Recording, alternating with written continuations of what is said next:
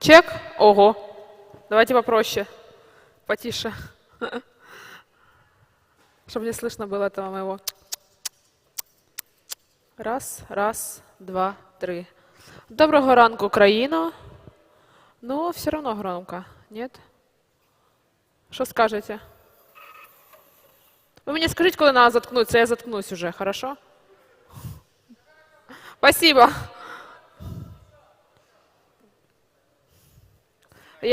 Пацана.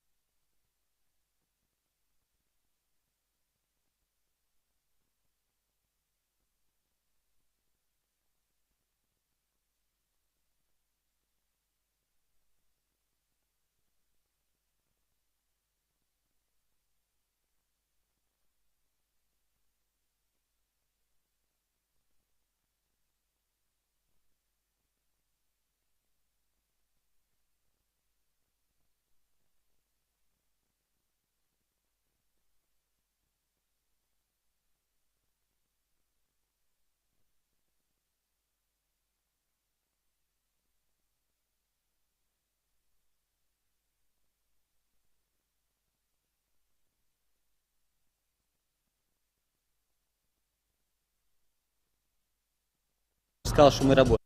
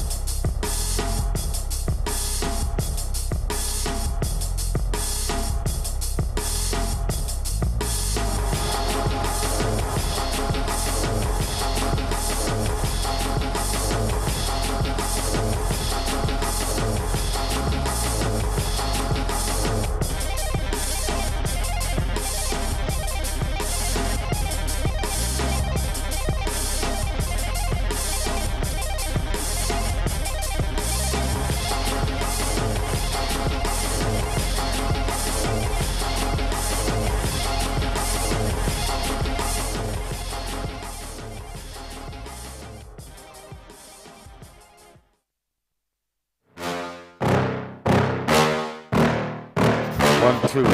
Yeah. Hey. Please tell me that I can't, but I won't, that I fail, that I'll never make it out, yeah. Please tell me all the bad, the good, fill my head full of every single doubt, yeah. Please say any negative thoughts, I pop off when I hear people say I cannot. I get off to the thought of proving everyone wrong, I won't stop to the top, so you better back off and get lost. I'ma stay loud, stay proud, never running out, never heading south. I'll be spreading out, call it word of mouth, can't put me down, I'll be getting loud. You can have it douse, not what I'm about, have your f***ing cloud, it be raining now, I keep making sound, go another round, I'm legend bound, can't stop me now. You don't wanna fuck with me, a slow burn like a disease. Just tell me that I can and I'll show you things that you. Hi everyone! Привет всем! Yeah, welcome to the Conversion Conference, the multi-vertical affiliate conference. My name is Andy Wilmer. And I am Victoria Bakalova. And we will be your host of the conference and share the most important news with you today. Сегодня я и Энди будем ведущие Conversion Conf, так что готовьтесь, будет жарко и весело. Мы будем сообщать о самой важной информации сегодня. Yes, and the Conversion Conference covers 5 verticals: finance, Nutra, dating, iGame and e-commerce. Over the course 2 days, we have the opportunity to hear more than 30 speakers and explore more than 50 booths. So I'm sure you will have a lot of fun and have a good connection here in the conference. Conversion Conf объединяет 5 вертикалей: финансы, нутра, дейтинг, iGaming и e-commerce. 2 дня конфы, 30 спикеров и почти 50 стендов. Ребята, я уверена, вам будет чем заняться. И, кстати, ребят, подтягиваемся, не стесняемся, не толпимся, там садимся, присаживаемся. Давай, давай! Мы благодарны спонсорам за поддержку организации конференции. Yeah, we are also very thankful for the Conversion Conference general sponsors. So we have Click Dealer, iWin, and Dipster, and major sponsors, Pinner Partners, and Avadav. And the sponsors for the Ejim, it's G Partners, Paymatch Affiliates, Diamond sponsors are M1 Partners, Traffic Partner, Profit Pay, Skylead, MostBet, Partners, iMonetize, Outbid, Deep Lab, and plenty new sponsors, Flow and Deep House. И, ребята, если вы подустанете немножко от количества информации или от наших голосов, вы можете отдохнуть в PlayStation зоне. Есть еще фотозона, общая лаунж-зона и бар в центре холла. Yes, and later you can take a break and unwind one of our lounge zones. We have a PlayStation zone and a photo booth zone. We have the general lounge and you can choose from it. Feel free to pick fish, feel free and enjoy in the middle of the hall to get drinks and have some refreshing. And the most exciting part here on the agenda today, you see on our screen what you have more information about the website and brochures. In addition to the speeches, there will be 2 discussion panels about crypto and Ecom, where you can break the most interesting questions at the TikTok meetup from Juliana Gavira, and you see on the other side of the hall. Энди такой заводной, я буду немножечко спокойнее, ребят, чтобы вы понимали. Очень важная информация о плане на день. Узнать, кто сегодня и завтра будет выступать, можно на экране, на веб-сайте Conversion Conf или заглянув в вашу брошюру. Помимо спичей сегодня будет 2 дискуссионные панели «Крипто» и «Ecom», где можно задать вопросы спикерам, а также будет TikTok Meetup на другом конце зала. And that's not enough. Make sure to check out our other conference events. So the TikTok meetup starting at 1 p.m. in the TikTok meetup zone. The ABC floor networking parties starting tonight at 8 p.m. The conversion conference dinner starting at 9 p.m. And the hottest party ever, the official after party on April 20 starting at 9 p.m. If you're interested in attending all these events, register for them on the Conversion Conference website. And gold and diamond sponsors are already in the pass included. So see you at the after party tomorrow night. Для тех, кто приехал не только за докладами, а за жестким нетворкингом, у нас анонс по другим мероприятиям. Так, сразу за мой английский я извиняюсь, потому что Энди в этом лучше, я так просто, тут чисто для красоты. И перевода. Поехали. TikTok Meetup. Начало сегодня в час дня в TikTok Meetup зоне. ABC Flow Network Party сегодня в 8 часов вечера. Conversion Conf Dinner сегодня в 9 часов вечера. Запоминайте, записывайте, не знаю, ребят, удачи. Самая горячая вечеринка, официальная автопати завтра, 20 апреля в 9 часов вечера. И если вас что-то из этого заинтересовало, то переходите быстренько на сайт Conversion Conf и регистрируйтесь. В Gold и Diamond билеты уже включены, проходки на официальной автопати 20 числа. Yeah. And on the after party, I will dress up like this beautiful woman here. Oh, thank you so much. А то я одна пришла сегодня такая красивая. And our first speaker will be Lana Rossi, the legend, the CEO of Conversion Club, ready to share information. Welcome on stage, Lana Rossi! Make some noise! Приветствуем нашего первого спикера Лану Росси, CEO Conversion Club. Лана готова поделиться с нами информацией. Добро пожаловать на сцену. Начинаем.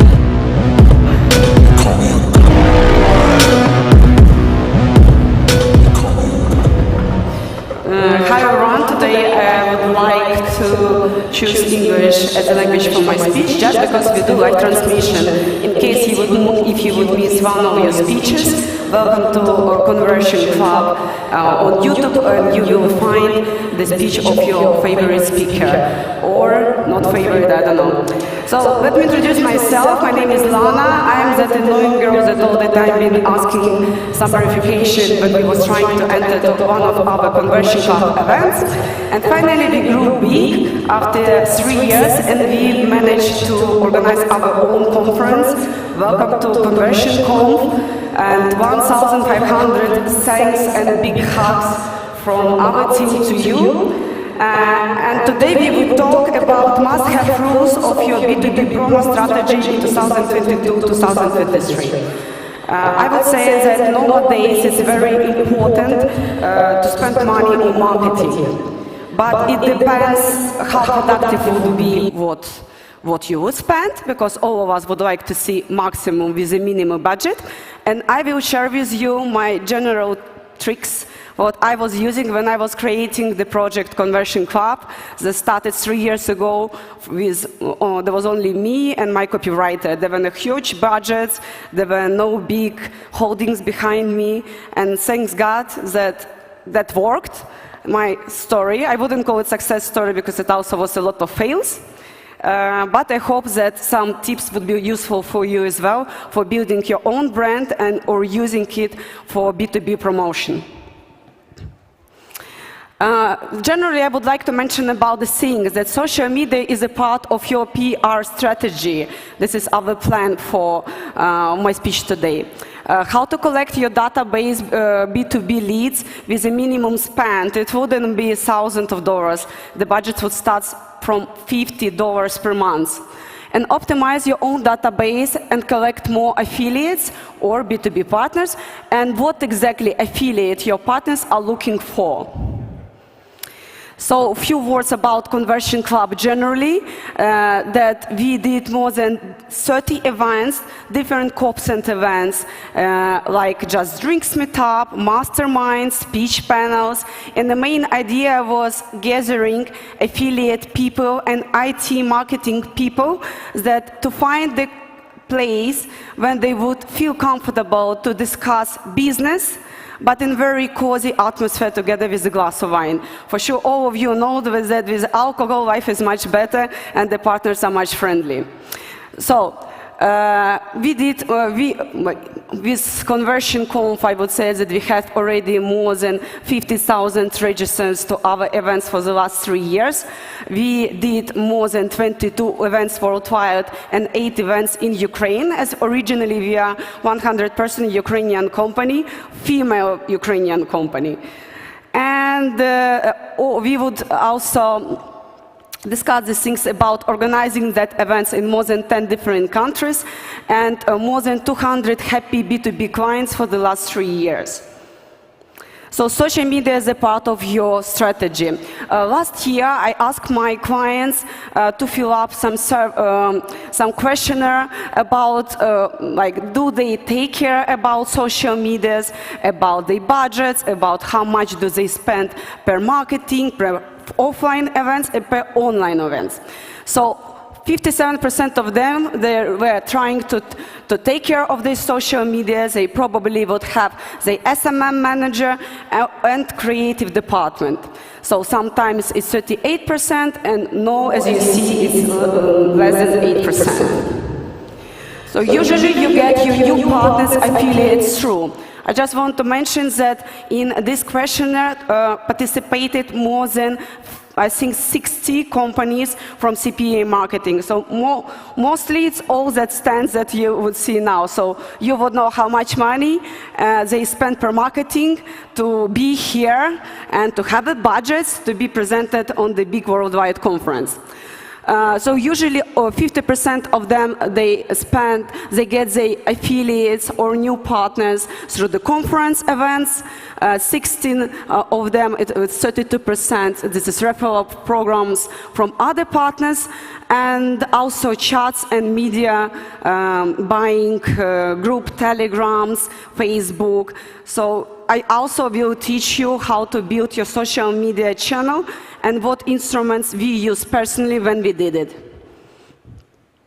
So Instagram, Facebook activity, email in 2022 by Belov. So Belov, this is a website that helps to collect from Google all the stats and to put all of this together from Google, from Facebook, Instagram, and some emails trackers.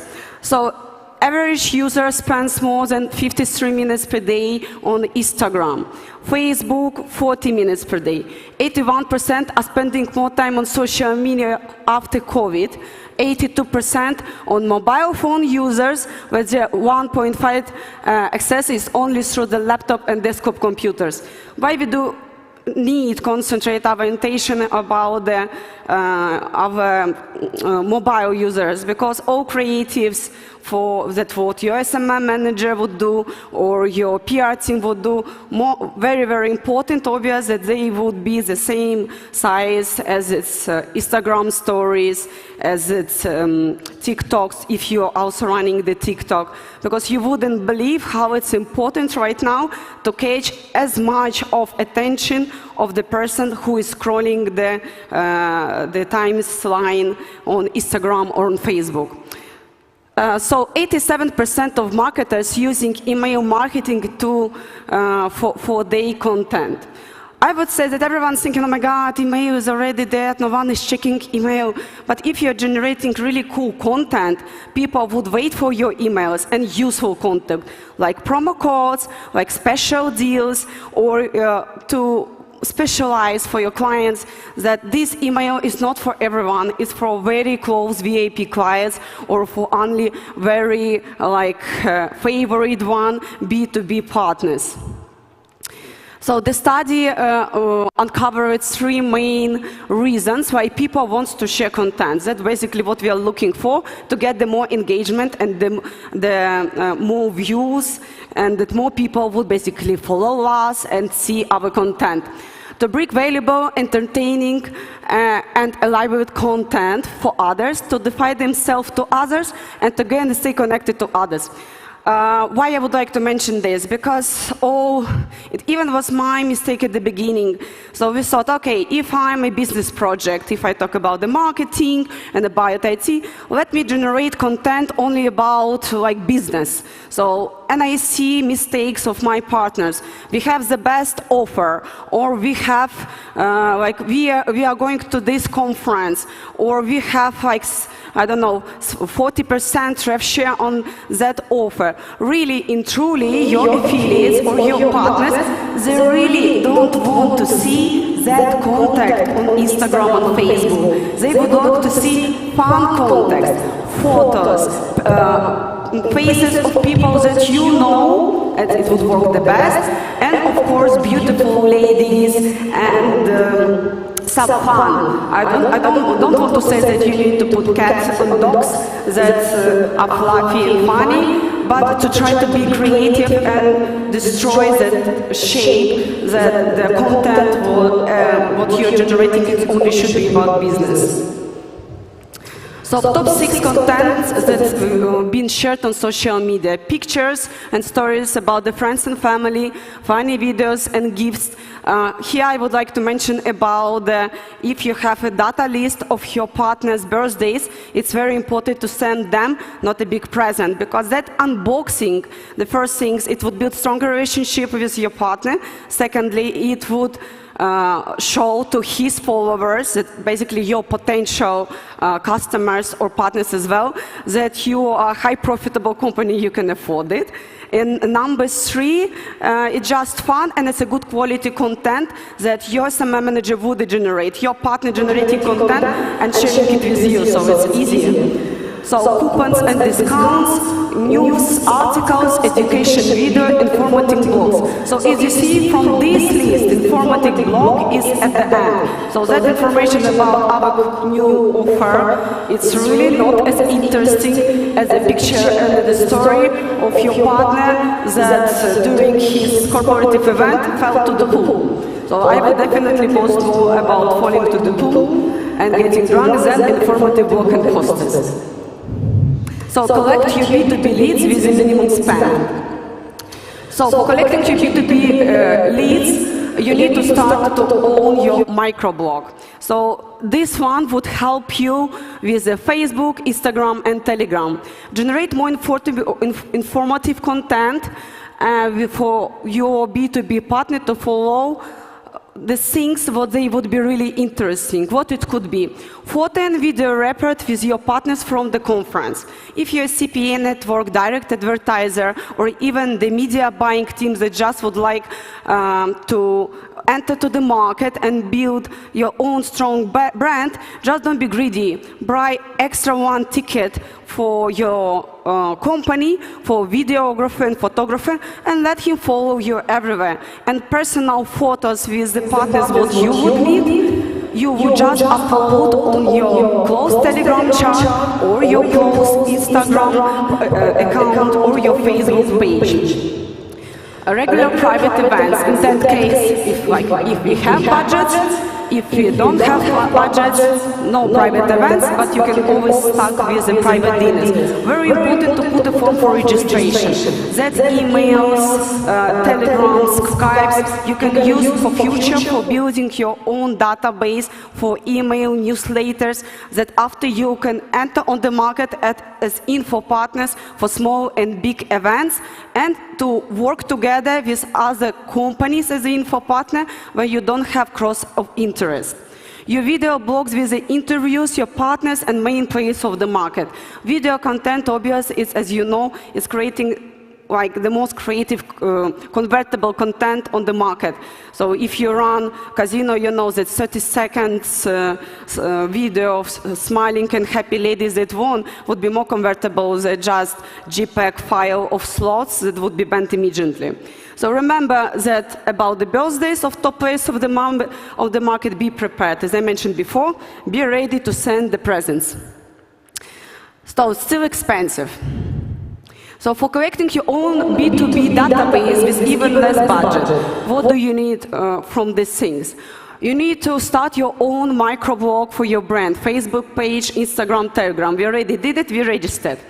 What I would recommend you after, that you would ask the people that are working in your team with a real name to create particular working account for Facebook. And slowly, slowly, you will start to add starting 35 for 50 people a day, only from CPA or affiliate marketing business.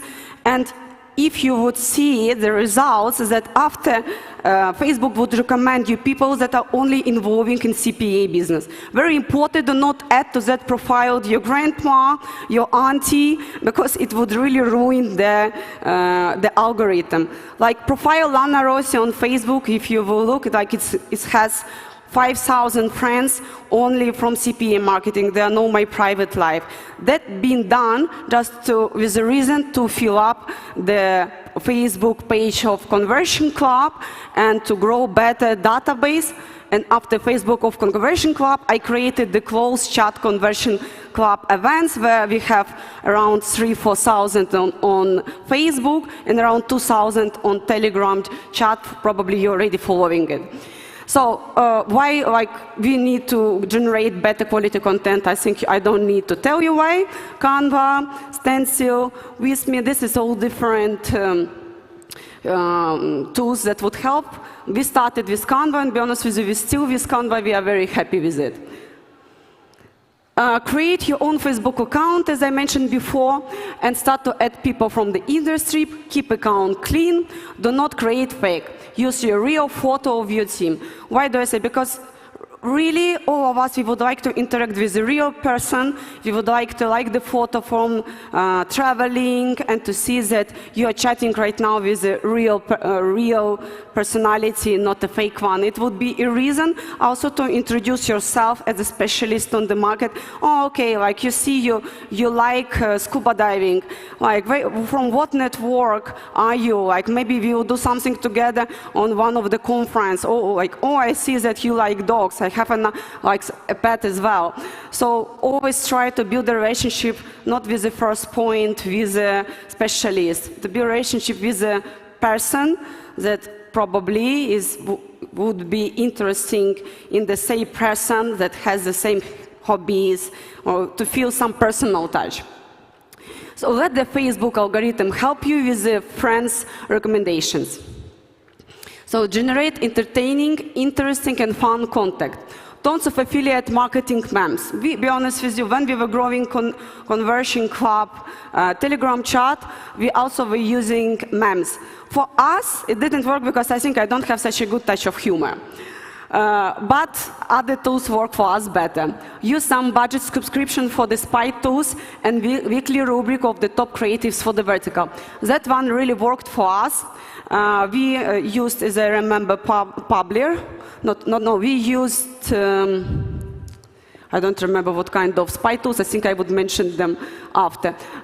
Basically, all affiliates are looking for what creatives are running right now, what verticals are more proactive right now, and it would give you a chance, like imagine in the morning, you woke up and you see, okay, the top creatives of the dating. And of course, you would go to that channel if there is a useful content that is interesting for your potential affiliate or your potential partner, he would stay on the channel. So awards, it's amazing to keep your partner close and generate fresh B2B leads.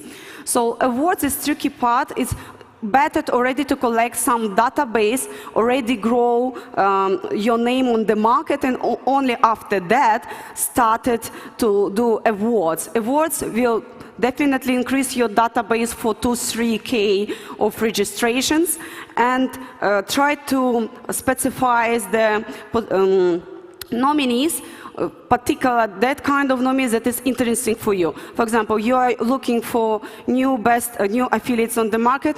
Try to do awards best affiliate by our version of amazing websites about affiliate marketing. Or if you are looking for CPO offers, propose different companies to be nominated as the best CPA network or the best neutral network. That depends on your verticals. In that case, you will see how many others similar companies will contact you to be nominated as well. Tons of affiliate marketing memes, as I already mentioned. My humor wasn't, touch of humor wasn't as good. That's why it didn't really work for me. But if you believe in yourself, I think you need to do it. To use some budget subscription for the spy tools. At Plexity, as I remember, it's also native and some social media. Publier, yes, I was using Publier, I was right. And SEMrush. Awards, amazing tool to keep your partners close and generate fresh B2B leads. So basically, as I said, this steps of awards. Start your microblog, create Facebook account to fill up it with people, and launch awards and start to contact different companies on the market to participate in that awards. And very important step, because after people will start to complain, oh my God, why that person won that awards. Very important to use unique IP verification on Facebook, ID login that would sacrifice your survey for voting. We had the survey what we used before, even was showing fingerprints for us about the version of the laptop, or it was Mac, or it was Windows, the language of keyboard, and be ready that a lot of companies would send a lot of spam and a lot of fake registration. And after they would complain, sorry, we had 1,000 votes, why we didn't win? But you have a proof, you just need to show them that for 2 hours, 1,000 leads that enter from, for example, from the same version of Macintosh, with a quite similar IP in the same keyboard, it can't happen. That's how you would manage to filter whether it's fake or not. Make it nice and attractive, and cross-promo with other brands is always your best friend. So survey, we use SurveyMonkey, and I really love it. It's very easy. You can implement by API, so very, very comfortable. I wouldn't recommend to use Google Forms because, as I remember, they don't provide you fingerprints, and what the people need, they just Google email, and it's so easy to farm Google emails. And Simple I was using a few years before, but still I found SurveyMonkey the most productive and the most the more features you would find there than in Simple. Try to do your best for marketing the voting process more complicated. Unique cookies, unique email, verifications through Facebook, limit of time of voting, and use surveys with iframe integration to get more traffic on the website, and IPs. So optimize your database and collect more affiliates, B2B partners. So for example, we did some awards, it's been successful. We collected around 2,000–3,000 database from zero. So you're very, very happy in what you need to do with the database. It's better to have 1,000 followers from CPA niche than 1 million without even a clue about CPA marketing. Don't forget to invite all partners to your page. Facebook and etc. Instagram, TikTok, more working accounts for your team, better for social media spread. And start to run your own ads with your own lookalike. If you guys had ever seen the ads of Conversion Call, it's all built done with our lookalike. I hope some of you face it. And it's really helped us to start the new geo. And for example, this time for Conversion Club, we've been involving Ukrainian special IT marketers, Polish, Malta, because Malta is the heart of iGaming, and I'm originally from Malta, half Maltese family. We did a lot of ads for Cyprus, because one of our second strongest local icon is on Cyprus, and Israel, and the boldest countries from Poland, just because logistically it was better to advertise on the people that could travel easier and spend like less time for coming to Conversion Conf. So I would say that it was successful. So some results from our media buying with Conversion Club lookalike for the reviews of the products, the clients. This is stats from the previous year. And I would say it's a little bit old if you can read Russian, because my settings been in Russian. It was Cyprus, it was lookalike 1% Conversion Club, and basically the price per click's been very, very cheap. It's been like around 3–4 euro cents per click. For Conference Conversion Club, the best creative been the cheapest click on them, been between 8 and 9 euros. But I think that just 8 and 9 euro cents, just because to invite person for the conference is more complicated than to propose a person to watch free reviews of some product. So it's, as I always mentioned before, that it should be person, that should be something friendly. We did 30 seconds video for run, already adapted for the Instagram, like proportion 5:6, where we've been inviting person to check our Instagram or Facebook account, where we posted reviews. We did for traffic stars, we did for roller ads, and for a lot of partners. All of them you can find on Conversion Club page. So what exactly affiliates partners are looking for? So I would come back to that questionnaire what we did in 2022. Affiliate partners are looking for, 61% answered, better financial deal and better payout.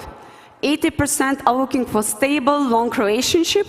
Fun, drinks and parties, 23%. I think they're all lying.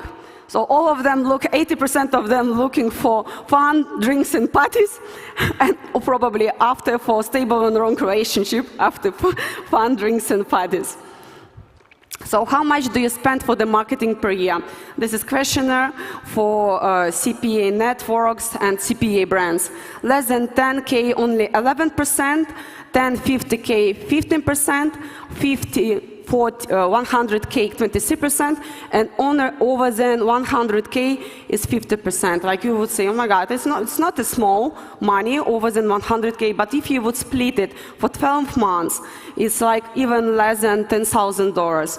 And if you calculate the amount of money that the CPA network spends to send the affiliate managers, PR managers to buy a booth, to sponsor the after party, it would be definitely more than like 10K per month. And if to see the agenda of worldwide conferences, there are around 10 like must-have worldwide conference that you should visit to be sure that your PR marketing is done and your brand is presented on international market.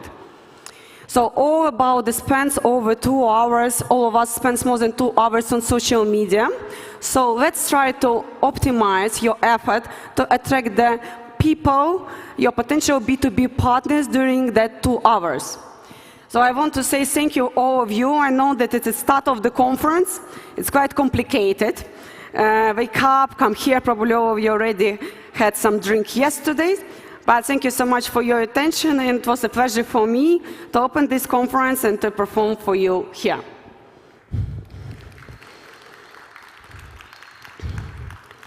Questions? Questions? Questions? Ребята, задаем вопросики. У кого-то есть вопросики? Ну что ж. Есть? Нет? Нет? Нет? Есть? Ну хорошо, все, Окей, я тогда тогда покину эту сцену и приглашу сюда эту незабываемую сексуальную ведущую в незабываемом сексуальном платье. И всем вам хорошего настроения и хорошей конференции. Спасибо. Так, спасибо, спасибо, Лана.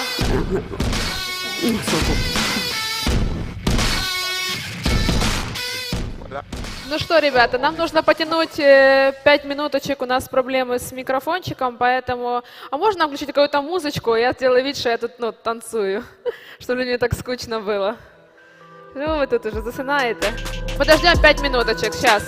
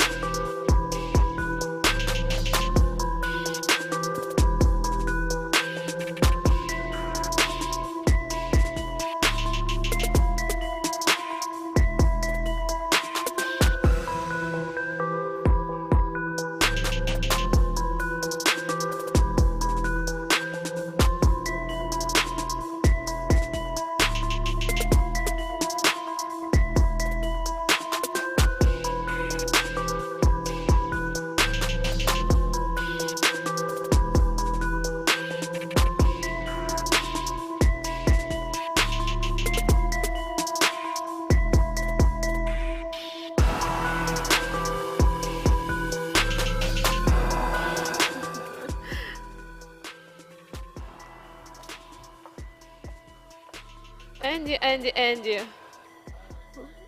We were waiting for you. Так, ребята, извините за заминочку. 1, 2, where's my mic? Yeah, Here we go. Yeah, It's again. getting crowdy. Так, ребята, Conversion Conf напоминает вам о генеральном спонсоре Движ. Движ — это автоматизированный онлайн-сервис для обмена операций. Сервис Движ можно использовать из любой точки. Yes, I know where I am. So, yeah, the speech of Lana was very interesting, and now we have a new speaker here. He is known for a very good SEO. His name is Jitendra Vaswani, and during the last 8 years long, he's an expert in digital marketing Jitendra, he was a marketing consultant, trainer, speaker, and author of the book Inside a Hustler Brain. So, for the pursuit of financial freedom, welcome. Сейчас на сцену выйдет Jitendra Vaswani. За более чем 8-летний опыт работы в области диджитал-маркетинга он успел побывать консультантом по маркетингу, тренером, спикером и даже стать автором книги «Внутри мозга мошенника. В погоне за финансовой свободой». Ребята, приветствуем. Аплодисментами, спасибо. Yeah, come on, Jitendra, make on and stay.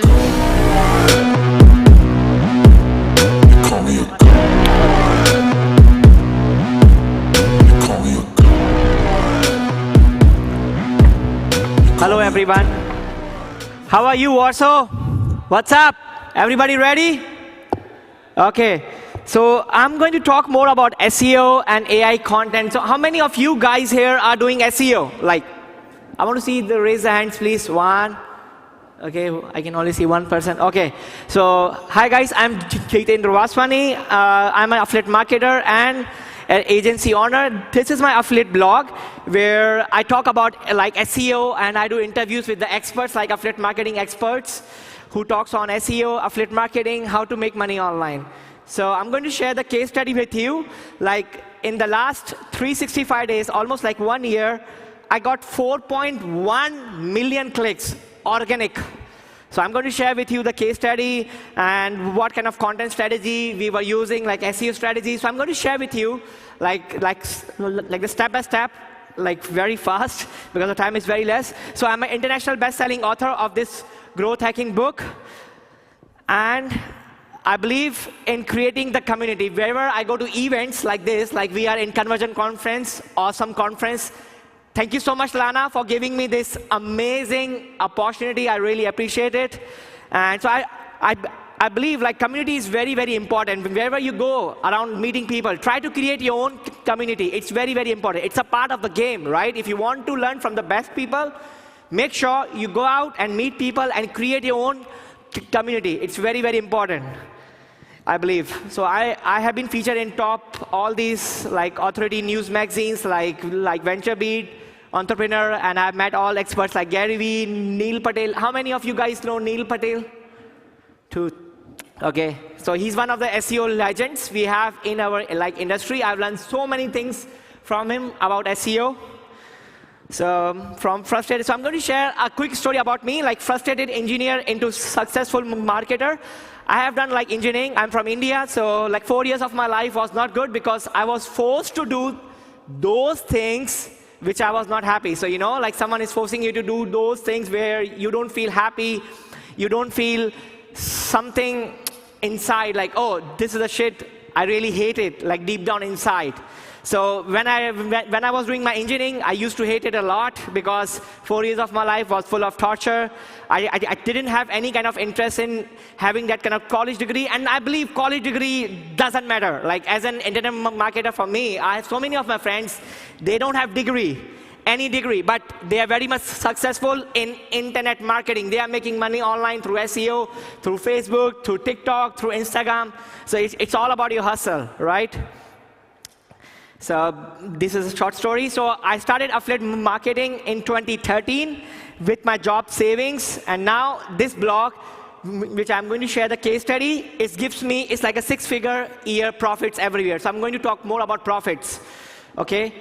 So I believe like before in SEO, like the first step, like before doing any keyword research or on-page SEO or link building, I believe you need to take care of all these things. So please take a screenshot, like it's very, very important, I believe. Broken links, like missing meta titles and description, like a very slow pace speed, like the duplicate content, indexing errors. So make sure before you start your own page, you fix all these errors on your site, like before buying backlinks for your affiliate sites to make money online. So make sure you fix all these errors. If you don't fix them, these errors will keep growing up.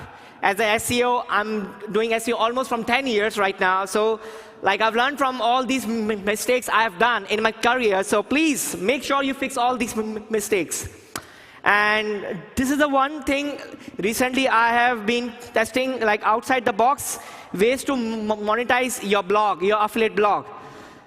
rent out your like your FB pixel audience to your affiliate partners for a fixed fee, cross-sell, review products. Depending on your niche, your conversion rate will really improve a lot if you do product reviews, because product reviews helps you to make more money online from your affiliate sites. Any kind of niche website, health, dating, make money online, crypto, education. I'm running crypto and education niche websites, so I'm going to share that case study too. And build and always keep building your email list. It's very, very important. And own the product. If you own a product, it's always good.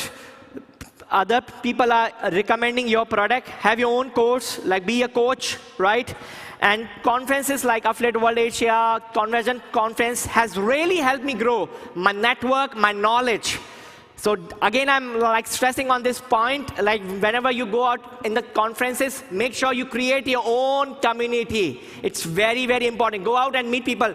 Don't be afraid to ask for help. Please, don't be afraid to ask for help always. When I was starting out in this industry, I was always asking the help from the experts, right?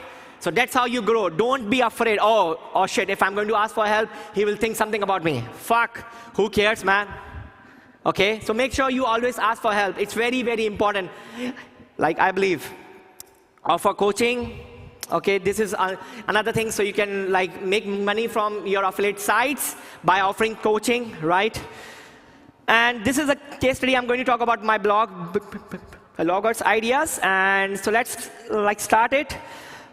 This is the actual traffic of my site. So you can see from April 1, 2022 to 11 April 2023. It's almost like 4.5 million like sessions we have, 4 million users we have. The page views is around 6 million. So you can see it's pure organic traffic on my site. And this site is related to make money online, education, product reviews. I'm doing like speaking gigs like this. So I'm making money from all these, like these kind of activities. So let's talk how much traffic I'm getting from US. So this is a screenshot from Google Search Console. So you can see the traffic from US, Russia, Italy. And you might be asking me question, why do you get traffic from these countries, Russia, Ukraine, Spain? Because I'm using translation. How many of you guys in SEO use translation? Like translating their English content into different languages. How many of you guys have tried this?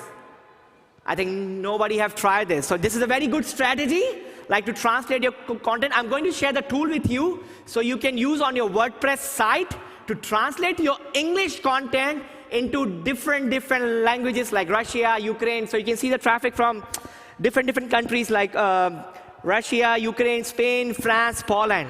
So I'm going to share that tool. So please keep an eye here. And according to Ahrefs, traffic, the keywords, it's not the actual data. So how many of you guys use Ahrefs in SEO? 2, 3, 4. Of course, so that's the best, like the tool to get an analysis for your site. How strong is your site in terms of backlinks, SEO? So you can do like so many things with that, like doing the competitor research with this tool, Ahrefs. So according to Ahrefs, my site DR is 74 almost.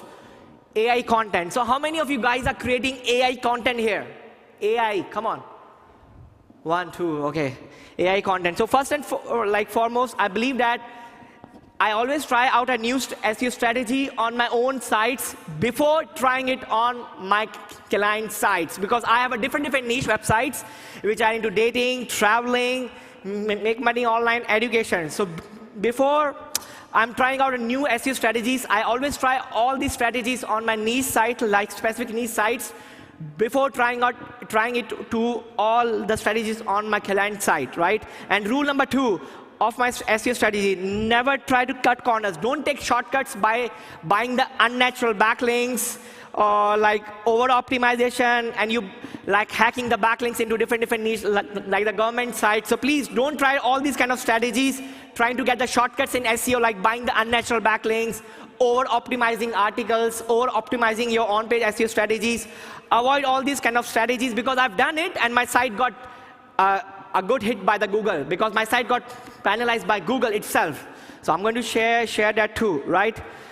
So how many of you guys know this tool to track the AI content, to detect the AI content? So I use this tool to detect the AI content. Also, this tool is not 100% accurate. It will not tell you that this is like 100% AI content, yes or no. But still, it's a good tool to see if you're working with a lot of content writers. You need to make sure your content is not AI content, right? Like, you have to use AI content, but make sure you are having human emotions in that content. You make sure your content is well read. It's optimized for human readers, right? I use AI content, but I make sure I have editors, like a team of editors, who are making sure like content is at least human readable. It's very, very important part of my SEO strategy. And another tool I use to create content. How many of you guys use this tool, like Jasper? 2, 3. Okay, I can see this. This tool is pretty nice to create a lot of content for your Facebook ads, for social media, for Amazon reviews, for your website, for your affiliate articles, for reviews. You can use this tool for creating amazing AI content, but make sure you have human editor at your team.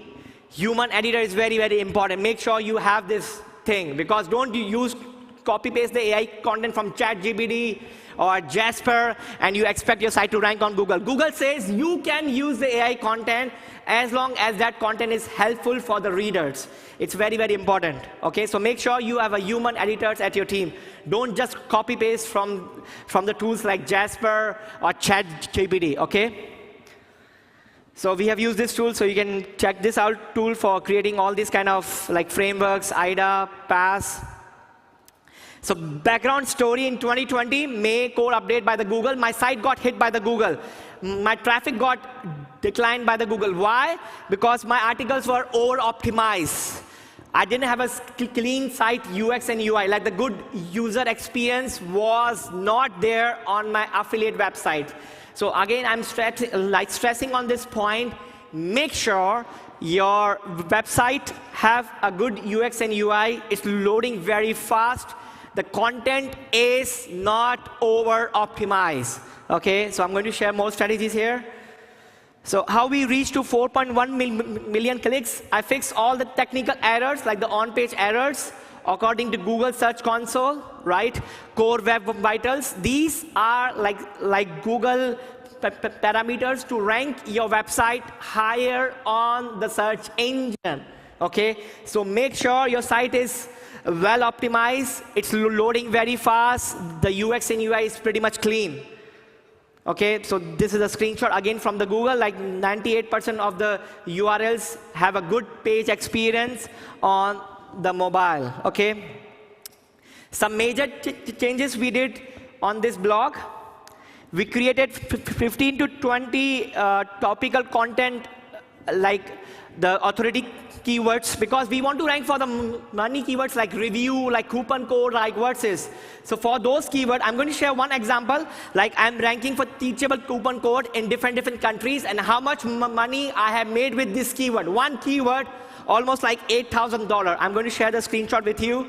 So make sure you have improved internal linking. You filled out the content gap by doing the competitor analysis. Competitor analysis is very, very important. Make sure you always keep doing reverse engineer on your competitors on the first page.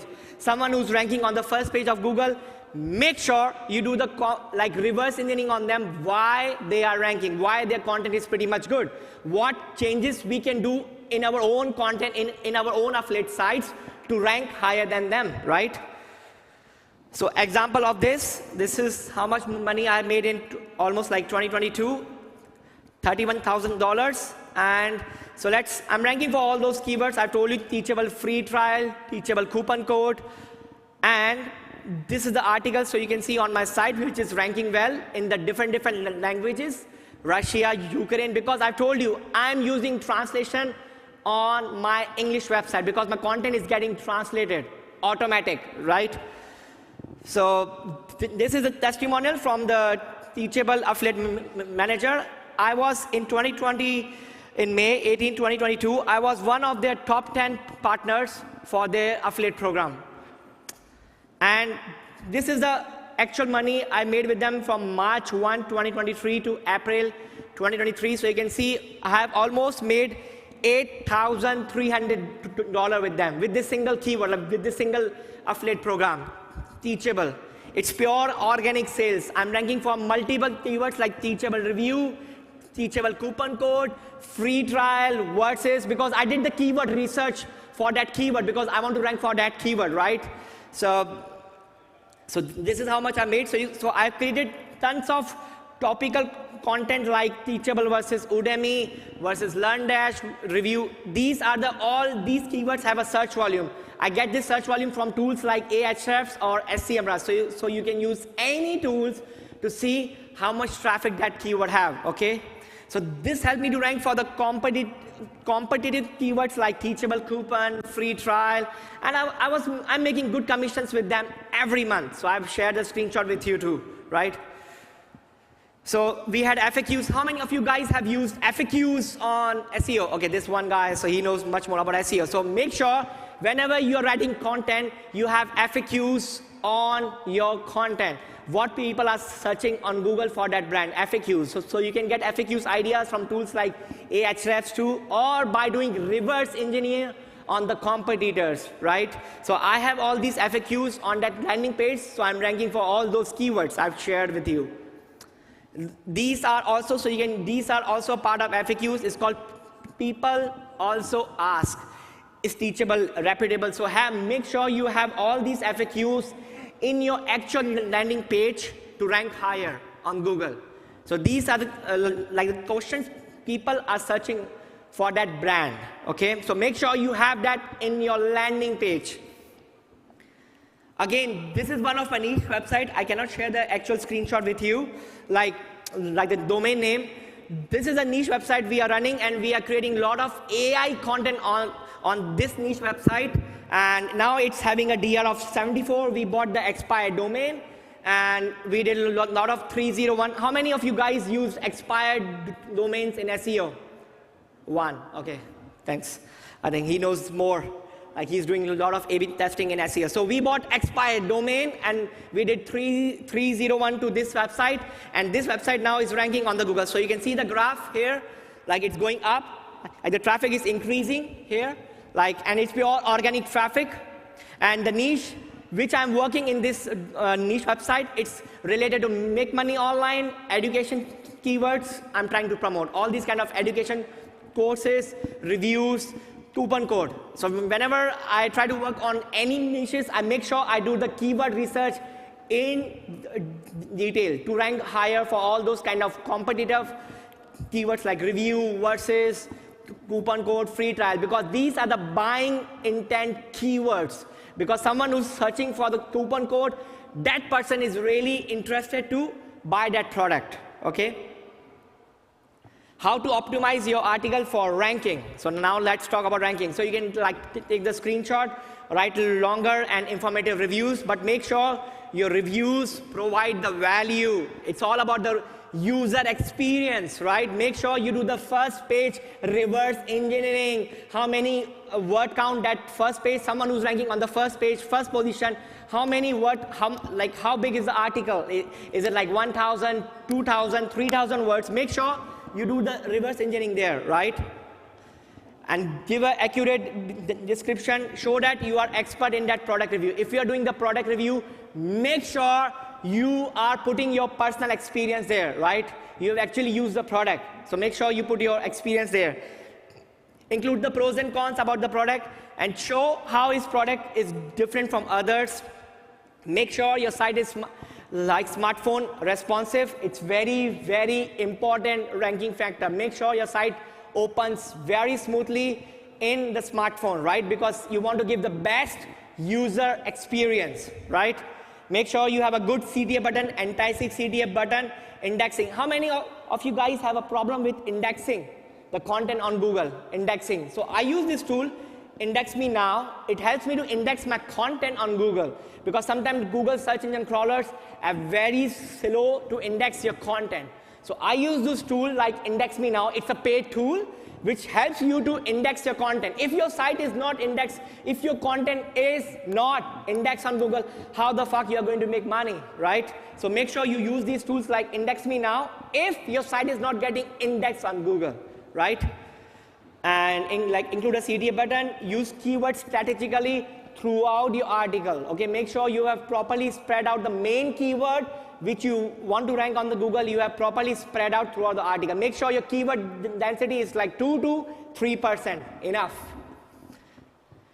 And how much do you update? Because I get this question all the time, like how often do you update your content? I say it depends on the competition, right? If I feel that like the competition is very high for that keyword, for that niche, I will keep updating the content every 2 weeks, every 1 week. Try to put some relevant data into the content to improve the SEO, to improve the rankings, right? Because you need to keep updating your content. Google wants the fresh content.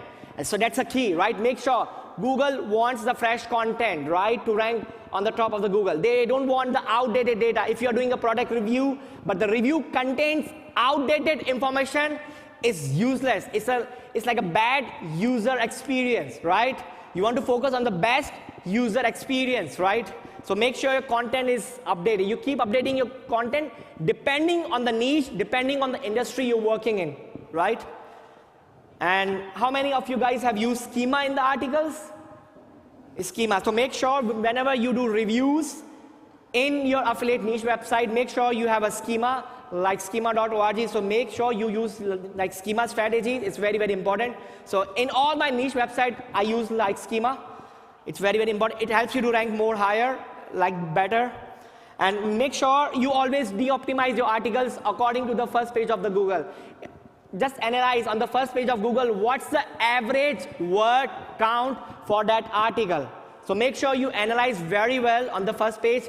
If the word count is like 2,000 on an average of the top 5 results on the Google, make sure your word count is also sticks to like 2,000 to 2,200 words. Don't have lengthy articles like 5,000 words of content, which is not helpful for the readers. Like, make sure you're giving the readers the best experience according to the first page of the Google. It's very, very important, right? Because I've done all these strategies and my site traffic got recovered, right? In the span of 6 months. So we use some bottom line upfront, like whenever we were doing reviews, we were providing on the top, like why you should buy this product, what's like the pros and cons, like what's the best in this product, why you should buy this. Like we're giving the quick answer to the Google, and Google wants a quick answer, right? And the readers too, right? If they want to buy the product and they're reading the review, you want to make sure like you're giving the quick answer to them. So in all my like review article, like versus article, like the content, I started adding all this kind of upfront, like giving them a short answer on the key insights about the article on the top of that landing page, like on the first fold. It's like someone is reading the article, he or she should feel, okay, I should buy this product, yes or no. So make sure you, like I've tried all these strategies on my site and it worked very well for me. And added translation to my site. I've already told you, I translated my site into Russian, Ukrainian, all these like top 20 languages. And I use this tool, gtranslate.io. So you can take the screenshot of this tool. I use this tool to translate my content into different languages. Because I cannot speak like native languages like Russia, like Ukraine, like Italy. So my traffic got increased after translating my content into different languages. So make sure you use translation. Try it on the sites which have at least like 500 to 1,000 articles. It is working very well for all our niche website we are working. We are translating our content into different native languages, and it works very well for me. So I use this strategy on my site on 2020, and in 2022 you can see like 2023. So you can see the traffic has 4.1 million clicks we are getting organically, right? By using all these strategies. Like translation has really helped me. So you can see the traffic difference between in the last 3 months and the last 6 months, like previous 3 months. So you can see I have literally doubled down my traffic because of translation, because of translating the content into different languages. Because English market, US market is very competitive, right? If I'm not able to rank well in US like google.com, I will try to rank in Russia, I will try to rank well in Ukraine, I will try to rank well in Italy, right? So like gtranslate.io, it helps me to rank automatically. So like this tool is very much helpful for my affiliate site right now, and I have recommended this tool to all my friends, and it works very well for them. Like translating your content into different native languages. It helps Google to understand your content into different languages too, and you have a better chances to make sales from Russia. Like so many of the time, I'm getting more sales from Russia, from Ukraine, from Italy. Why? Because of translation.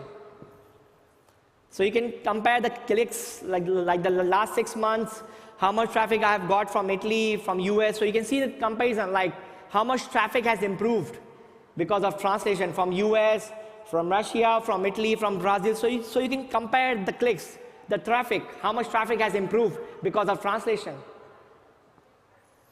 How does translation help me making money? Because I get clients from international countries like Russia, like Ukraine, like Italy, because they pay me for sponsor reviews, they pay me for like brand advertisement, they pay me for banner ads, they pay me for multiple PR marketing strategies. Like they want me to run their PR marketing strategy because they see my website is ranking in different languages. So from that, I make a good amount of money right now. I'm making from all these, like by translating all these content into different languages, Russia, Germany, Italy, like Ukraine. I'm getting the clients from all these countries because of translation, okay? And according to Google, so Google says, like, please have a helpful content. Make sure your content is very much helpful for the readers. If someone is reading your content, you make sure your content is very much helpful for them. So they should be like feeling that content is providing the value. If you provide the value, like in your content, whether the content is written by AI tools like ChatGPT, Google don't give a fuck about that. As long as the content is helpful and it's readable and you have human editors at your team, please don't copy paste from ChatGPT or any other tools you use. We use ChatGPT right now, but we make sure we tweak the content. We always tweak the content. We always check the facts. We always make sure like there are no grammatical errors, and we always make sure the content is not copied from other websites. We always make sure all these things are happening because we have human editors. We use AI content. It works very well as long as you have good human editors. Okay, so that's it from me, from my side. So you can follow me on like Instagram. I'm very much active there. I keep sharing stories, interviews with experts, talking about live SEO, how to make money online. So I'm here. Like if you guys have any questions to me about SEO, I can open the live dashboard. If you want to see the live traffic of my site, I can open. Like if someone have some questions, please come to me. I'm happy to help you here. I'm here for the whole day because my goal is here to help you guys in SEO and make you understand like SEO is very powerful source of traffic, organic traffic. Okay, thank you so much guys. I appreciate it. Thank you. I think I finished it, right? Perfect. Andy, it's good, Andy? It's good timing. Yeah, perfect. Thank you. Thank you. Pleasure. Thank you. Can you open this?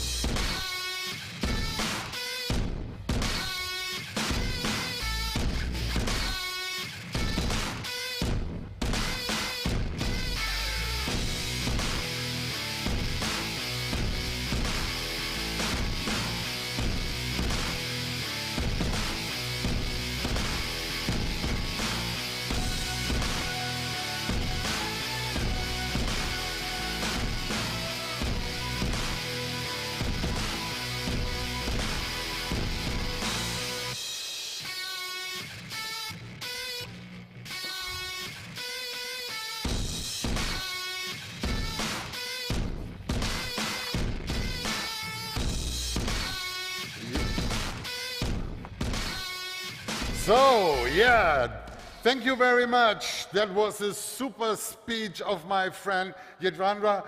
He knows very good about SEO, and He makes a fantastic presentation, and we are happy to have him here at the Conversion Conference. Our next speaker is Olga Maksimuk. Olga is the Business Acquisition Manager at Google, aiming to ensure long-term success for customers that are now working with Google Ads. So please welcome the next speaker. Her name is Olga. Olga from Google, are you here? Yes! Make some noise for Olga. Come on, audience here. They call me a god. They call me a god. They call me a god. They call me a god. Let's go. Welcome, Olga. Hi. It's working. That's Google in a the lot. house. Thank you so much. Hi, everyone. Hi, thank you so much for the introduction. Wow, I haven't done in-person speaking for so long since the COVID hit, so I actually forgot how stressful it is and how much of, wow, adrenaline is rushing my veins right now. So it's super nice seeing you guys all here. Thank you so much for coming. Welcome as well. This is my personal first time at this conference. So a huge welcome to me personally as well. I'm very happy to see your faces. I know the registration took a bit of a while, and I also personally woke up to the message about the counter-terrorist attack, so probably was a bit of a stressful arrival here. But I'm here to talk to you a bit about the e-commerce on Google Ads. Maybe before I start with that, I'll talk a bit about who I am. So my name is Olga. I am originally from Belarus. For the last 7 years, I want to say, I reside in Germany, in Hamburg. For the last 2 years, I'm in Google. I work with the CEE markets. I specialize on working with affiliates in the CEE markets. And I'm basically here to meet some of you. Some of you I already work with. And my kind of goal for today is not only to share some of the insights about e-commerce and Google Ads, but also to kind of prove to you that you don't have to be afraid of your Google managers, that we actually can be of help to you, and there are reasons on why we actually reach out to you, right? So before we go straight to the business, I'm from Belarus, and my dad always told me, look, if you want to be a good speaker, before you jump straight to the business, you have to do something obnoxious, something your listeners will remember about after the speech you are giving. So I thought maybe jumping on the stage or screaming would be a bit too obnoxious. So I want to start the conversation with congratulating you. Today is actually an international pizza cake day. I don't know if you ever had a chance to be in Chicago. That's what I tried it. But today is actually internationally celebrating the pizza cake day. So make sure to let your loved ones know that it's a great celebration today, and that's what we're going to be starting with. But back to the business. As I said, I work with a lot of affiliates in the CE markets. Most of them are either in e-com niche or in lead gen. So one of the most asked questions are, where is the biggest opportunity? I'll be honest, they usually ask it in a very different way, which is like, Olga, which offer should I invest in, or which geo should I go to?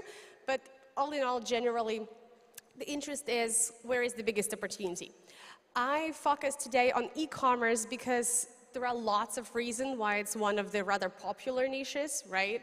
There are some numbers on the slides, like 11.5% annual growth rate and 3 billion expected users, whatnot. But one of the other reasons, it's a fully white vertical, right? So it's one of the rather easy to run. You don't need to think about how to deal with policies. It's one of the, let's say, rather simple ones. So that's why a lot of my customers focus on it. That's why a lot of people who are new to affiliate marketing are trying it out. I would not say it's the easier niche than any other, but it's just one of the popular ones. And when it comes to Google, what we do for our customers, what I do for my affiliates when they ask this question, I do a bit of analysis, right? Which categories do the best, which geos do the best, and also why. So what I did, I went to our internal resources and took a look at which categories are actually being the most searched for. So this was the result. This is the data from the last year, the entire last year. And last year, customers most often searched for apparel and accessories, baby and toddler, electronics, health and beauty, furniture, and home and garden. Those of you who ever worked with Ecom offers, I'm not sure that it would be surprising to you. I think this has been kind of the trend for the last few years. And if we talk about the traffic, I think, again, quite expectedly, it's United States. It's followed by Australia, UK, Brazil, Japan, France, Italy, and Germany. So what we'll be doing today, we will go through the data that is going to be combined from these categories in these countries, because we want to understand which of these categories make most sense and also which geos will make most sense for your offers. So first of all, let's take the geographies, right? This is the search volume for the top geos that we have. Again, I'm sure that it's not a surprise that the search volume is the highest in the US. I think when it comes to most of my Ecom affiliates, the question usually sounds, look, US is clear, what else can I do? So if we go beyond US, we will also see that the next on the chart would be Brazil, Japan, and United Kingdom as well. But then if we take a look on the year-over-year growth, we can also see that Japan really stands out. It grew around 8.5% year-over-year in search volume. And then we take a look, and it also is followed by France and Italy. So I think it's worth to kind of remember those countries just from perspective of where the demand is growing constantly, but also more noticeably. And if we take a look at the ads coverage is one of my favorite metrics. It basically means how many of the search queries were actually addressed with an ad. Meaning, if I'm looking for, let's say, an air conditioner, if I type in, hey, buy air conditioner, Hamburg, very close by, if I see an ad, that means that it was covered. If I don't see an ad and I just see organic results, it was not covered. So I think what's interesting here is we can see that United States, by having the highest search demand, is not the most covered. The most covered are UK and I believe France, which means they have the highest competition in the space as well, while United States and, for example, Japan or Brazil, that we remembered from previous slides, still have a lot of space for your offers and for your ads as well. And if we take a look at the average CPCs as well, interestingly, you can see here that US is not even the highest CPC, while it's still rather on the high end. United Kingdom takes the highest average CPC, while Brazil obviously stands out as the lowest one, while it's top 2 in the search volume. So if you're looking to go for a new market or you wanted to test out, which I know you all do a lot, this can be your next big bet as well. And if we're talking about categories, right, we also do the same. So we also take a look at the search volume, whether it is branded or generic. Again, any one of you who ever worked with Ecom, I think you know apparel and accessories, home and beauty, home and garden, health and beauty are kind of the top categories, the most popular ones as well. You can see that they dominate the search volume, mainly generic queries. So it's pretty typical. We can also see electronic is the number 4. Baby and toddler, interestingly, is the lowest, but still it's top 6. And if we take a look at the average CPC, while we talk about these categories, and you can see here that their average CPCs are not necessarily low. However, year over year, all 3 of these categories also dropped in CPC. And if you take a look, for example, at baby toddler, which we just mentioned, which has one of the rather low search volumes, it has rather high average CPC and it keeps growing. So this is also something to remember, though I think, of course, when it comes to CPCs, it's still a little bit up in the air. What I would recommend, if you have a specific offer, a specific keyword set that you want to take a look at and see more or less the average CPC, that's a good time to come back to this Google email that came back to you some months ago, and somebody from Google wanted to talk to you. You know, make use of that. Ask them like, hey, this is a list of keywords. Does it make sense? Is that expensive? Should I add something else?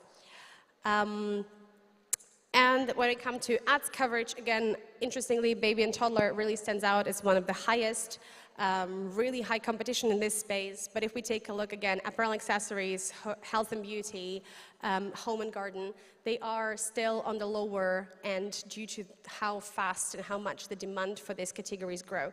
So you can still definitely find a space for yourself in there. And this graph, I would not call it an insight, I would kind of call it a reminder. Ecom, while it is affected by seasonality, especially depending on the product, like obviously if you are selling air conditioners, which seems to be my only example this day, of course it will be affected by, let's say, summer, or if you're selling anything that could work as a gift, it will be obviously affected by the holiday season. But all in all, it's an evergreen vertical. You can always find space for you, for your offers. You can always make money here. It just depends on what product you're actually dealing with. So in a nutshell, besides US, Japan, Italy, Brazil, this can be your next bet. Verticals, apparel accessories, home and garden, health and beauty. Seasonality, once again, evergreen vertical. But the other question I'm getting asked a lot is, what are the best practices? And the first thing I learned after working with affiliates for a year was not try to teach you that we know better, because a lot of you actually work with Google Ads for much longer than my entire team combined, and we respect that. So if you know that something works for you, it's also not our vision to break it. If something works well, you don't want to break it to build something else that works well. So instead of sharing with you the basic e-commerce practices that Google shares, because as well, of course, the strategy that would work for Amazon would probably not work for you, I decided to go ahead and share some best practices that me and my e-commerce customers use that work for them. And there is this phrase which is called feedback as a gift. These best practices are also a gift. Feel free to just say thank you and leave it behind, right? So coming to this, when it comes to strategy, do not stop on search. Make the most out of YouTube display and discovery ads. Of course, I know it depends on the product and it depends on your resources, but when it comes to e-com, a lot of the times it's all about visualizing your product and making sure that your customer sees it before they even consider taking a look at it. I have customers who have never even generally used a search campaign, and they drive all of their sales just from display or just from YouTube. So creatives and making sure you visualize the product is quite important. And if we're speaking about this, obviously make sure that you show the product, its benefits, that's the basis. But also, if you can, address customer concern or create a concern for a customer if you can within this advertisement. I live in Hamburg, Germany, so as you can imagine, this winter I received a lot, and I mean at least once a day I would receive an advertisement about a portable heater. And all of these ads had one thing in common. They were always talking to me about one of my concerns, which was gas bills. We had really high gas prices in Europe, and they were all talking about, are you scared of your gas bill? Take care of this portable heater. Or do you want to make sure you're not overpaying this winter? Get this portable heater. Whatever it is, not only it addressed my concerns, it created some concerns for me, but that was a great strategy for them to drive those sales. And of course, yeah, remember the single message, clear call to action. But again, I do feel like you guys know that pretty well by now. When it comes to execution, again, of course, if you saw a different strategy working for you very well, feel free to never change it, you know, like test it, it works, scale it. For my customers, what works the most was maximize conversion or target CPA as bidding strategy, or both. And what also worked pretty well was separating audience by ad group or campaign. So most of my customers do it per campaign. So campaign for in-market audience, campaign by demographics, campaign by hobbies, or whatever they are choosing. And of course, make sure to use also the customer match lists, remarketing campaigns. Do the most with the data you already have and take the most out of it as well. My favorite topic to discuss with customers, but be realistic. Be realistic with your TCPAs. If your historical data shows that your CPA is $100, it's not realistic that Google will immediately bring you the CPA of $10 or ever. If you know that just based on your historical data, it's $100, give the algorithm the chance to first learn your users and bring it at the lower price, but just, be realistic, be real, as they say. And the other point is grow your budgets slowly. Not only because it will disrupt your performance, but also because when you grow your budgets very steeply, it might trigger the system and they might basically send your entire account for the review, which also might bring you some troubles. So be careful, be smart about this, and also be kind of consistent. And the last point, speaking of troubles, when it comes to bottlenecks, if your account is suspended, which happens a lot, which happens to affiliates, which happens to not affiliates, happens to everyone. Most of these suspensions are automatic. This is an algorithm that checks your accounts. Those are basically robots. Robots make mistakes. Build your cases, appeal, do not lose hope. I see that very much often in a lot of affiliate communities, that it's like, if account is gone, it's gone. That's not true. Of course, that comes with the point, if you haven't done anything wrong, and if you know that you haven't done anything wrong, appeal it. And another part, if you actually have a Google Manager, or if you, again, have somebody reached out to you, this is, again, a really good point to reach out to them. We can escalate, we can help you to build this case, we can help you prove that this was a false suspension. Yes, it might not always be worth fighting for the accounts, but if you have an account with huge spend, with a lot of trust level, and you want to have this account back, don't give up, try to get it back. Chances are I got 98% of my customers' accounts back, because in lots of times it's just a false ban. So keep up with this, don't lose hope, give it a chance at the very least. And coming to that, as I said, having a Google account manager can actually be a really good thing. I know some of you are afraid of us, and some of you think we can't be helpful. As I said, we do not want to make sure you do what you think works for you differently. That's not at all our goal. Our goal is to help you, to escalate your journey, to make it faster, to make it more efficient, and also to answer your question. We have access to beta programs. We have access to escalation paths. We have access to knowledge that some of you couldn't have got even from your amazing experience. So what I would recommend to you, if you ever had somebody from Google reaching out to you, or if you want to talk to me today or tomorrow, I'm going to be here and at every after party you can possibly imagine. Just talk to us. Let's see how we can help you. Let's see how we can be helpful to each other. And the goal here should be, do not expect us to change something for you without your will, but if you need help, or if you would like just to know what else can be done, we're there for you. So on that note, thank you so very much. I hope you will have an amazing time here, and enjoy it, and I'll see you around. Thank you so much.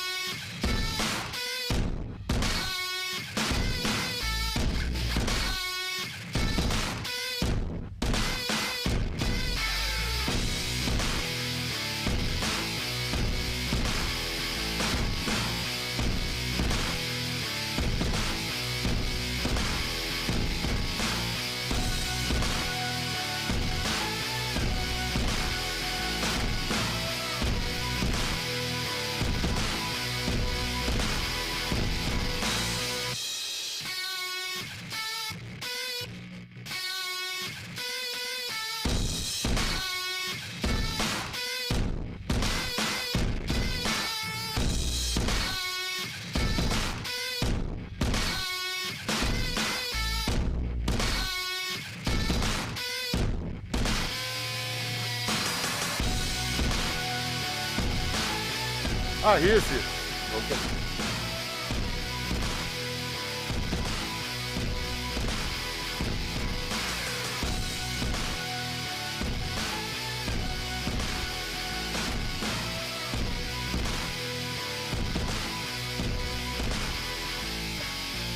Yo, Conversion Conference Warsaw. You enjoying till now the speeches? Make some noise, come on people. Thank you very much to Olga for providing us with such insight in the knowledge of Google. That's very important for everybody because we get most of the traffic from Google. And thank you to the general sponsor of the Conversion Club, ClickDealer. Make the click cash. ClickDealer is a global marketing company that provides performance marketing solutions for publishers and advertisers and agencies worldwide.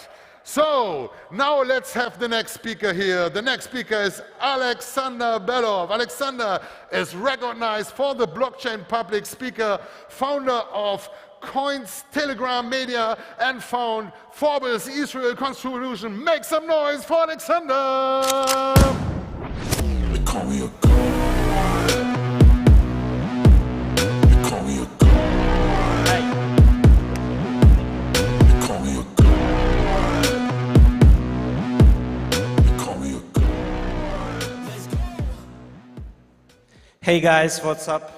Big pleasure to be here in front of you today. I'm going to speak about crypto market. Maybe it is a bit unusual because actually I don't speak on affiliate marketing events. I usually visit just crypto events. And my aim is to speak about crypto adoption. I'm in crypto field since 2017. And yeah, let me start with my crypto experience and then we turn to our presentation and I tell you about current trends in cryptocurrency market, what's happening around with crypto adoption, what are the next big things on crypto so that everyone can take this trend, use it for your business and earn something. So my name is Alexander Belov. I started in crypto in 2017 from cryptocurrency mining industry. And during that time, I was completely broke. I had no money, I had nothing. And occasionally I came to a crypto conference and understood that something big is happening around the corner. And I cannot miss this chance. I cannot avoid this opportunity. Everyone was crazy about crypto mining during that time, mining of Bitcoin, mining of Ethereum, and I easily understood that it's a good time to launch our cryptocurrency mining farm as soon as we had a lot of free electricity. And yeah, we tried to use this case to earn at least something. But then we had a problem that it's difficult to mine if you have a small capacity, if your place is not big enough, and we had to think about cooling. So when you do cryptocurrency mining, very important thing is cooling, and you have to keep good temperature for computers and your GPUs or miners themselves. So we created the first ever cryptocurrency immersion cooling system. So we put miners inside the liquid and yeah, it was a very successful crypto startup. We started selling our immersion cooling installations for mining worldwide. You could overclock your miners like about 50% and earn 50% more from your miners using our setup. It was my first successful crypto project. A lot of content I made about it, and you can find it on White Crypto YouTube channel. Actually, right now, I'm mostly PR person. We do our own cryptocurrency media. We have Coins Telegram Media, and we publish news about crypto industry since 2017. And yeah, we also run a crypto fund investing in different crypto projects. You remember in 2017 there was a wave of ICOs, and ICOs was the hottest topic during that time. And it was possible to earn during that time, but unfortunately some of our investments were not so good. And you remember, like right now we have a dump in crypto market, so it's a bear market, it's not yet a bull market. During 2018, we also were on a bearish cycle and we lost a lot of money. But the most important is not trading, you know. The most important is the adoption. And on this slide, you can see that we already have 320 million crypto users worldwide. And in my opinion, it's quite impressive because just 3 years ago, I remember in 2020, the amount of crypto users was just 50 million. So it was almost 6 times less people using cryptocurrency in the world. So nevertheless, we had a bear market, then we had again a bull market. Right now we have a bear market again, then we will have a new bull market. So it's just the periods, but there is another huge trend behind these trading opportunities is the adoption. And today I'm going to discover this topic. Yeah, but before I go with this, I wanted to share some more information about me. Right now, my biggest issue is I would say mostly loved by me project is a documentary film about history of Bitcoin. I started my way in the movie industry, then we decided to create a huge movie about Bitcoin adoption. And we have founders of the biggest companies in crypto field like Binance, like Tron. CZ was giving us interview. Justice Sans, the founder of Tron, was also giving us interview for our film. Many other top founders like Polygon-Matic, Sandeep Naiwal founders, and OneInch founder, then Cardano founder Charles Hoskinson, and many influencers, widely recognized, Dubai-based, Chris MM Crypto, Carl from the Moon, all of them were participating in our film. And you can find it already published on this YouTube channel. Actually, we were going to do it for Netflix, but unfortunately, it's difficult right now. Maybe we will do a second film and do our best to get Netflix. Concerning the adoption level, the most interesting case right now is El Salvador. If you heard about it, I don't know. Actually, I wanted to ask you a question. Do you use crypto? Can you hold your hand if you already have crypto or you ever tried to invest in crypto industry? Not so many people, actually. So, yeah, I will tell you some basic things then because not many of you use crypto. So, just in 2021, in June, the president of El Salvador announced that they are going to implement Bitcoin as a legal tender. What does it mean? It means that you can use Bitcoin as any other currency inside the country. So in El Salvador, they have just Bitcoin and dollar. They don't have a national currency. So in El Salvador, you can easily come use your Bitcoin as a legal payment. So as soon as I'm an early Bitcoin adopter and a big fan of cryptocurrency, someone called me visionary, I decided to go there and check it out myself. So we went to El Salvador with our filming crew to understand what's going on.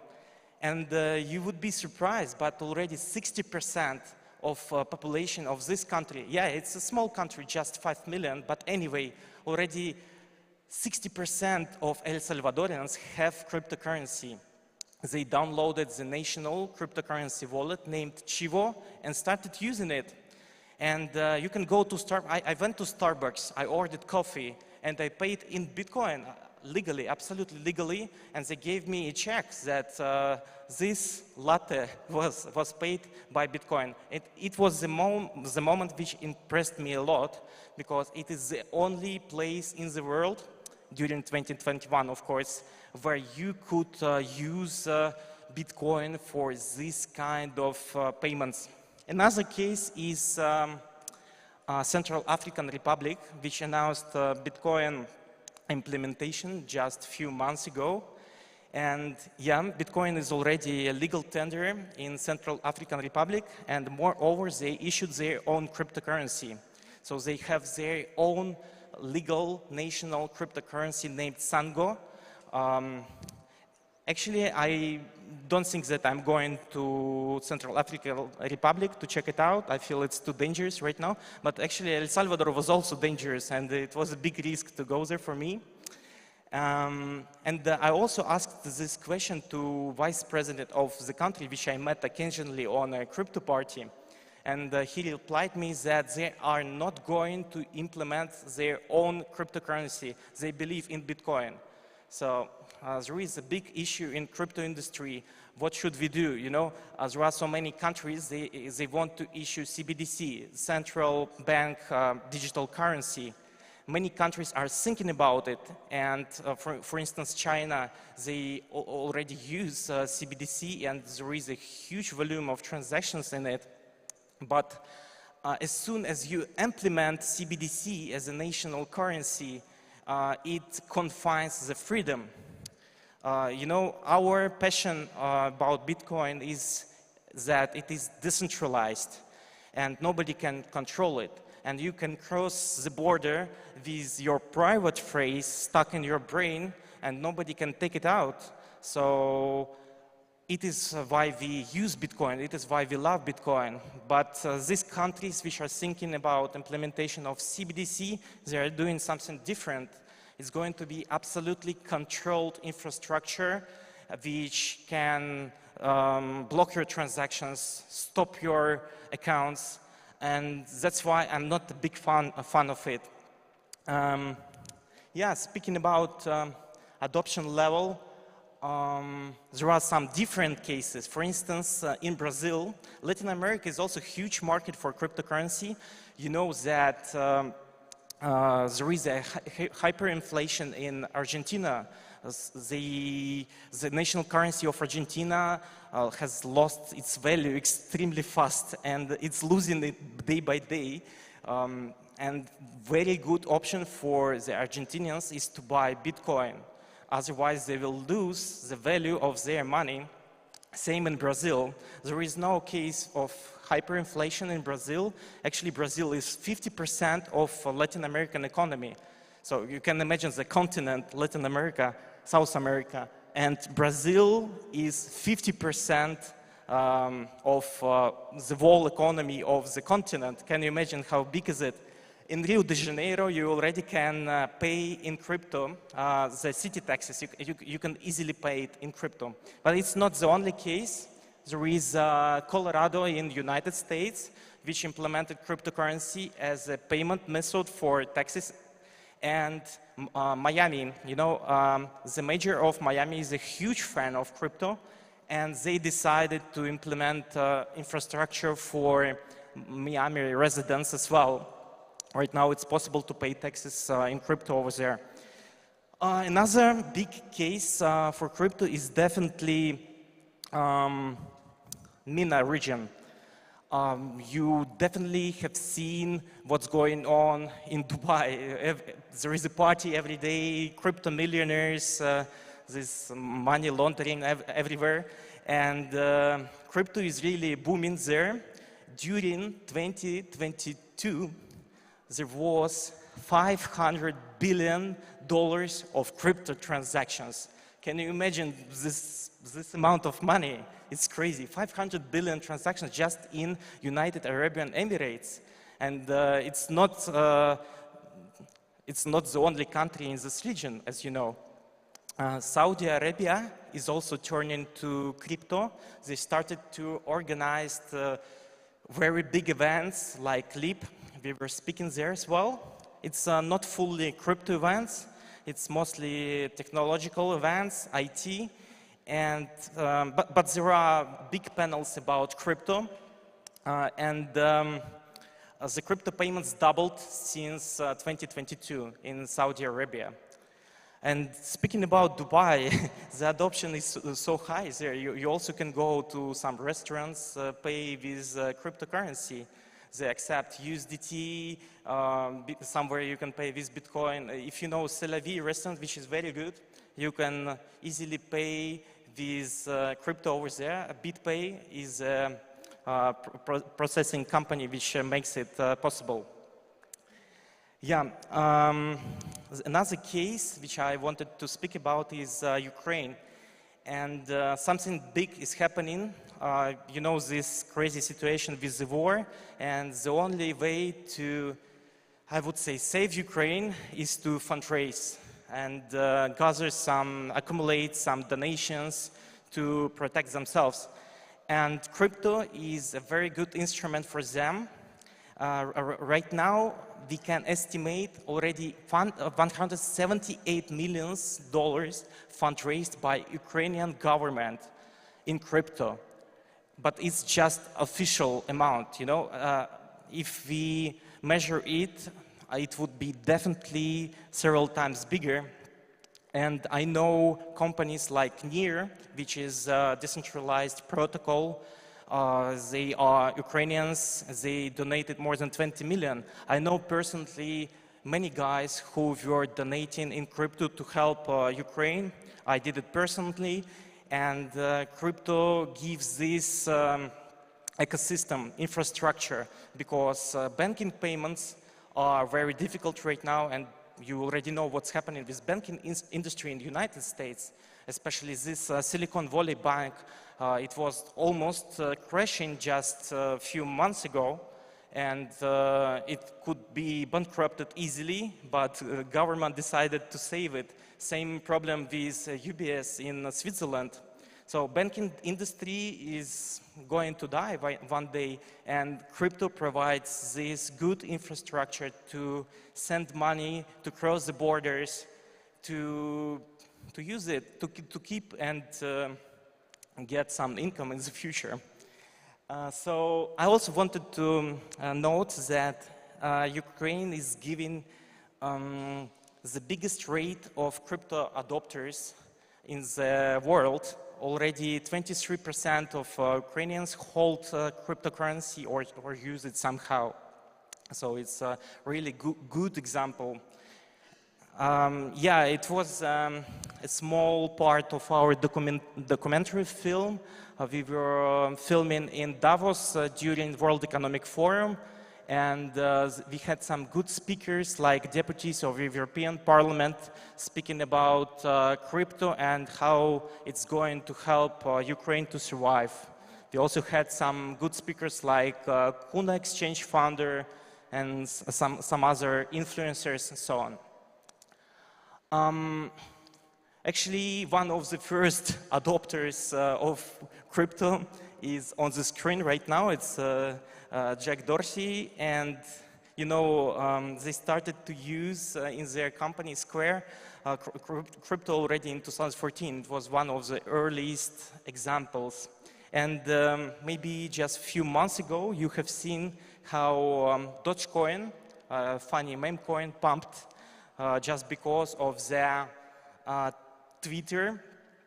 They started to use Dogecoin logo as a meme on, it was like a favicon on Twitter, and Dogecoin immediately pumped like 30%.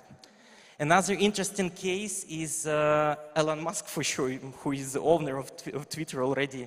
And in 2021, during the hype of crypto worldwide, they announced that they are going to sell Tesla for Bitcoins.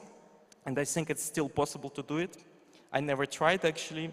But I know that they invested more than 150 million in Bitcoin, and they still keep this Bitcoin on their wallets. Yes, the biggest issue is what can you do personally in crypto industry, and how can it help to you? As I already stated, there is huge amount of people who are unbanked. They don't have any access to legal payment infrastructures. Same in Latin America, same in Asia. Crazy amount, millions of people stay from banks, and crypto is the best way for them. So implementing crypto into your company, you definitely can get new users who can operate with your platform. It's really very important. Second, what can you get from crypto industry is good PR, you know, because the companies who announce crypto payments, the implementation of crypto payments in their infrastructure, they are immediately reposted by the main media all around the world. Like Gucci, for instance, they started their own NFT collection, started to sell it. Immediately all of the media, the biggest media like Bloomberg, Forbes, etc., started to speak about it. Same with LV and many other brands are doing this. And yeah, how it also can help you is that there are huge pools of liquidity. So there are crazy amount of crypto investors gathered in pools who are looking forward to get yield to earn from their pools of money. And you definitely can try to attract them, offering some kind of benefits. So if you are, I don't know, in affiliate marketing, you should definitely think about implementation of crypto because of these reasons. I have a lot of different slides and information, but I'm not sure what is interesting for you. Maybe you have some certain ideas what we should speak about, because I didn't check the presentation fully, but yeah, we can easily speak about PayPal or some other infrastructures which operate with crypto right now. But yeah, maybe you already have some questions and we can concentrate on it. Any question, guys?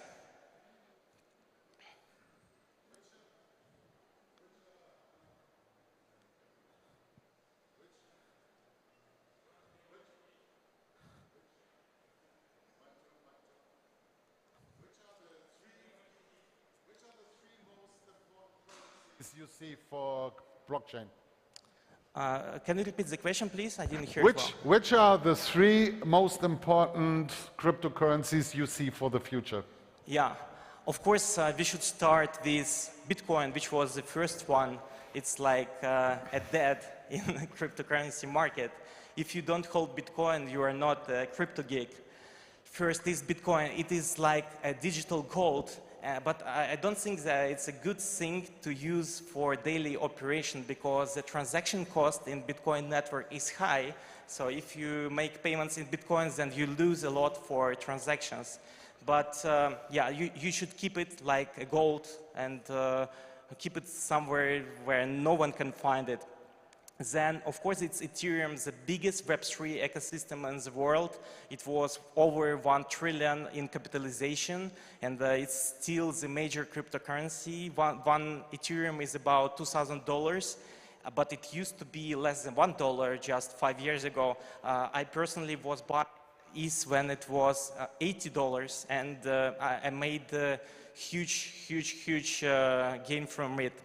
Yeah, if you are new to crypto, you definitely should have Bitcoin, maybe 50% of your portfolio in Bitcoins and something in Ethereum. And there are very good, there are some other very good ecosystems like Polygon-matic, and they already partnered with Visa to provide an NFT infrastructure, and they process NFT payments, so you can buy NFTs using Polygon-matic. If you heard about Yes. Donald Trump, who made his own NFT collection, so Donald Trump was using Polygon-matic infrastructure to release his NFT collection. So Polygon-matic is definitely a good crypto to keep in your portfolio. Yeah. Some other question? Yeah. I just wanted to ask about USDT. Yeah. For example, I keep money. No, I can say part of my money in USDT, and in past time people talking about that USDT may crash, like lose its course with dollar. What can you say about this? Yeah, very important question.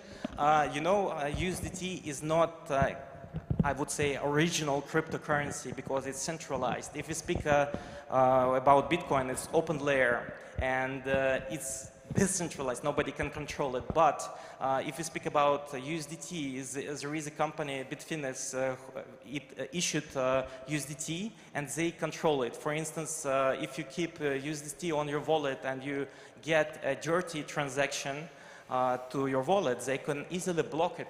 So you don't own your money when you have USDT on your account. Same with cryptocurrency exchanges.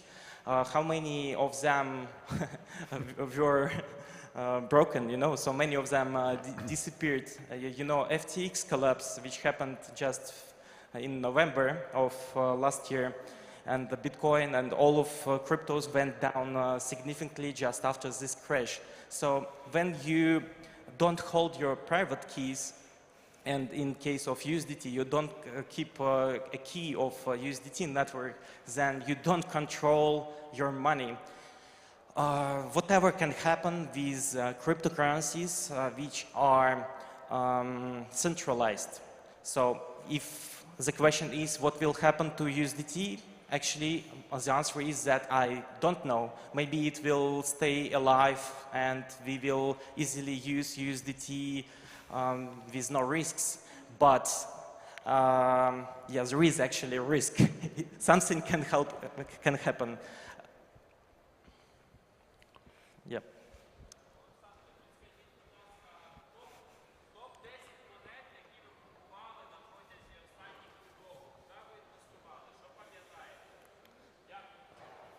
Yes, so I understood that the question is about my crypto portfolio. And yeah, I invested in more than 100 different cryptocurrency projects on early stage, or I was buying some cryptos on a secondary market. As already there was a question about 3 top cryptocurrencies to hold right now. And yeah, I will definitely start with Bitcoin, ETH, Polygon Matic. Then I also hold 1inch. The best deal for me was Solana. I made huge income from holding Solana and selling it in 2021. It was more than 200x for me. Then, yeah, 1inch, the decentralized ecosystem, so you can operate with crypto in decentralized sphere, and nobody can control this. So 1inch will definitely grow very well. Then, yeah, maybe you should think about metaverse projects, because metaverse is another big thing in crypto. And even Vitalik Buterin, the founder of Ethereum, said that metaverse is a driver of worldwide adoption of crypto. He states that new users to crypto, they usually come from NFT play-to-earn games, like you definitely heard about Axie Infinity. For instance, people on Philippines used to earn more with playing Axie Infinity game than going to their ordinary work. So it's already here. And you could buy Sandbox, which is one of the biggest metaverse ecosystems, then Decentraland, ticker Mana, very good coin, and definitely there are some others, you can check it easily.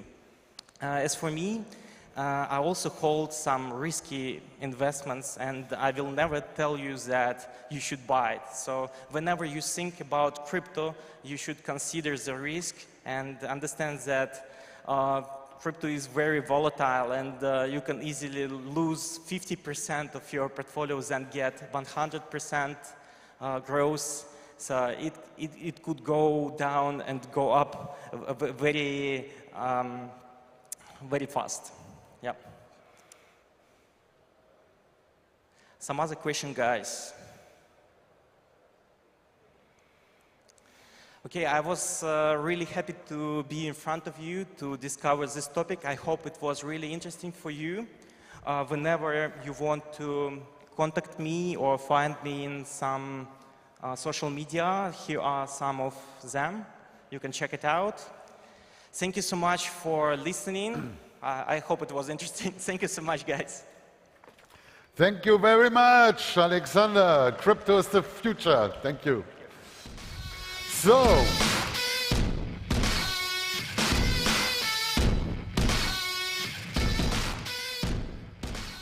So now it's time to have a little lunch break. We will be back at 2 p.m., so you have 1 hour to make around in the exhibition hall, have some breaks, some coffee, some vodka, some food, whatever you need. And then we will be back after the break, and we will have iAmAttila, Ina Gagarin, Kateryna Yeromina, Jane Ewan, and also a discussion about our crypto panel and e-commerce panel. Don't forget about the ABC and Flow Network partying starting today at 8 p.m. This party will be hosted by Everflow, and official after party will be on April 20 starting at 9 p.m. My name is Andy Wollmer, I'm the captain. We make now a break. Thank you for listening. See you later. Bye-bye.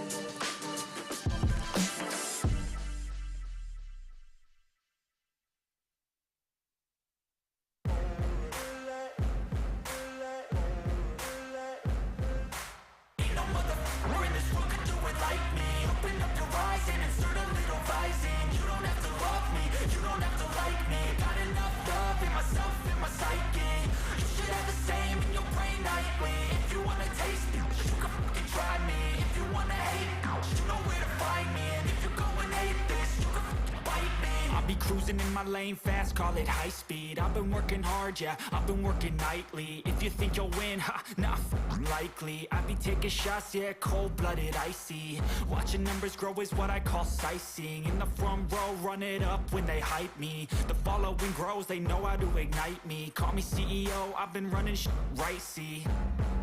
And I ain't playing games, I create my own lane, making pleasure out of pain, turning losses into gains, I'm the boss, I'm making change. I've been rocking this exchange, popping off and risking things, gonna make a f***ing name. I just wanna be famous, but I don't want that cheap fame. No, I'm not that vain, I just wanna be greatness.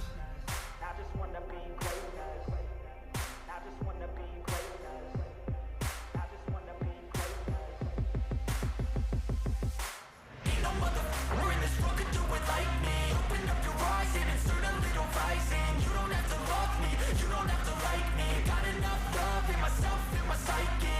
You should have the same in your brain nightly. If you wanna taste me, you can fucking try me. If you wanna hate me, you know where to find me. And if you're going hate this, you can fucking bite me. Okay, I'm going off every chance I get. I don't really take a loss, well, I'll admit. That's why I'll make it to the top, yeah, I commit. And no, I'm never getting lost, I get after it. Investing in my own stock, cause it's faster than any crypto hits go, let me spend. Everything that you see is something I invent. And it's only a percent. I'm gonna take shots. If I miss all, forget it. I'll take a fat loss just to learn all that's in it. I'm taking snapshots, learning how to fall and get it. I'm getting back up, always stand tall, don't sweat it. I never back up, I don't miss a thing or regret it. I'm always learning, you could call me academic. I'm always working, never been apathetic. Bad energy is like a poison, needs some antiseptic. Ain't no motherfucker in this world could do it like me. Open up your eyes and insert a little rising. You don't have to love me, you don't have to like me. Got enough love in myself, in my psyche. You should have the same in your brain nightly. If you wanna taste me, you can try me. If you wanna hate bitch, you know where to find me. And if you're going hate this, you can fight me. Ain't no motherfucker in this world could do it like me. Open up your eyes and insert a little rising. You don't have to love me, you don't have to like me. Got enough love in myself, in my psyche. You should have the same in your brain nightly. If you wanna taste me, you can fucking try me. If you wanna hate me, you know where to find me. And if you're going hate this, you can fucking bite me.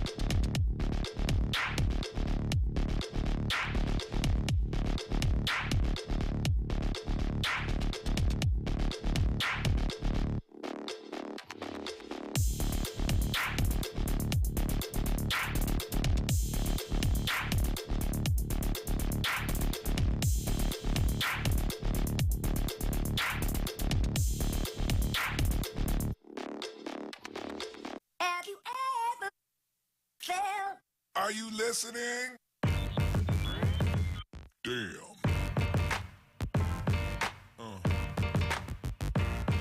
Yeah. Yeah.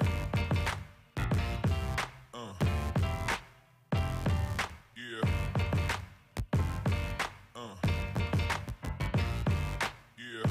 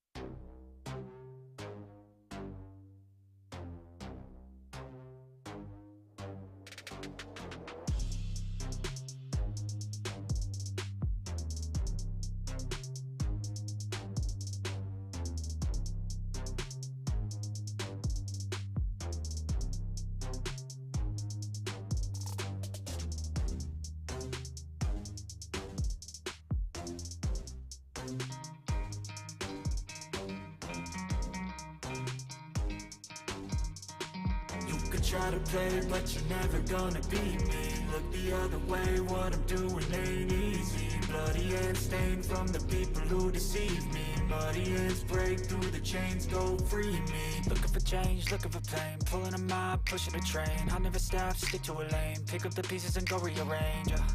I'll be the best above all the rest, put me to the test and expect nothing less. Your check 'cause I'm chess, what's happening next? Yeah. He got the venom, a tangible weapon, no coming in second. This life is a lesson. He got a new engine from pain, it's a blessing. New focus, no guessing, just bold and obsession. All in his possession, you got their attention. I'll leave an impression and take a redemption. Just kill no discretion. Your mind is a weapon. 11-11, it's time for progression. You could try to play, but you're never gonna beat me. Look the other way, what I'm doing ain't easy. Bloody hands stained from the people who deceive me. Muddy hands break through the chains, go free me. People like sheep, move feet, hurt it easy. You don't wanna be fast asleep when they scheming. Better stand tall, ready for a fight, believe me.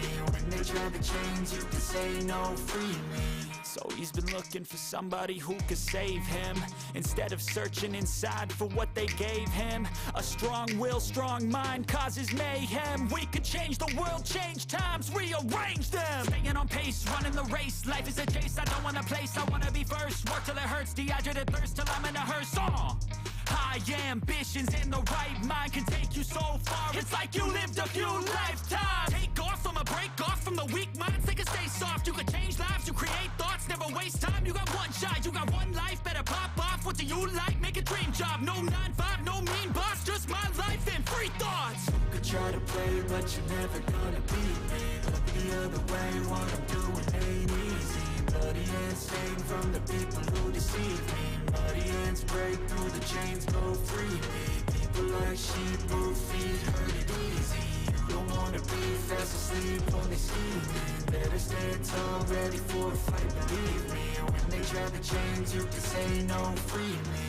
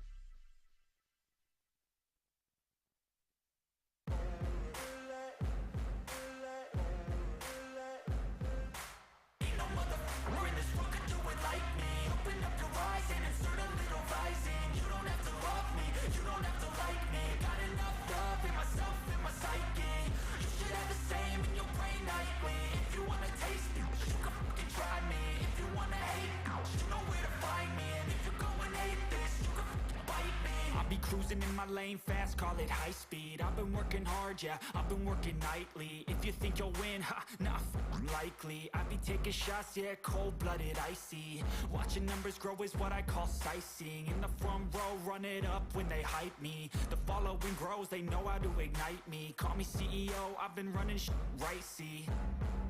And I ain't playing games, I create my own lane, making pleasure out of pain, turning losses into gains, I'm the boss, I'm making change. I've been rocking this exchange, popping off and risking things, gonna make a name. I just wanna be famous, but I don't want that cheap fame. No, I'm not that vain, I just wanna be greatness. I just wanna be greatness. I just wanna be greatness. I just wanna be greatness. Ain't no motherfucker in this world could do it like me. Open up your eyes and insert a little rising. You don't have to love me, you don't have to like me. Got enough love in myself, in my psyche. You should have the same in your brain nightly. If you wanna taste me, you can fucking try me. If you wanna hate, you know where to find me. And if you go and hate this, you can fucking bite me. Okay, I'm going off every chance I get. I don't really take a loss, well, I'll admit. That's why I'll make it to the top, yeah, I commit. And no, I'm never getting lost, I get after it. Investing in my own stock, cause it's faster than any crypto hits go, let me spend. Everything that you see is something I invent. And it's only a percent. I'm gonna take shots. If I miss all, forget it. I'll take a fat loss just to learn all that's in it. I'm taking snapshots, learning how to fall and get it. I'm getting back up, always stand tall, don't sweat it. I never back up, I don't miss a thing or regret it. I'm always learning, you could call me academic. I'm always working, never been apathetic. That energy is like a poison, needs some antiseptic. Ain't no motherfucker in this world could do it like me. Open up your eyes and insert a little rising. You don't have to love me, you don't have to like me. Got enough love in myself, in my psyche. You should have the same in your brain nightly. If you wanna taste me, you can try me. If you wanna hate, bitch, you know where to find me. And if you go and hate this, you can fight me. Ain't no motherfucker in this world could do it like me. Open up your eyes and insert a little rising. You don't have to love me, you don't have to like me. Got enough love in myself, in my psyche. You should have the same in your brain nightly. If you wanna taste me, you can fucking try me. If you wanna hate, you know where to find me. And if you go and hate this, you can fucking bite me.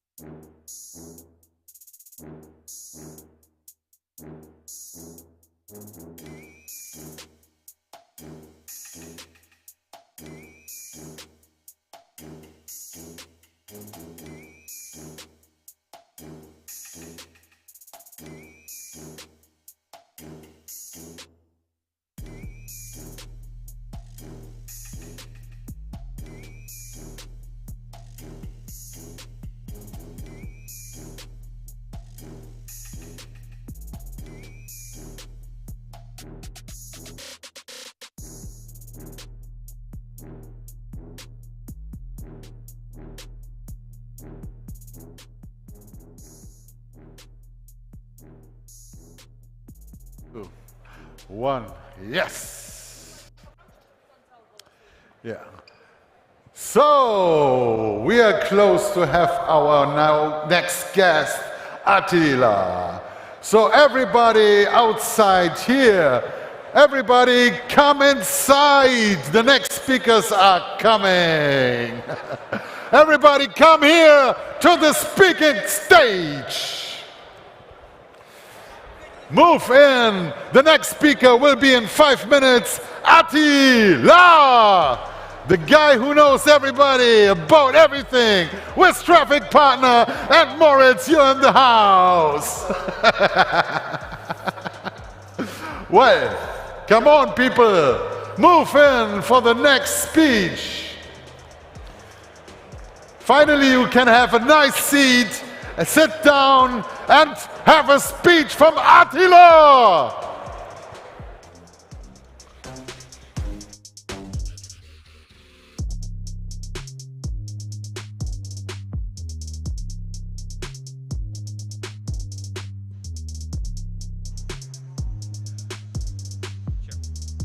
Check.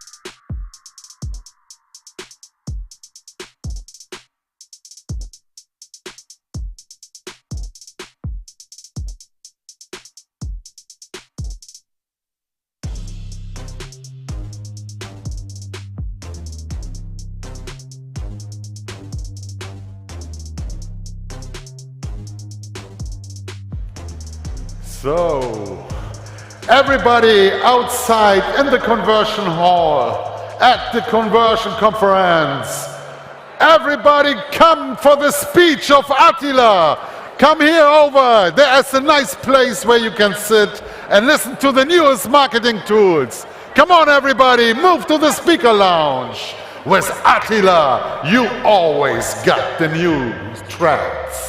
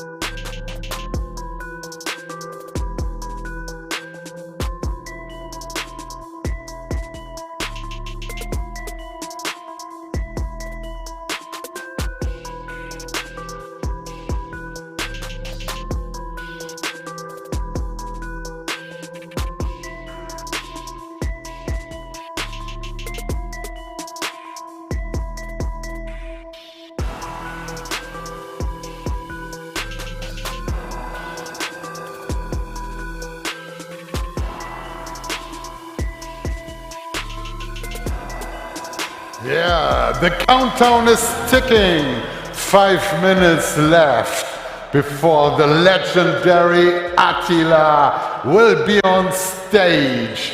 at the Conversion Conference Warsaw. Make some noise, people, and come and listen to the legend.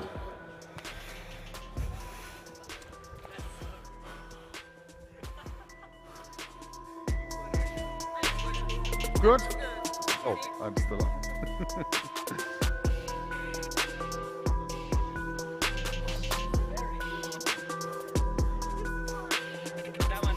Oh, I'm still low.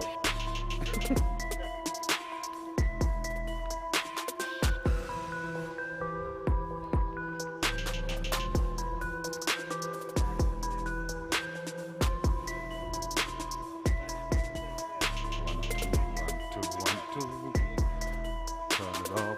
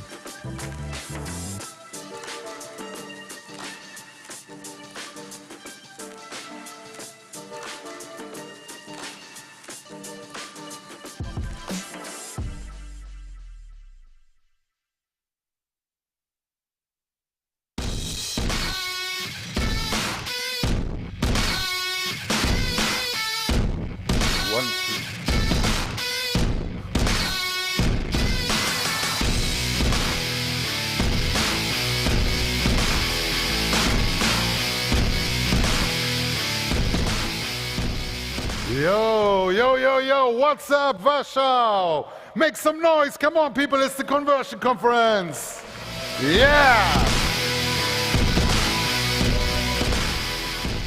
And now, I'm very happy to announce the next speaker. iAmAttila, the legend, the man who knows everything about the free affiliate marketing tools. He has many guides, tutorials, tips. He is the one who is most known in the industry. He is a speaker with a heart, with a brain. Come on, make some noise for Attila on stage! Start it. Hello, hello. Welcome to Warsaw, everyone. Today my presentation is going to be about TikTok because that's what we're doing right now. We're spending over $1 million per month on TikTok right now, and what I'm going to share with you is how we do it so that you can do it too.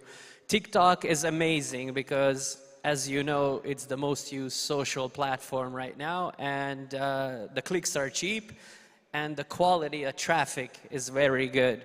So we actually used Mid-Journey, the AI art generator, to create the TikTok monster. And lately we have been using a lot of AI in our campaigns to make angles and stuff like that. So if you don't use AI yet, you definitely can. And there's a lot of info on my blog at iAmAttila.com on how to get cool angles and how to generate images that you can use in your TikTok campaigns.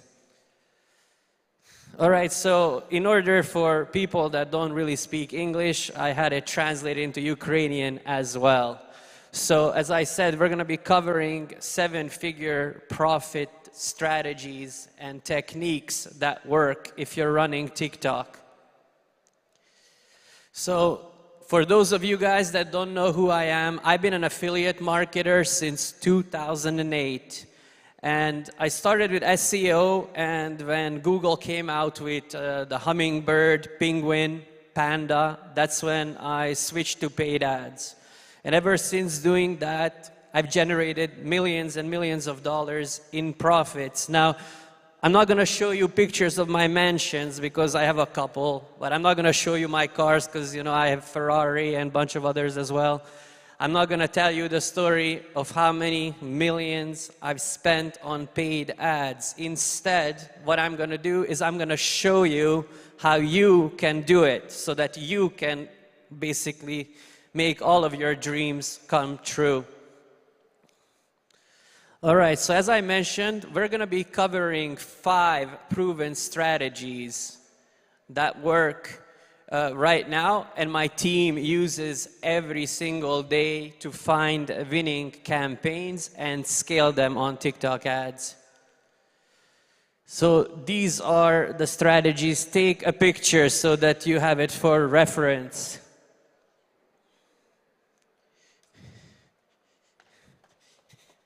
I'm gonna come downstairs and join you guys here because it's way easier to see my slides, and in case someone will have a question, you will be able to ask. All right, so how to find out what kind of stuff works on TikTok? That's point number 1.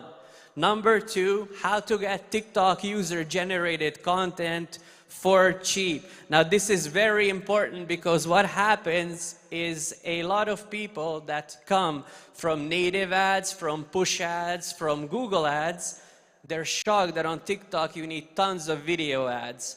And the type of video ads that you need for TikTok are user-generated. So I'm going to tell you and show you how you can get tons of UGC content for super cheap. All right, and in TikTok, feeding the TikTok monster is extremely important. So we're going to cover the pixel and what events to track and use to make sure that you get the maximum ROI from your campaigns. And then in number 4, I'm going to show you how we structure the campaigns so that you have a proven strategy that if you follow and you try different like offers, you are going to be sure that this strategy works. Because I don't know about you, but when I was a new affiliate, what happened was I was always questioning if the strategy that I'm using to test things is the right one. Is there a better one? And I was never sure, but that's why I'm going to share with you how to structure your campaigns so that you can be sure it's going to work. And in the end, I'm going to share 5 methods on how to scale up the winning campaigns that you find. Because believe it or not, there's all kinds of different kind of strategies that you can use which apply depending on which niche that you're running. All right, so how to find the money-making CPA offers on TikTok ads. One of the best places to start is the TikTok Creative Library, and you will find this inside the Ads Manager. It's like your personal free spy tool. And there's a lot of spy tools out there, but this one usually is the best place to start because the things that show up in the TikTok Creative Library are 100% compliant with their platform. And lately, TikTok has been going crazy with compliance. You know, in my opinion, right now, TikTok is how Facebook was 4 years ago. They're super paranoid and they're easily banning stuff. So if you start here, you can be sure that you're not going to lose your ad account. And this is what it looks like. So basically, you can see by country and last 7 days and all kinds of other stuff. Like if you log in, you will be able to pick what you want to see. All right, and this is another one. This is something that we use a lot because how TikTok works is they're very country specific. Unfortunately, you cannot just fire up a VPN like you can on Facebook and then browse the internet and it's going to show you a lot of ads. No, what you have to do is you have to right away initiate and create a user in that country by faking the mobile phone, like pretend that the person is actually from that one and activate with a local SIM and a local ID. So what we do is we use BlueStacks to do that, and that way we can create all kinds of different entries for different countries by cloning them and creating new instances. All right, now this is the most important part. Actually, I would say 80% of the time. The offer has to be the most important because that's the one that's going to pay you. Now, the second most important is the creative. If your creative sucks, the TikTok algo is going to ignore it, so that means you will not get the cheap clicks that you need in order to make an ROI. So this is how you can get user-generated content for cheap. You head on to Fiverr.com, and believe it or not, if you type in TikTok, there's a lot of people that are jumping on the trend and offering their services for cheap. And on Upwork, you can actually find even better deals because what's happening on Upwork, there's so many freelancers that if you want to find creators, you can actually hire someone on an hourly rate and ask them to create you 10 videos, and that will end up for like $5 a video instead of having to pay $20 to $30, $40 a video like they do on Fiverr. And this is another one. On TikTok, people are actually tagging videos that they made for other brands with the hashtag UGC. So what you do is you simply head up to TikTok on your computer or mobile phone, but I personally prefer the PC, and you type in UGC, and then you can message all of these people and ask, hey, like, can you help us create some content? And usually they're like, okay, here's my price. So, all right, and the pixel. Now, if you don't track what's going on, then you are never gonna be in the big leagues. Because the guys that are making the biggest revenue, they're tracking every single click, where it comes from, what it does, how far it went in the funnel. So the more events that you track, the better. And it's very easy to set up in TikTok Ads Manager. It's just like Facebook, pretty much. And this is the ones that we're always tracking.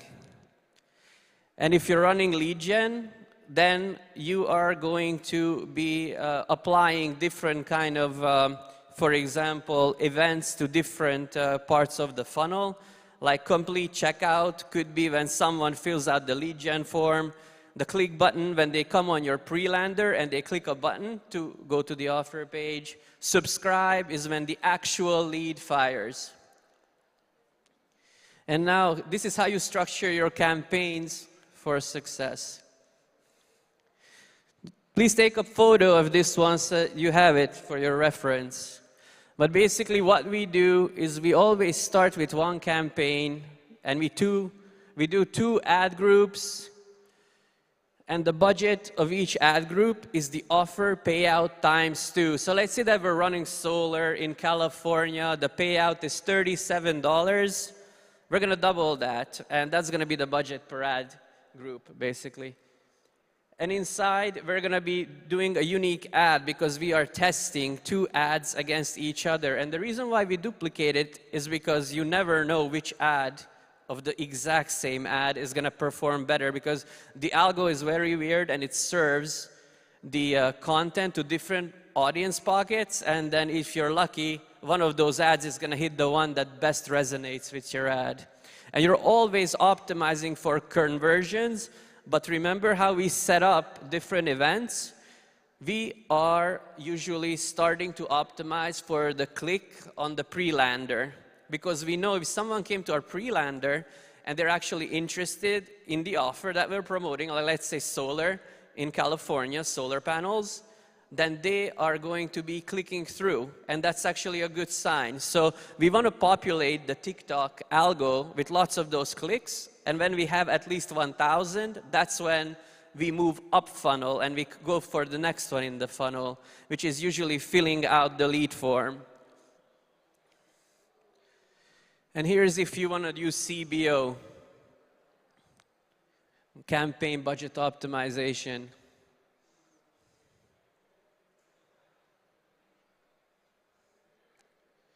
All right, and this is the most fun. Finding a winner is not that hard if you use a structured approach. And what we actually do is we have people that are testing us new stuff all the time, and that's all they do. And then we give the winning campaigns to our scaling team.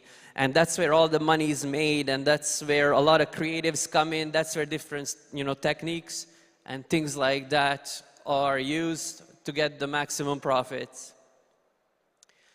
All right, so this is just like Facebook. It's like an OG method of scaling. You basically go all Chad life on the whole thing and you just duplicate everything like crazy. This is very easy to do and it's the least amount of hassle, but due to TikTok's paranoia, you guys should know that right now if you duplicate, you need to rename every single ad group with a unique name. They don't like if it says ad group 1, 2, 3, 4, 5. They want some stupid name, and this is a crazy policy right now. So I'm letting you know because we actually lost a bunch of ad accounts because they said, oh, you guys are spamming the algo by duplicating stuff. I was like, okay, whatever, but that's how it is. That's the state of things with TikTok right now. All right, so this is what you do. And then this is another thing that we can do is we start introducing a cost cap. Cost cap is really, really cool because what you play with, just like on Facebook, is you're setting a low cost that you're willing to pay, let's say, for the conversion. In this case, it's a click on the pre-lander. And you're setting a bigger budget. TikTok is not going to spend that budget. It's only going to spend if it believes it can get you the conversion for your goal. And we usually, it's strange, but it usually works out that the one that we're bidding is always very much close to the suggested minimum bid. This is because, as I said, it's super important to use a lot of events.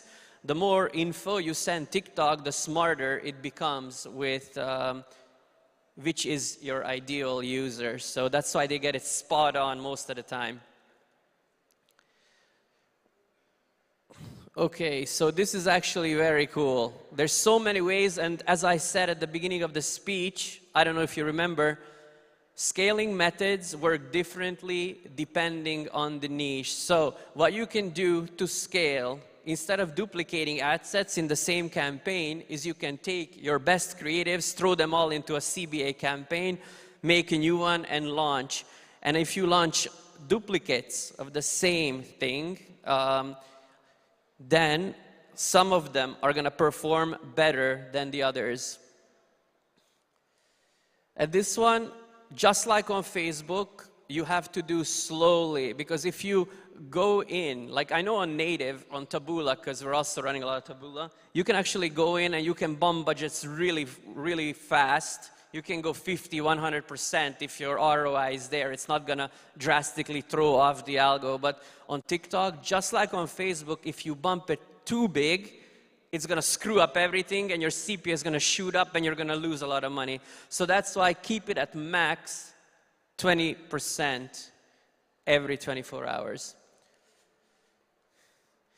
There's actually a really, really cool feature inside the TikTok ad manager that lets you generate a lot of creatives. Now this, again, either works or it doesn't work, but it's a way to scale. And when you're scaling, you want to try everything because you just never know.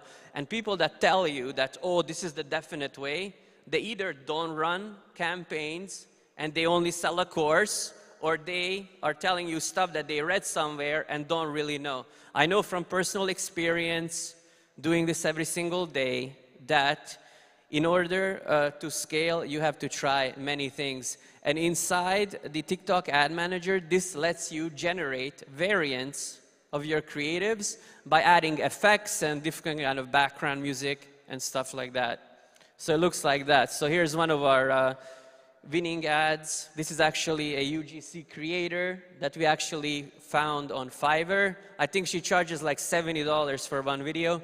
And when you have the winning thing, it's going to tell you, like, here's your videos, this is the best CTR one. Of course, you want to always create variants of the best one. And all you have to do is you have to press generate now, and then boom, it's going to throw out a bunch of different videos. So if you move your mouse over like the different playthings, you can like preview these videos. And some of them are going to be super bad, some of them are going to be usable, and some of them are going to be on the border that you don't know, but you know, try them because it's super strange. Like every time, what I also noticed is that when I think something is not going to work, it's going to work. And when I think, oh my God, this is a winner, it's going to work, then it doesn't work. So you never know. But one of the cool things is that the data does not lie. There's a lot of fake gurus out there that lie because they have alternative motives, like buy my mastermind, buy my course, la la la la. But the data, my personal favorite, that never lies. All right, and this is the newest thing that TikTok is unveiling. Now, this SPC is not available on TikTok ad accounts by default. You actually have to hit up your account manager and ask them to enable SPC. But SPC was designed so that it can scale up your campaigns without ruining your CPA and things like that. And this is the methods that we use to scale with SPC. So we start basically a campaign with $50, one ad group, 3 to 5 video ads, and 5 headlines. So in all, there's 15 to 25 ads in the ad group. Now, if the ROI is 200% after one day, then you can duplicate. In CBO and running individual ad group setup, you couldn't do that because if you go above 20%, it would throw off the whole thing. But this does not. This is similar to how native works. Now, you can let it bump the budget, then pay attention. And if the ROI is very much the same, it didn't go down too much, then you can bump the budget again through the day, like in a couple of hours. So this is really cool to start spending a lot of money to milk that offer while it lasts. And we, for some reason, actually noticed something where if you have a TikTok ad manager account, like let's say one of your employees is creating TikTok ads, their campaign is going to make crazy profit, then it dies, and no matter what they do, they won't be able to get it going again for a couple of weeks. But if their colleague, someone else from the team, takes the winning offer funnel ad and sets it up on their ad account, then for some reason it works for them. And we don't know why this happens. It could be because you need to use like multi-login app and then have a different kind of footprint or who knows what, but this is some strange phenomena that's happening right now on TikTok. All right, so that's basically for TikTok. And for this special event, for Conversion Conf, we're actually giving away free access to iAmAffiliate.com. Now, iAmAffiliate.com is $50 per month. And to get it, all you have to do is you have to go to our booth, S18, the Banners Landers booth, to sign up, and you're going to get a free month access, which costs $50 for no cost. And there we go, another TikTok monster that was created with Midjourney. And that's it, guys. Hope you enjoyed and found this information useful. Thank you very much.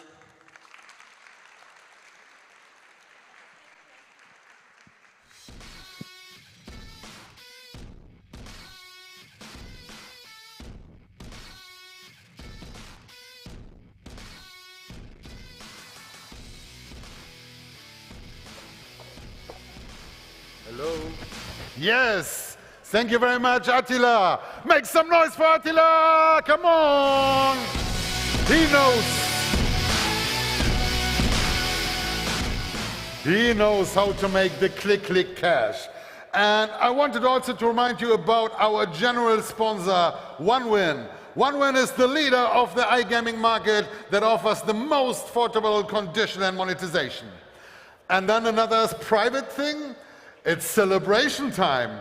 The whole Conversion Club team wants to wish a wonderful birthday to the designer Darina, Дарина, с днем рождения тебя! Поздравляем мы тебя со сцены. И где ты тут? Мы тебя поздравляем. Happy birthday, come on! Woo! So, we are coming to the next speaker, and the next speaker will be in a few minutes. You will have the pleasure to listen to Ina Gagarin's speech. Ina has worked in the iGaming industry for over 11 years, starting as a journalist and later as a traffic specialist. At the beginning of 2019, Ina founded an exclusive affiliate program, G Partners. We are delighted to welcome her on stage. Так, всего через несколько минут мы сможем насладиться выступлением Ины Гагарин. Ина проработала в индустрии iGaming более 11 лет, начав журналиста, затем специалистом по трафику была наша Ина. В начале 2019 года Ина основала эксклюзивную партнерскую программу G-Partners. Мы рады приветствовать, Ина, на сцене тебя. Ребята, давайте поприветствуем аплодисментами. Иночка, выходи к нам. Ina from G-Partners. G-Partners. G-Partners. Can you please tell me how you pronunciation? G. G. G. G. I'm an OGG. Hey, you Partners. know me. I can't. Well, it's from, you know, I'm an OG, an original gangster, so it's a G, like G Partners, Like, G point. like gangster? Gangster, Like gangster? yeah, Okay, G, okay. yeah. G Partners. G. G Partners. Yes. Yes. This is international here, from Ukraine to Germany, the whole world. So, Ina, are you ready to rumble? Боже, какая красивая девушка. Ина, ты с каждым выступлением все лучше и лучше, с каждым годом все краше и краше и молодее. Ну что такое? Я уже начинаю нервничать. Yes, there's always, with these beautiful dresses, the ladies have more problems with the microphone. I can have it in my box. Ой, шалун. Если бы я еще понимала, что он говорит, вообще было бы круто. Ну, короче, на самом деле, я так и не поняла, почему ты в кроссовках, а мы тут все так стараемся. Но это мы с тобой потом обсудим. Ну что, мы готовы? Давай, давай! Вот это единственное слово, которому я научила его. Видите, как прикольно, да? Can you please repeat it? Repeat it. Давай, давай. Давай, давай. Ина, давай, давай. Ина, давай, давай. Сейчас, погодите. У нас тут технические неполадки. Техническая неполадка номер 1. Микрофон запутался в моих волосах. Just a moment, please. Just a moment, please. Okay. Окей? Так, я могу потом кому-то говорить, чтобы листали слайды, да? Давайте нам погромче музыку. Окей, пока что ли. все. Окей, Поехали. встречаем Ину. Make some noise! Красотка. Give it all that I got. You can watch me work in my element. Anyone in the way is irrelevant. Так, что же? С чего же мы начнем? Начнем с того, что мне чуть только что не испортили мою шевелюру вот этой вот петличкой. Вот как-то, видите, Вика, она просто ведьма, на ней держится, а у меня тут просто клочок волос только что вырвали. Ладно, хорошо, давайте к нашим баранам.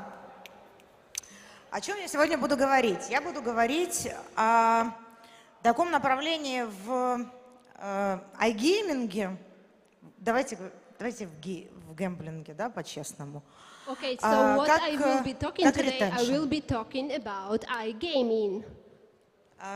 Соответственно, в общем, хочу вам рассказать, что такое retention и нафига он нужен. Нафига он нужен не тем, кто работает в продукте, а тем, кто работает по ту сторону рынка. Okay, and I will be talking about retention and why people need it, especially those on the other side of the market. Так. Жизнь меня не готовила к тому, что переводить будут вслух, поэтому я буду немножко путаться, наверное, и сбиваться.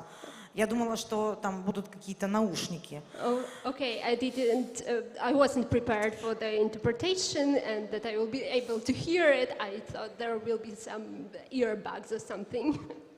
А скажите, вообще здесь много людей, которым нужен английский? Are there many people that need English translation? Один? One. I will send you my presentation, okay? Можно я буду говорить на русском без перевода тогда? Извините, пожалуйста, но мне типа это очень неудобно. Спасибо. В общем, все, тогда я положила телефон и поехали. Короче, давайте я вам сегодня расскажу о том, что такое retention, нафига он вообще нужен продукту и нафига он нужен веб-мастеру, который по факту вообще не понимает, что это такое, и только всегда возмущается. У вас retention плохой, да, поэтому у меня такие долеты. Расскажу, что это за долеты, как мы с этим работаем и что такое retention вообще в продукте. Следующий слайд. Смотрите, так, все-таки телефон я возьму, с вашего позволения. Боже, зачем я с сумкой? Это же самая важная, да, часть гардероба. Смотрите, ну, в первую очередь, наверное, нужно начать с того, что вообще такое маркетинг, да? Когда мы говорим про маркетинг, а мы тут все с вами маркетологи, да, правда же? Вот. Я знаю, что каждый, когда приходит домой к родителям, у него спрашивают, чем ты занимаешься, он говорит, я или айтишник, или маркетолог. Я вот айтишник и маркетолог, да. Короче, маркетинг – это продвижение товаров и услуг. Чем мы занимаемся? Мы занимаемся сейчас acquisition. Каждый из нас занимается привлечением трафика, то есть он привлекает людей под свой продукт. В данном случае мы говорим про гэмблинг. Да?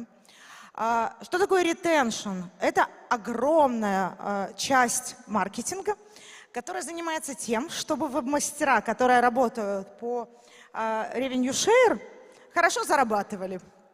Вот. Если партнерка не шейвит. Мы не шейвим, разумеется. И мы сейчас поговорим как раз о том, что такое, зачем это все надо. Можно мне, пожалуйста, переключить слайд? Предыдущий. Вот. Следующий, вот с формулой. Это очень интересная формула. Формула называется «Что такое retention rate?». Я знаю, что куча людей постоянно используют его в обиходе. Очень мало знают, что вообще такое.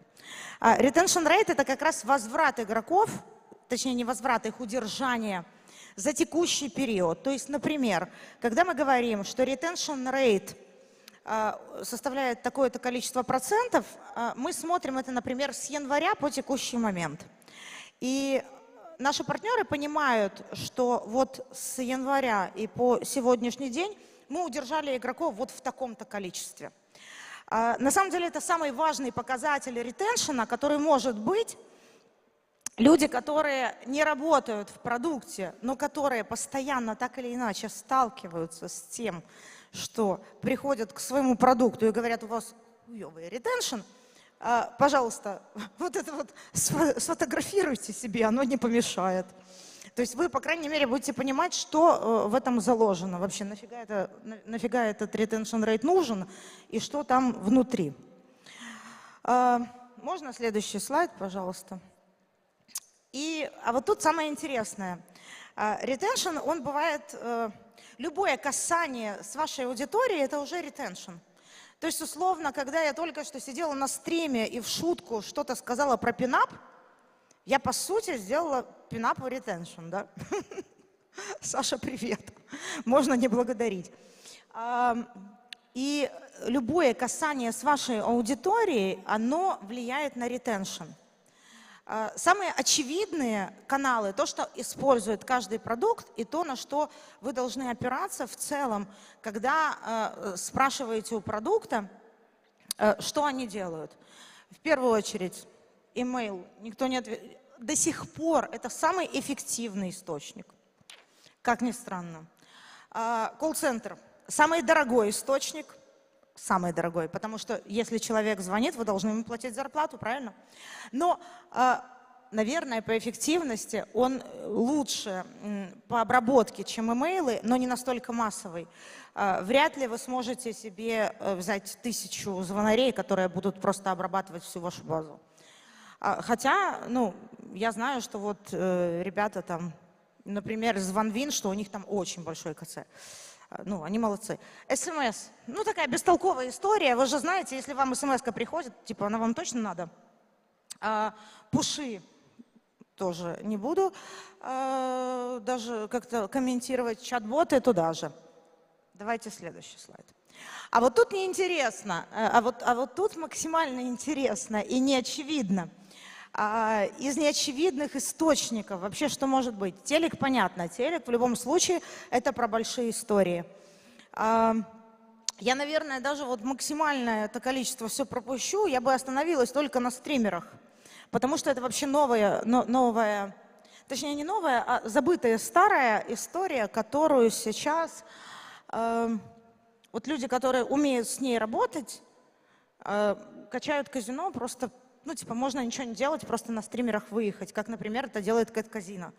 Кэт-казино очень большое казино, я знаю их цифры, они уже одни из топ-1 там на СНГ рынке, ну, не топ-1, но типа в топе, окей, СНГ рынка, и у них весь маркетинг — это просто стримеры. Стримеры им привлекают новых игроков, возвращают текущих, помогают удерживать, увеличивают средний чек и так далее. То есть это прям очень классная штука. Если вдруг у вас есть возможность работы со стримерами, и вы можете их пригонять и отдавать рекламодателю, просто посмотрите на кейс Кэт-казино. Мне кажется, это прям очень крутая штука. Можно следующий?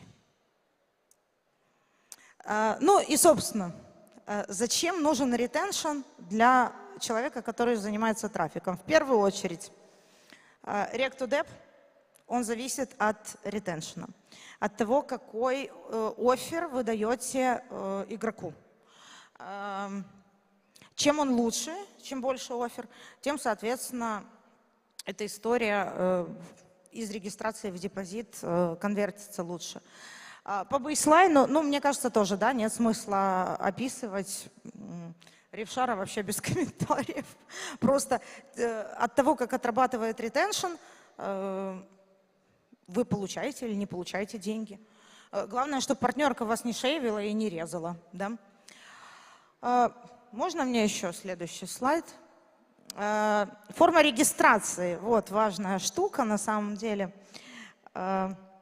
Хотела бы на этом отдельно остановиться, потому что форма реги — это то, с чем как бы мы все работаем. Это первая посадочная страница, на которую вы привлекаете игрока.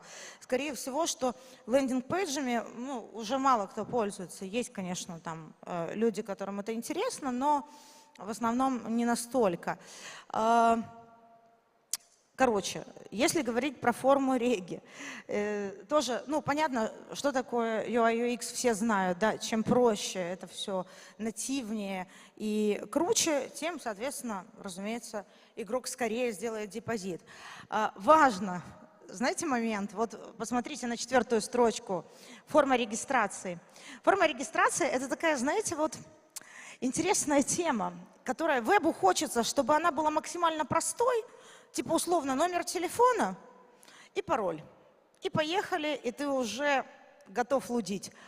Но для дальнейшего ретеншена это максимально неэффективная тема, потому что номер телефона может быть невалидный. Ты не знаешь дальше, что с ним делать, как его обрабатывать и так далее. Тебе потом нужно еще сделать целую тонну телодвижений для того, чтобы собрать необходимую информацию от игрока и потом его обрабатывать и увеличивать его LTV, ну, lifetime value. А это один из основных показателей вообще в гэмблинге. То есть на чем вообще все основываются, да? Давайте вот про азы. Первое, на чем основывается, это ROI, ну, окупаемость нашего трафика. Потом второе, это ARPU, средний чек. Вот. И разумеется, что ты типа...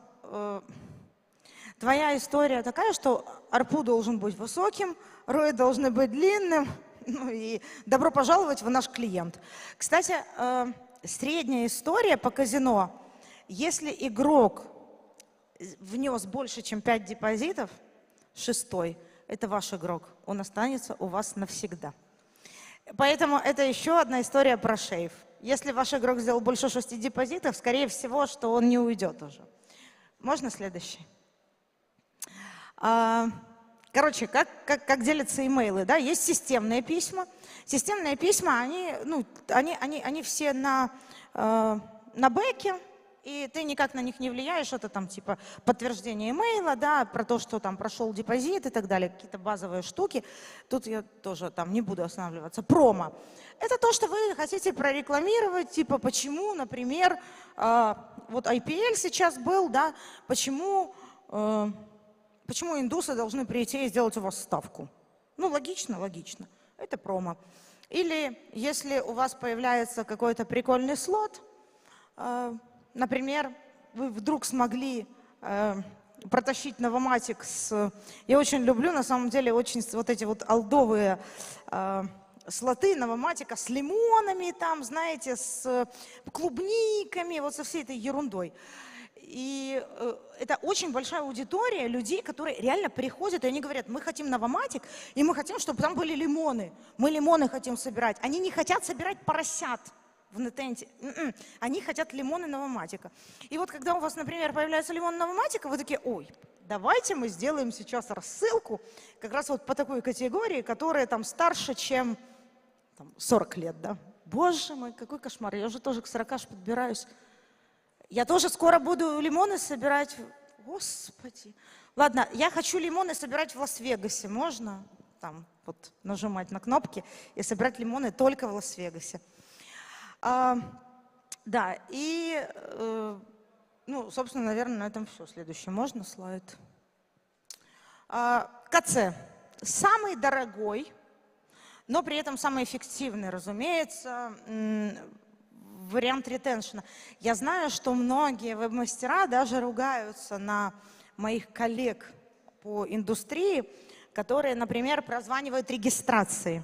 То есть на этапе, когда игрок зарегался, но еще не сделал депозит, они ему звонят и перетаскивают его просто типа без ревки.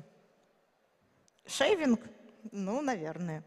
Но тем не менее, чем больше у вас КЦ, чем он прокачаннее, тем вы можете больше делать в этой индустрии. Это, прикольная штука. И, например, автоботы — это не работает. Вы можете запускать автоботи, просить там прозванивать всю свою базу. Не працює. Це має бути людина. От коли дзвонить людина, там все типа понятно. Он звонит и говорит: здравствуйте, меня зовут Андрей, я представитель вашего любимого казино. А давайте мы с вами поговорим. У нас есть такие офферы, такие вкусные. Вы просто зайдите на сайт, заходите, прямо сейчас заходите, а я вам дальше все расскажу. И он его ведет прям по всей воронке. И он его доводит до депозита, чувак делает депозит, потом этот депозит засчитывается этому сотруднику КЦ, он с этого депозита получает бонус.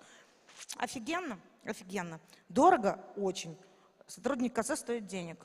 Это же живой человек, а не робот, да? И это не то, что ты там типа где-то, не знаю, на фронте прикрутил кнопку. Нет, так не работает. Из интересного, випы это просто вообще вишенка на торте, которых вы должны обрабатывать настолько прекрасно, филигранно, но никогда им не звонить через КЦ. У них должен быть свой персональный вип-менеджер. И на самом деле просто если веб-мастер понимает, зачем вот это все и как это работает, он потом может с рекламодателя спрашивать, а правильно ли вы обрабатываете, ну, во-первых, первое, что просите как можно более подробную статистику. Это правильно, это правда, и вы должны ее запрашивать. У вас должна быть статистика. И вы должны видеть, что вот этот там игрок, он потенциальный VIP. Если он потенциальный VIP, то продукт должен заниматься тем, что перевести его в VIP. И это уже задача не человека, который работает с трафиком, а продукта. Но вы же должны это чекать по-хорошему. Это же ваши бабки, да? И, ну, если по CPA, наверное, вам не очень это интересно, да? Ну, поэтому вот там после меня будет Саша Флинт выступать. Саша сказал, что он будет рассказывать, почему работать по ревшаре плохо. А я, как человек, который работает в продукте много лет и которая смотрит на статистику, могу вам сказать, что работать по ревшаре хорошо, лишь бы вас не шейвили. А волы тоже интересная история, когда отпадает, но это все должно быть автоматизировано, соответственно, у казино, с которым вы работаете, должна быть очень хорошо прокачана вообще разработка. Вся вот эта вот история, там, программное обеспечение и так далее, оно должно быть на очень высоком уровне. Поэтому, ну, вопросы с софт-свизом у меня всегда есть. Ну, типа, софт-свиз — это странная и сложная платформа. И вообще все, что вы покупаете как платформу, вы где-то экономите, но на выходе вы не получаете достаточный профит, как мне кажется. Но имхо. Ну, про регистрацию я уже сказала. Можно следующий слайд? И кросс-канальность. Кросс-канальность такая смешная, на самом деле, очень понятная история, которая вот она будто бы на кончике пальцев, но до конца ее не понимают, пока это не проговорить. Это про то, что я сказала, что КЦ это дорого, имейлы это дешево. В любом нормальном продукте должна быть простроена кросс-канальность того, что типа первое, что ты делаешь, отправляешь имейл, второе, что ты делаешь, отправляешь пуши, третье, что ты делаешь, отправляешь смс, и только после этого ты подключаешь КЦ. Почему? Потому что КЦ это дорого, смс чуть дешевле, ну, а типа имейлы практически бесплатно, если у вас хороший email-маркетолог, который умеет работать вообще с рассылками, потому что, опять-таки, мы же не забываем, в какой мы сфере работаем, да, и насколько часто наши все имейлы попадают в бан. Часто максимально. Просто. И поэтому вам всегда нужен хороший email-маркетолог, который умеет прогревать это все. То есть, если вам кажется, что прогревают всю историю только люди, которые работают с Фейсбуком, это не так. Вот. Очень много усилий уходит на то, чтобы ваши пользователи в итоге получили ваш email. Селеви. Можно следующий, мне кажется, это... ну вот. И... Это я взяла по одному своему проекту, который я не могу называть, потому что Волан-де-Морт. В общем, из интересного, смотрите. Ну, типа, вот мы просто взяли и оценили, как работает ретеншн, откуда игроки возвращаются и как они остаются. Вот это вот красное ретеншн, это тот ретеншн, который, ну, имейлы и вот это вот вся история, пуши. Стримеры 14%, но прибыльность там прям очень высокая. Туда же еще я добавила инфлюенс-маркетинг, но мне сейчас кажется, что стримеры работают эффективнее. как мне кажется. Опять-таки имхо.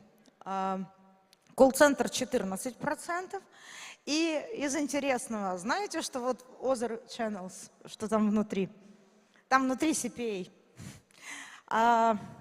То, как мы закупаем трафик, на самом деле влияет на ретеншн, очень сильно. Понятно, что есть там, мы все знаем, условно, 1x все знают, да? Мы просто знаем, что это такое, потому что кто-то там барабанил, когда мы смотрим бесплатный сериал. Вот. И даже люди, которые у меня абсолютно никак не связаны с нашей сферой работы, когда я говорю, что, где я работаю, они говорят, а это не вы там барабаните, когда я сериал смотрю? Нет, не мы. Но в остальных каналах, на самом деле, вот там внутри вся реклама, вся, которая есть. Не ретеншн, а именно первые. Когда вы пытаетесь закупить нового игрока, вы таким образом еще поднимаете старых. И это, кстати, тоже очень прикольная история, которая вообще не очевидная. Люди не всегда понимают, что когда они размещают рекламу в том же Фейсбуке, да, кто-то из ваших игроков вас увидит, такой типа, блин, давно я не играл тут в таком-то казино, пойду зайду. Давайте следующее. Мне кажется, что это практически все. Про стримеров и инфлюенсеров я уже сказала, достаточно сегодня много. Мне просто кажется, что это очень большая перспектива развития в нашем рынке. И пока что, к сожалению или к счастью, наверное, к счастью, мало кто обращает серьезное внимание на эти источники трафика. А они хорошие. Они прям хорошие, с хорошей окупаемостью, там, где ты на ROI смотришь, и хороший ретеншн, и хороший средний чек. В общем, это то, куда, мне кажется, нужно чуть больше внимания уделять.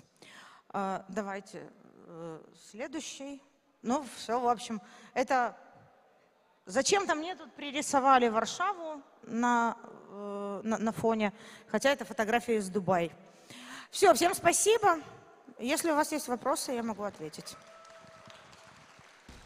Если нет, то я пошла.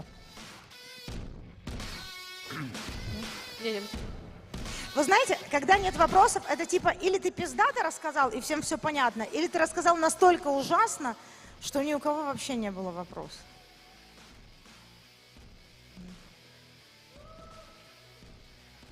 Короче, я думаю, что это первая история, да, я настолько так пиздато все рассказала, вам все понятно. На этом все.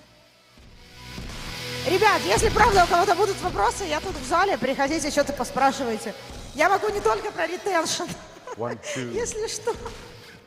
Инна, ты лучшая, просто у людей вопросов не осталось. Давайте поаплодируем еще раз Инне. Молодец. Где мой мужчина? Thank you very much, Tina. Yeah, that was a nice interview into the gaming industry. Yes. And now we have a new speaker. It's Kateryna Yeromina. She will share her speech with us. Kate is the head of affiliates for UA at the Pinup Partners. Pinup Partners is the direct advertiser for iGaming products that operate in more than 10 geos. Kate works closely with affiliates across Central and Western Europe, helping them monetize various sources of traffic. She will share insights of the iGaming trends based on her experience with Pinup Partners data. Теперь своим выступлением с нами поделится Катерина Еромина. Катя является Head of Affiliates UA в Pinup Partners. Pinup Partners является прямым рекламодателем продуктов iGaming, которые работают больше, чем в 10 гео. Катя тесно сотрудничает с аффилиатами по всей Центральной и Западной Европе, помогая им монетизировать различные источники трафика. Во время своего выступления она поделится своими мыслями о тенденциях в iGaming, основанными на ее опыте и цифрами Pinup Partners. So, please welcome on stage. Ждем тебя, Кать. Аплодисменты.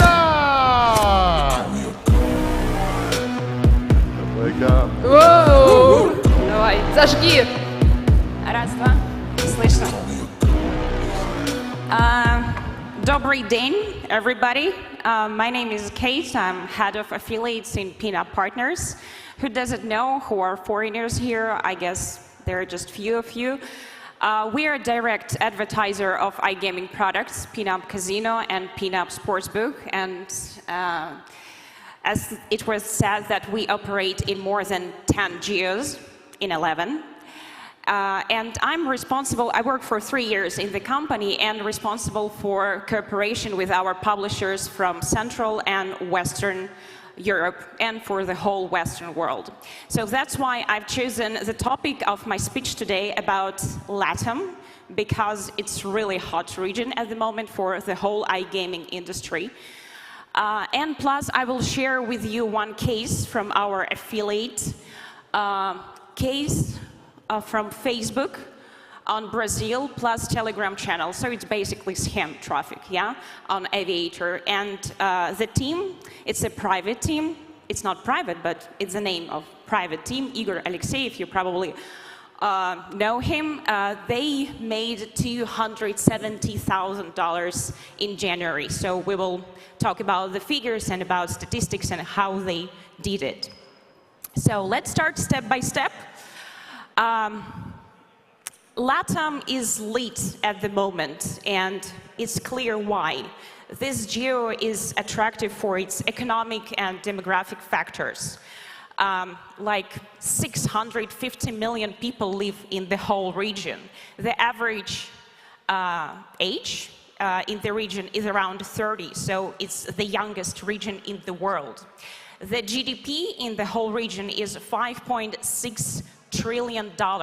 That makes this region so interesting, attractive, and it says that it's growing and developing, but the income of people is not really high comparing with tier 1 geos. So that's why people approach to gambling not like to entertainment, but it's the way for them to earn extra money. Let's look at GDP per capita in each country. So in Mexico, it's around 10,000 per person. In Chile, 6,200. Brazil, 7.5. Peru, 6.6. And let's take a look at population in each geo. Mexico, almost 133 million. Chile, almost 20 million. Brazil, 214. Peru, almost 34 million people. What conclusion we can make from these figures? Understandable that Chile is the richest country, so if you work with almost free of charge or with very cheap traffic, I recommend you to choose revenue share model, and LTV of those players in Chile will be higher. And plus, again, if you work with CPA models, you can expect for higher rates exactly in this region, and what we are noticing on our product as well. But there are also some, not economic, but cultural factors that impact on the spread of popularity in the region. For example, you probably all know there is a famous holiday. Yeah, it's crazy, but it's a holiday, the Day of the Dead in Mexico. So there is a tradition to, during this celebration, to hold lotteries, yeah, in Mexico. So this this tradition deeply rooted into the culture and creating such a favorable atmosphere for gambling in the whole, you know, in their culture. Also, in some regions, in some countries, popular some other games different from European or classical American gambling, like La Rana or Ching Chong. So when you're choosing the targeting and when you're choosing where to drive traffic, not straight to the main page with registration, yeah, of the offer, but to some certain game slot, you need to take into account that they have they have this cultural thing, and they obsessed with all traditional stuff, like with the colors of their flag, with all the traditions, cultural things and other stuff like this. Also, there is another social factor. I already mentioned that there is average or lower than average level of living. So I can see there are many affiliates here from CIS region, right? So you may have the same approach in LATAM as well as you use in CIS, like in Ukraine, in Kazakhstan, in Azerbaijan, because for people, it's not an entertainment, but the way of earning money. So in your promos, you may use emotions of wins, big wins, money everywhere. So this is the target. But let's talk about each geo separately. Let's start with Chile. We already said that it's 20 million people. 88% of this population live in big cities. So it's the city of Santiago, where is more than 6 million people, is the capital, and also other big cities like Valparaiso, La Serena, Concepcion. I just like the way it sounds. But for each geo here in Pinup Partners, we give detailed targets. So if you do not remember, or if you don't know the big cities, upon request, we give you all the detailed targets on each geo, like big cities, age, interest of players, mobile devices. And here I put just examples of what's popular in the geo Chile. Top slots, top crash games, and top casinos from which we accept cross-brand traffic. About 16 million people registered on social media. 83% of them use Facebook. So Facebook, basically, it's the biggest social platform where people spend almost every day in Chile. Also, it's not as a recommendation, but I already mentioned that they have really high family values. So when you're targeting the audience, you may also press on their problems. For example, win in a casino to help your old parents, or win in a casino to help your children for education, because in Chile, education is damn expensive. It's about $500 for the worst school in Chile. It's ridiculously huge, even comparing with Tier 1 geos. I know it sounds gross, but we are in iGaming, so that's motivation might be reasonable. So let's move on.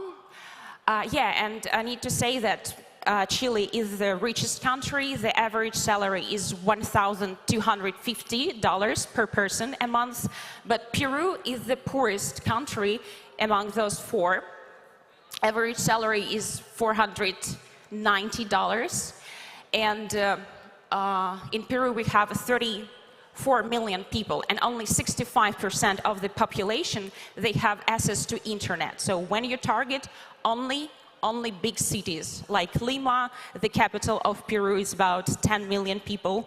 And also about 27 million people registered on Facebook, so this is your main platform. In Pinup Partners, we accept any sources of traffic, Facebook, UAC, and we work in LATAM as well with the sources, except of motivated traffic and political traffic. Brazil is our favorite geo, currently is our top. The biggest amount of traffic comes exactly from Brazil. I heard that a lot of advertisers stop accept traffic from this region, but we keep buying. For Facebook and for UAC, rates are probably not really high, but it's reasonable because average salary in Brazil is $570, and the population is 214 million people. Of course, Facebook is #1. 85% of people registered there, and 60% on Instagram. Also, targeting on Brazil, you need to understand the portrait of your player. It has to be a guy since we had a lot of traffic from this geo, we already created the portrait of a player, and we took not the whole amount of our players, but we took the amount of players that pay us back quickly, that are active and that are made good first and repeated deposits. So it's a high quality audience, and we analyzed it. And what we got, that the guy, the player, the active player from Brazil is a guy 22, 35 years old. He's married with 1 or 2 kids, so family up to 3 persons. He's like employed, but on a low socially significant job or unemployed on welfare. So his total income per month is about $35,000, not more. He's like every day almost online on Facebook. And if we talk about gambling, so he liked to play this type of slots. You can do photos if you work with Geo Brazil. If we talk about sports, because in Brazil we have a 50-on-50 distribution of sport and casino products. He's obsessed with his local team, Brazil. They're in general, in Argentina, in Brazil, they're obsessed with their exactly local teams, and especially in their local leagues. So if you're selling sports traffic, you need to remember it. And also this guy doing bets, if we talk about sports, they gather in some groups with their families and friends, with their surroundings, and make bets all together. And it's very difficult for them to face with losers, so they return and make redeposits. So we're in the system, and in general, products must see repeated deposits, and the average, both for sports and for casino, average sum of bets a month has to be $350, so per player, per active player. And also, talking about Brazil, it's really important, and what we're noticing when you're driving traffic to our offer, that you do a lot of mistakes in Portuguese language. It's very easy to work in Latin because throughout the region, it's Spanish, right? But in Brazil, it's Portuguese, and we kind of irritating affiliates, asking them to send us all this promise to check it, because we have local employees there in Brazil. So we check the language because it's much affects conversion. And also you need to choose yellow and green colors. It's the colors of the flag of Brazil. It's also increase your conversion.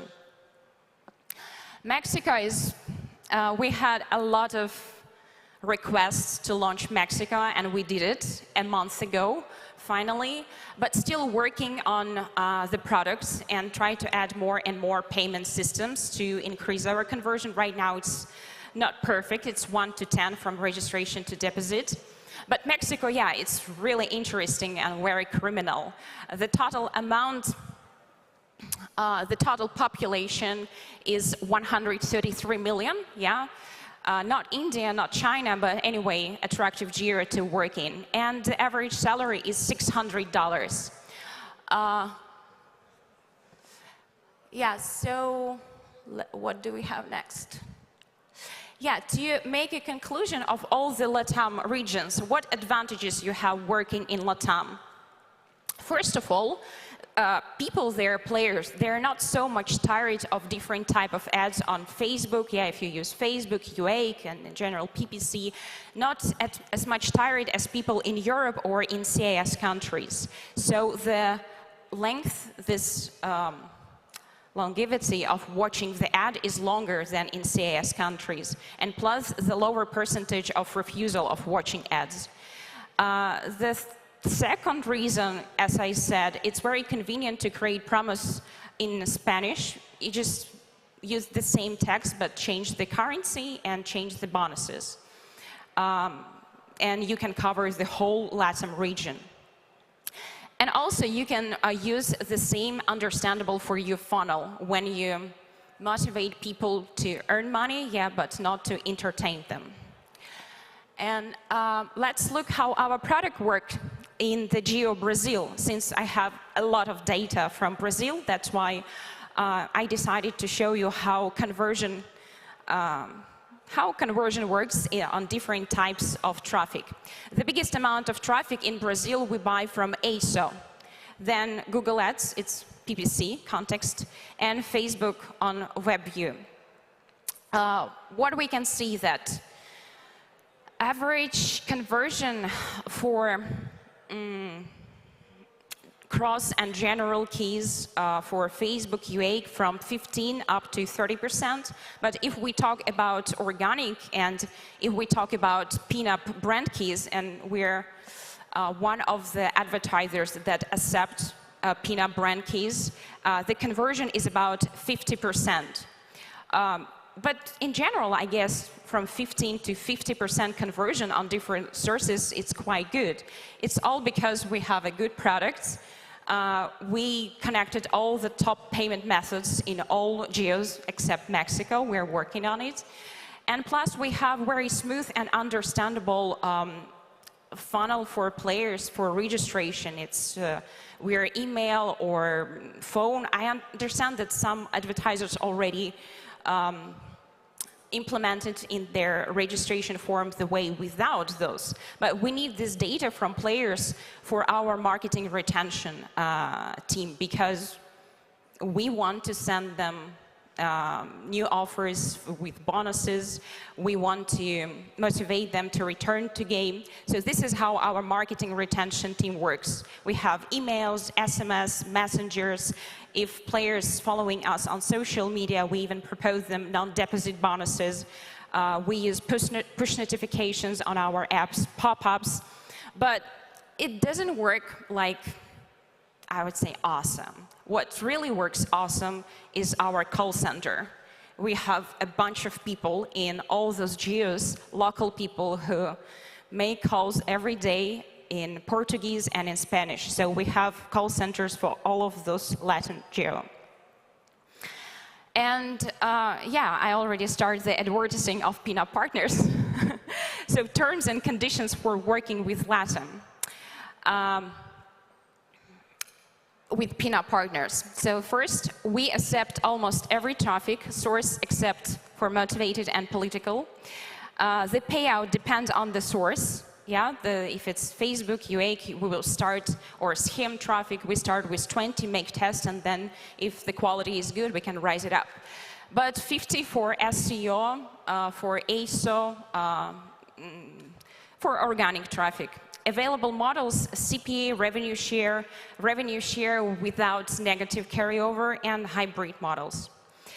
We provide the highest testing caps, and for the objective traffic evaluation, we purchase up to 300 FTDs. It's our new thing. We used to buy up to 100 FTDs, but now we decided to increase it to give more opportunity. So we just increased our budget on tests.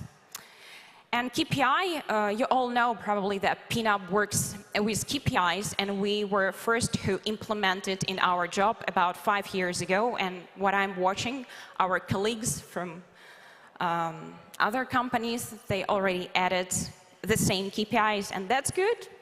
That's good. It's all about quality at the moment, and we pay more and more attention to the quality. So KPIs are the number of repeated deposits must exceed the number of first deposits in a given period, and the total sum of bets has to be at least 3 times higher than the sum of deposits in these 2 weeks. But if you do not face our KPIs, we do not cut it off your payment. We give you another period, another 2 weeks to hold your traffic, and in this case, it didn't pass KPIs. We do not cut it off, but we transfer it into revenue share model and pay you 40% of our profit. Advantages of running LATAM with pinup partners. As I said, we have high-quality products with retention department and with call center. We don't have a baseline. None of any other geos, none of LATAM geos. We pay only, if we talk about CPA, for min depth. Average conversion for Brazil, it's 1 to 5. Mexico currently 1 to 10, but we are improving. Peru 1 to 5, and Chile 1 to 4. But I'm talking about all the sources, right? In Brazil, you saw when we split on a different type of sources. Wide selection of available local payment methods in each and every geo, and constant process of improving the products. Full product localization throughout the whole Latin region. Availability of custom first deposit bonuses. We also give demo accounts and also give free spins in each slot game you're interested in that are obviously available in Latin region.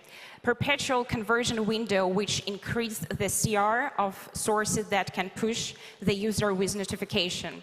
It's our thing, and this is our biggest advantage to my mind. Let's say in January you did 1,000 registrations and got 500 deposits in the same month. Other advertisers, they give you 1 month for this additional deposits, to wait for additional deposits from this 1,000 registration in January. Or up to 6 months they give you the limit. We don't give any limits. So if you know how to work with your already registered players, you will have this additional deposits lifetime. So we do not limit. I understand that we are interested, and our marketing retention interested to push these registrations, but affiliates also must be interested because we pay for this. Rev share starting from 40% without admin fee and totally transparent calculation. If you upon request, we give you the formula of our revenue share. There is no admin fee, and we just charge 10% for providers and 10% for payment methods. Straightforward KPI for CPA, that I already mentioned. And it's good, to my mind, to discuss everything in the beginning, before you launch your traffic, because some advertisers, I know, they you got driven them traffic, like thousands FTDs, and then they say, okay, we need to cut 10% of your payout because they're multi-accounts, or we don't like this, 10% is not active. If you got $1,000 payout, and if it passed KPIs, you will got 1,000. We do not cut any extra admin fees or etc. Very detailed statistics divided into 3 sections: players, general statistics, and cohort analysis. Statistics by players, it's also a very useful thing, and this is what makes Pinup Partners unique, because none of other advertiser has such a detailed statistics. You can literally go to these statistics, and if you work on a revenue share model, you can see each and every player, the time he made registration, made his first deposit, made his bets, amount of bets, the last time of bet. So you can copy it in your Google Doc and control all of your players. So the system is absolutely transparent, and we will not cut off top players, or you will be sure that revenue share has a lifetime period. And also we have another thing like cohort analysis. It's also a good thing to check retention on a distance, how your traffic, how many players remained after you got driven the traffic. Do you recognize this guy? No? Come on. Okay. This is the case we did with Igor Alexeyev. He's owner of private incorporated team. They usually mostly work with the scam traffic, and the funnel was from Facebook ads to Telegram channel, and then to a demo game of Aviator. So I guess it's was very popular thing in 2022, and it's keep working.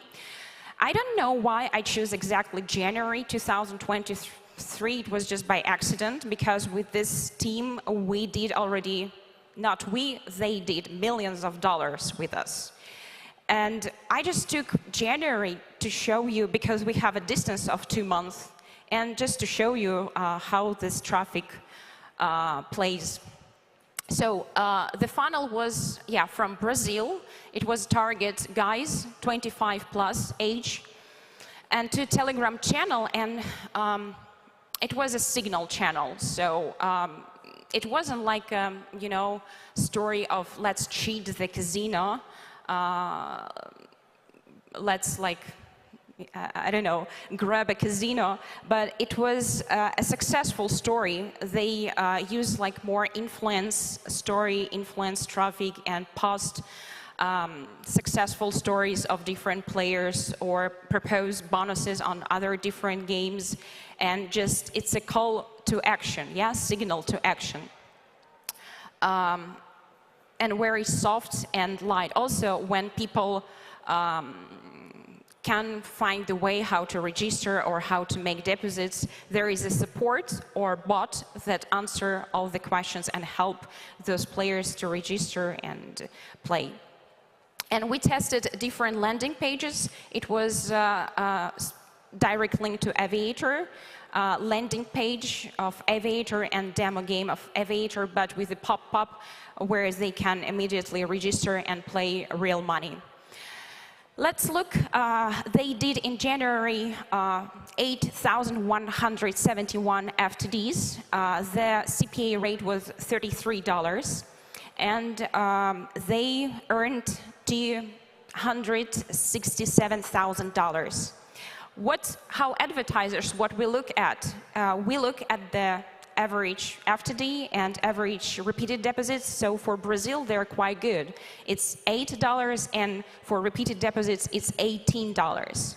And also what we pay is on a turnover, on how sum of bets related to a sum of deposits. Usually in casino, and our KPI asks to have it x3, but in average on a casino we have x7, x8 per month. Here, if you split the sum of bets on a sum of deposits, will be x11. So it means traffic is really active and plays often.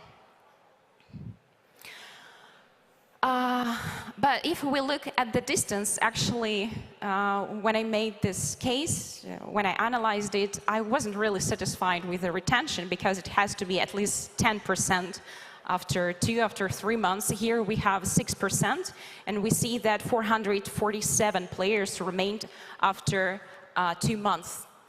But with this source, it's really easy to push this audience because we all have these players in one Telegram channel, and probably we need to activate this retention campaign. And what I talked about, the conversion window from registrations to deposits, so it's unlimited on our products. And during the February and March, these guys, additionally to their $267,000, earned $8,600. It's 3%. It depends on the source. This percentage might be up to 20% if you know how to work with your players, with your registrations that remained. Yeah, and what conclusion we can do analyzing LATAM region? It's quite interesting because of its economic, demographic factors, cultural factors, and also we've been in Brazil, for instance, our team, Pina Partners. We participate in different conferences and going to attend another conference in June. What we are noticing that local people, they're not affiliates at all, so the market is empty. Only our guys are so smart and take advantage to work with this region, and probably some other guys from other countries. So the market is empty. Even locals, Brazilians, they don't understand how CPA market works. They don't understand what is affiliate program. We needed to explain them, on fingers, what is it. There are a lot of influencers, and you can take it also, you can take advantage from it. There are traditional marketing managers, and there are a couple of review websites, so SEO. And plus, the region is not overheated yet, so it's a good chance for you to get into this train. Thank you for your attention.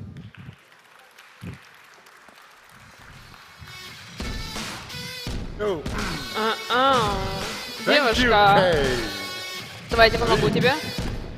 Умничка. Спасибо. Ай, пойду первая. Ребята, поаплодируйте еще раз Кате, она старалась.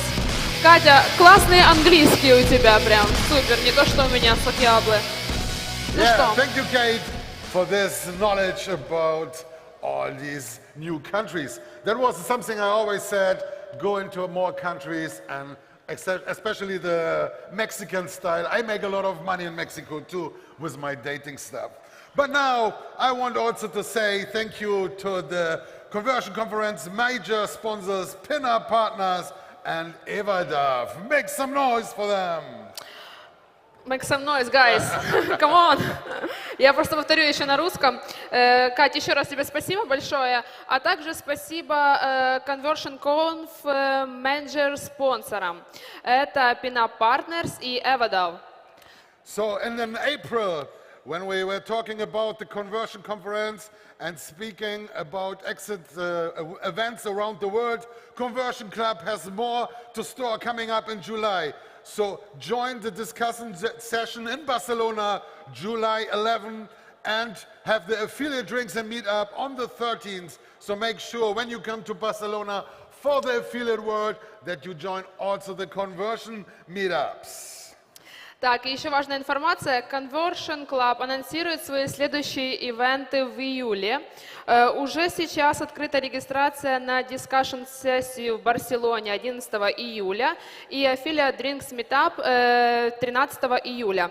Заполняйте сейчас форму, ребята, потому что потом будут очереди и будет сложно получить проходки. Вы уже сегодня поняли это, да? Вот, поэтому напоминаем, что для арбитражников вход бесплатный, но по регистрации. Поэтому до встречи на наших вечериночках. And now the next speaker is from ClickDealer. She is the Chief Sales Officer and her name is Jane Ejim. So make some noise for Jane. Сейчас. Ты так стараешься, господи. А я тут на русском все порчу. Сейчас своим докладом поделится Джейн Ejim, Chief Sales Officer in ClickDealer. Я уже говорю на английском, спасибо. Давайте тогда тепло поприветствуем Джейн. Джейн, welcome! Yay! Как дела, Jane?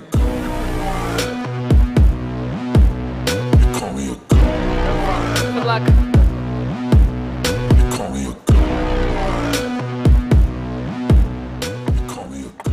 Hi everyone. I'm so excited to be here. I want to thank Conversion Conf organizers for inviting me. I'm so excited to speak about e-commerce today, which is one of our strategic verticals at ClickDealer. We have a huge portfolio of clients, so what we're gonna do today is I'm gonna go over a brief introduction about who am I at the company, what the company does, then we're gonna learn a bit about the trends of the market, the ecosystem of e-commerce, go over some case studies of big companies like Walmart, like B&Q, like Vueling, so please stay till the end. We have a lot of things to share with you. All right, my presentation is gonna be up and running soon. I'm gonna start with introduction of myself. My name is Jane Ejim. I'm the Chief Sales at ClickDealer. I've been with ClickDealer for over a decade. Actually, in May, I'm gonna be 10 years with ClickDealer. It's a huge anniversary. I've been with the company from the start. The company started at 2012, so I joined early 2013. It was a small team. We've started working with so many verticals then. Mobile content, sweepstakes. It was a huge experience for all of us. Most of us came to the company as interns and grew our way up to being chief sales. I'm originated from Jordan. I came to Ukraine when I was like 18 years, and now I live in Warsaw. I have big, extensive experience in e-commerce. I've managed huge brands all over my time in ClickDealer. We've done like 6-7 figures, so I know about the user journey, about the brand, about the problems they may face, and how to resolve them. Okay, that's about me. Here are my contact details, my LinkedIn, my email. Feel free to text me. If you want my business card, you can come to our booth, G1, Click Dealer. I'll be happy to continue discussing with you. Now let's introduce Click Dealer. I know you guys know Click Dealer, most of you. We actually celebrated in March 11 years anniversary. And we've been on the market for ages.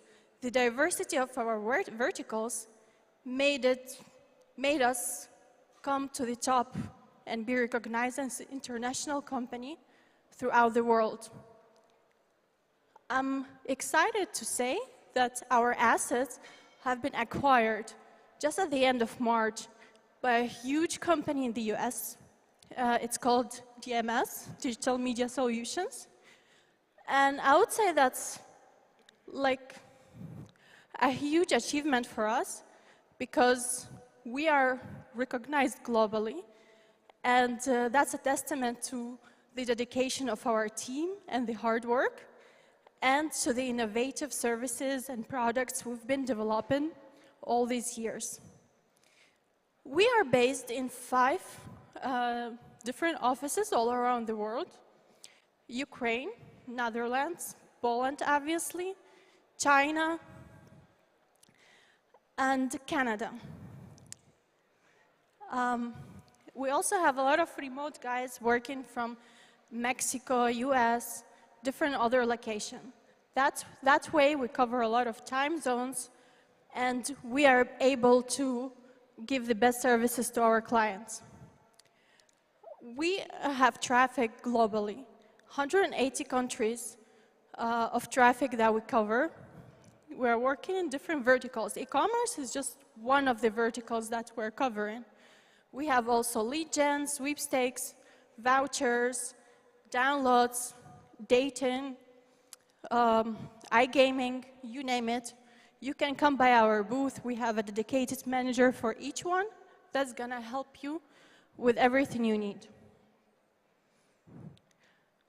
Our platform was designed by our brilliant tech and product team that continues adding new features that improve the life of our affiliates. So we have like smart links, I'm sure you heard about it. It's top converting offers that have been tested by the media buy team.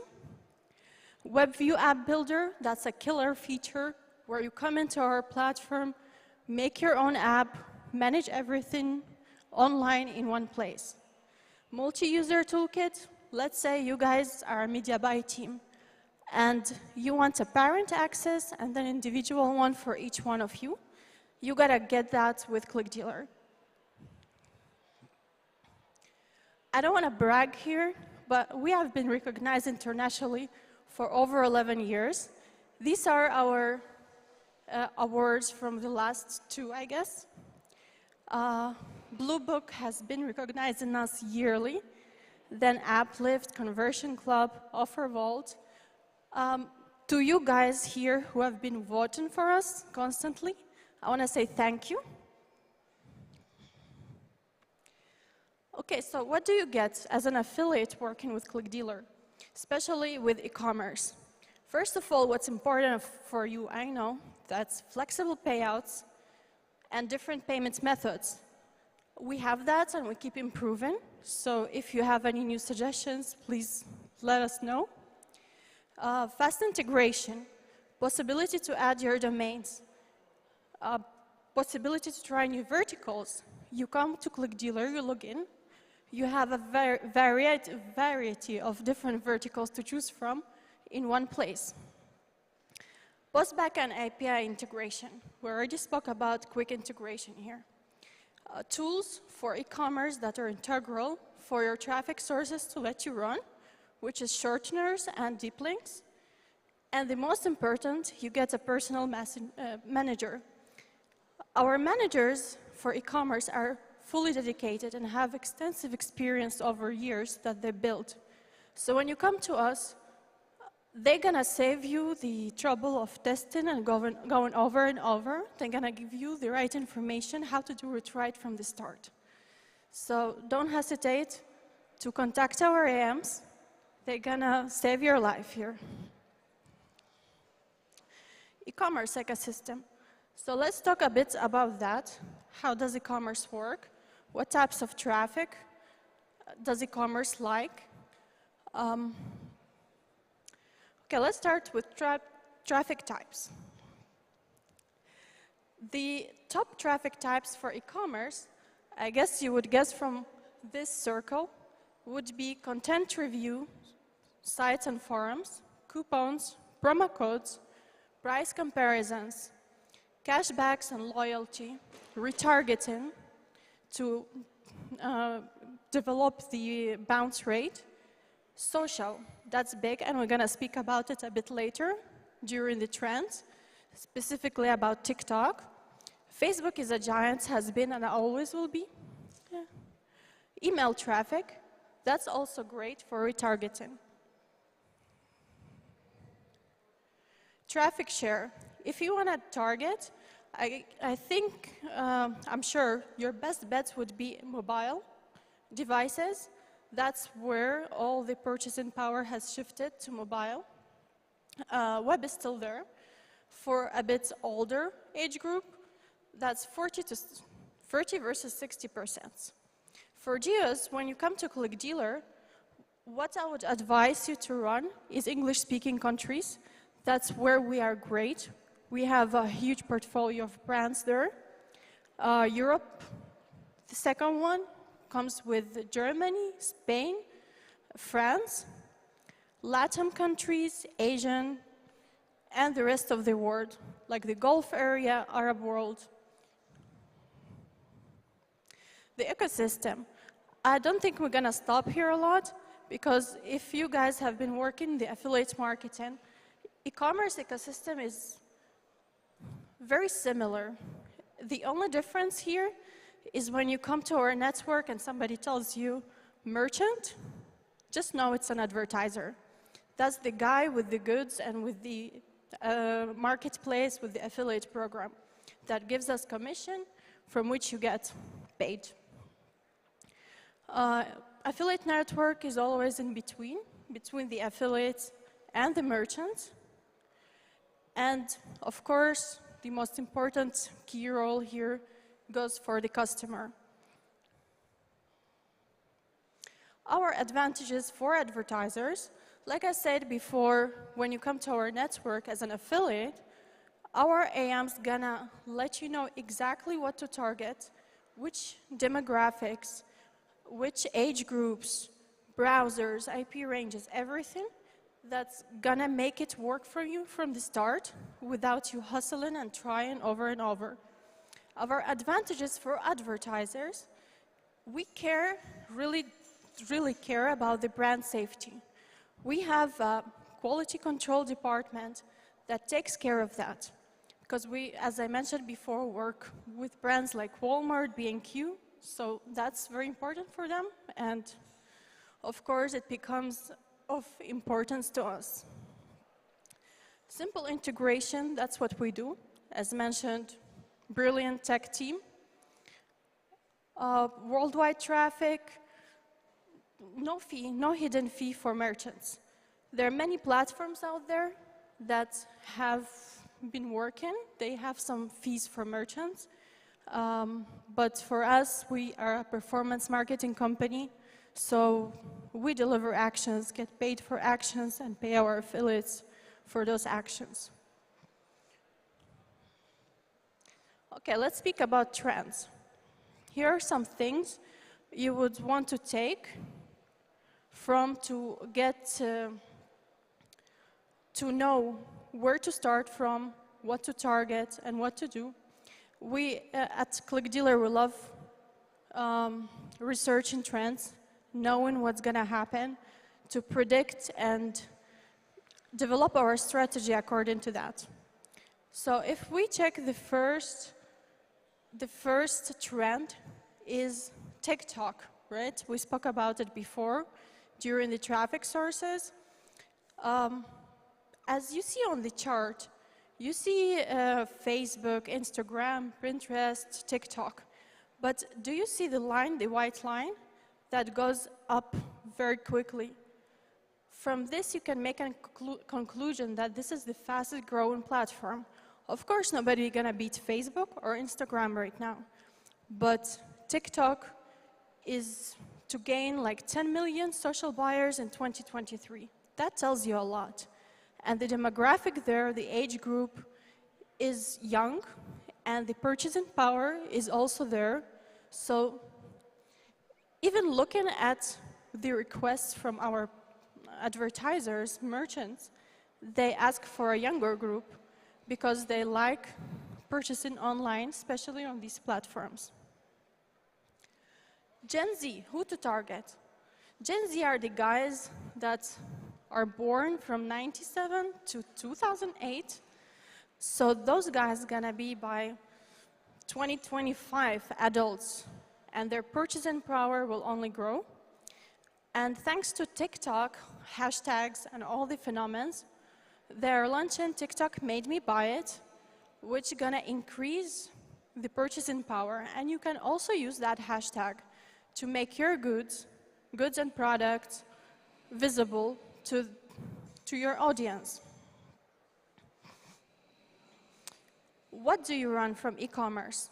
If you are speaking retail, all right, the biggest growing retail products right now are apparel and accessories, electronics, and furniture.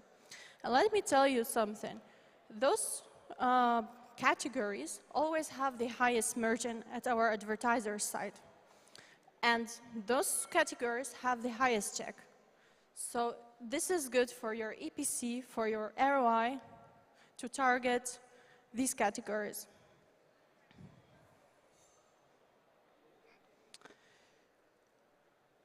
Like mentioned before, the researchers are betting on Gen Z generation because they're becoming adults, and their purchasing power is getting higher and stronger. If we compare them with Gen X, as you see, they will surpass their previous generation in the purchasing power. When we are speaking about countries, where can you get the biggest bite of the cake? Of course, it's going to be the giant USA, right? Because there are a lot of brands there, there's a lot of traffic, and if you do it right, you're going to get a bite of that cake, which can be very big. So only US is expected to top 55 billion in 2024. If you do the math and just take a 1% or 2% that you can make in US, I guess that's a big bite. Now, I'm sure you guys have been to the US and you've put on the cable TV. You would see a lot of commercials on TV every 5 minutes. And let me tell you something, people really buy. People really do purchase from the ad spend, from the ads that are being shown on TV. They really do that. And it is expected that online media will surpass the TV ad spend, which is amazing because most of the people that have the purchasing power through TV ads are the older generation. And it starts from 40 to 65. So here is another confirmation that Gen Z is growing and they're going to take over, and the online market will be higher, will make more numbers. When we look at the businesses that are growing in retail in the US, you can see on the chart there are different big tech, streaming, retail media. What's interesting for me is retail media here. As you see, Walmart is really growing fast. And as a company that works with Walmart, I can tell you that from year to year, they're increasing their online budgets, increasing their online services. They want more people from offline to come online. And if you check the market, Amazon is the biggest competitor. So, of course, they want to beat them, and they want to become better. That's why they put a lot of budgets there. And just a secret, just for you guys that came here, Walmart has been giving us high commissions lately, exclusive commissions. You can't find them anywhere in any other company. So I would say that Walmart is the campaign to come for and start running. Plus to the loyalty points that ClickDealer gives you on top for running with us. I guess that's a cherry on the pie. So what to take from all these trends? What do you want to take from these? Market, where do you run? US, that's the easiest. Which group of age do you target? Gen Z. Where do you target this age group? TikTok, that's your best bet. What campaign? I would advise you to start with Walmart, especially that we have great deals there. Where? Of course, ClickDealer. That's where you get the best exclusive deals and loyalty points, plus to all the technical solutions that we have for you.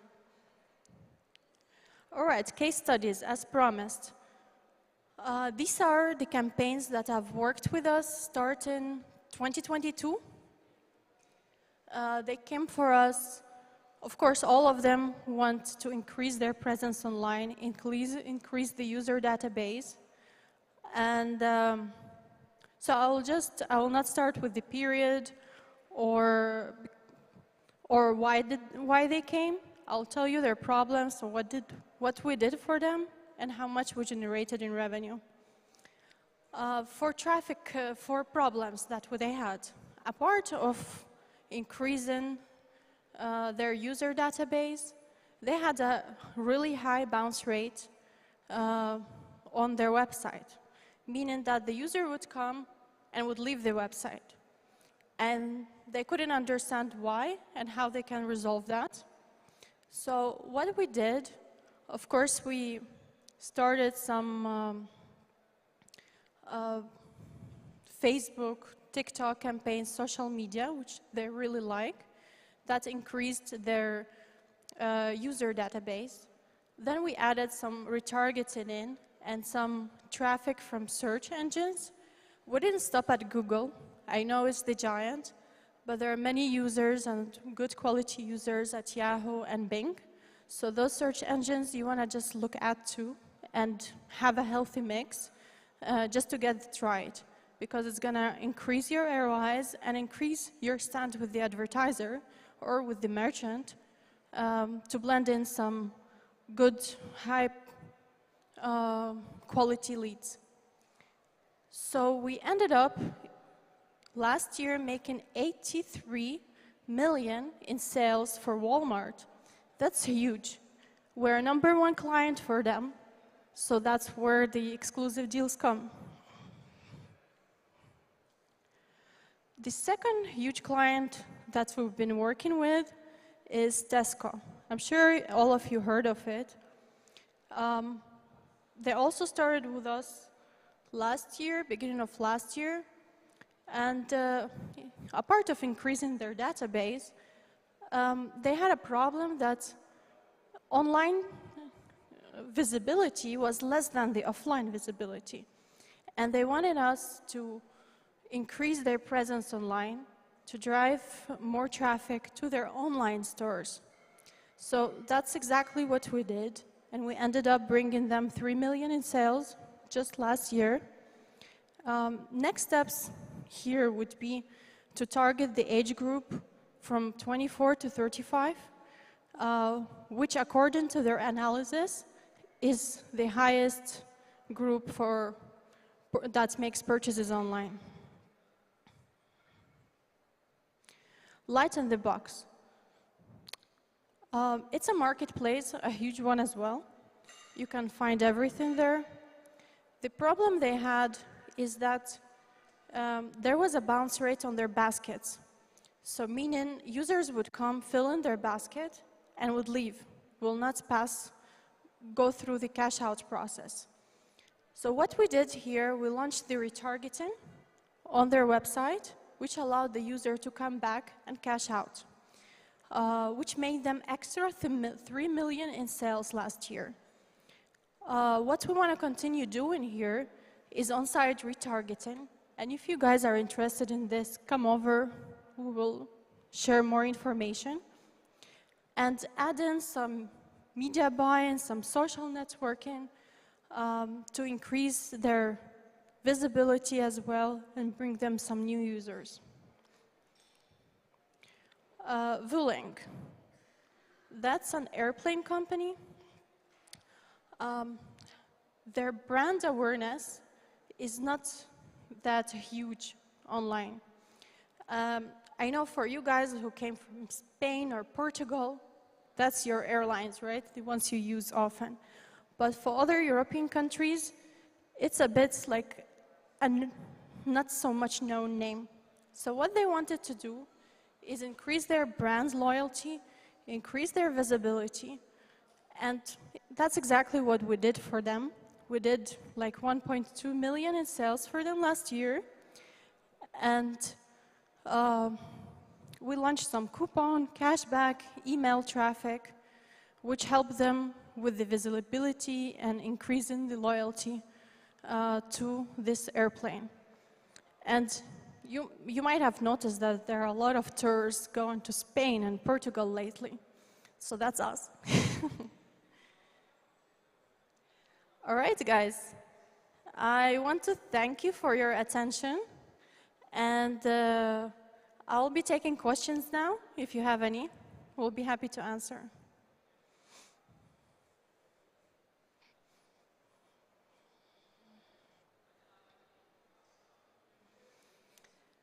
All right, so no questions, but if you will have any later on, you know our booth, G1, Click Dealer, so come by. I'll be happy to continue this discussion with you. Thank you, guys.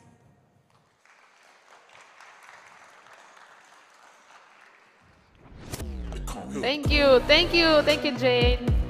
It was amazing. Jane. Thank you.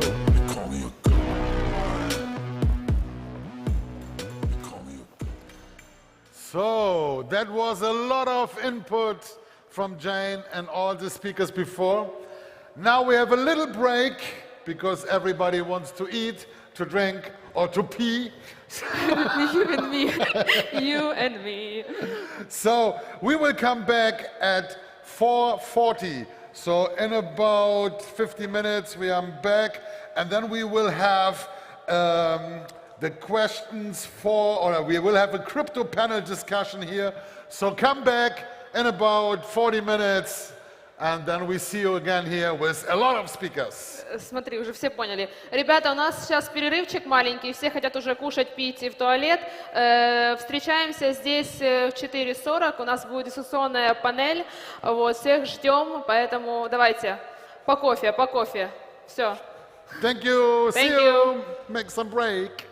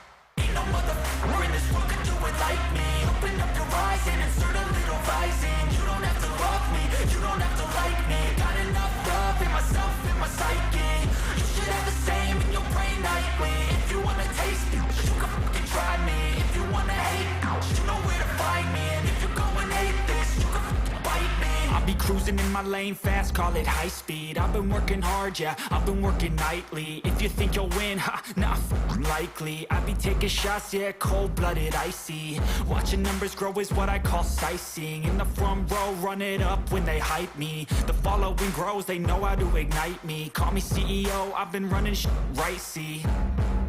And I ain't playing games, I create my own lane, making pleasure out of pain, turning losses into gains. I'm the boss, I'm making change. I've been rocking this exchange, popping off and risking things. Gonna make a f***ing name. I just wanna be famous, but I don't want that cheap fame. No, I'm not that vain. I just wanna be greatness. I just wanna be greatness. I just wanna be greatness. I just wanna be greatness. Ain't no motherfucker in this world could do it like me. Open up your eyes and insert a little rising. You don't have to love me, you don't have to like me. Got enough love in myself, in my psyche. You should have the same in your brain nightly. If you wanna taste me, you can fucking try me. If you wanna hate, you know where to find me. And if you go and hate this, you can fucking bite me. Okay, I'm going off every chance I get. I don't really take a loss, well, I'll admit. That's why I'll make it to the top, yeah, I commit. And no, I'm never getting lost, I get after it. Investing in my own stock, cause it's faster than any crypto hits go, let me spend. Everything that you see is something I invent, and it's only 1%. I'm gonna take shots. If I miss all, forget it. I'll take a fat loss just to learn all that's in it. I'm taking snapshots, learning how to fall and get it. I'm getting back up, always stand tall, don't sweat it. I never back up, I don't miss a thing or regret it. I'm always learning, you could call me academic. I'm always working, never been apathetic. That energy is like a poison, needs some antiseptic. Ain't no motherfucker in this world could do it like me. Open up your eyes and insert a little rising. You don't have to love me, you don't have to like me. Got enough love in myself, in my psyche. You should have the same in your brain nightly. If you wanna taste me, you can try me. If you wanna hate, bitch, you know where to find me. And if you go and hate this, you can fight me. Ain't no motherfucker in this world could do it like me. Open up your eyes and insert a little rising. You don't have to love me, you don't have to like me. Got enough love in myself, in my psyche. You should have the same in your brain nightly. If you wanna taste me, you can fucking try me. If you wanna hate, you know where to find me. And if you go and hate this, you can fucking bite me.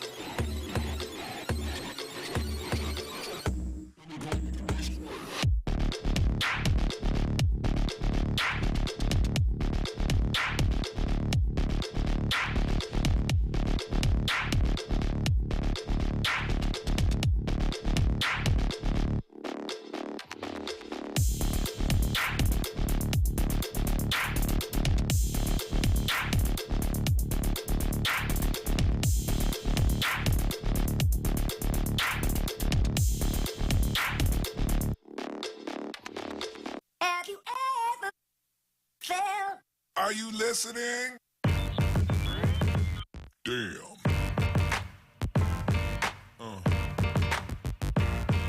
Yeah.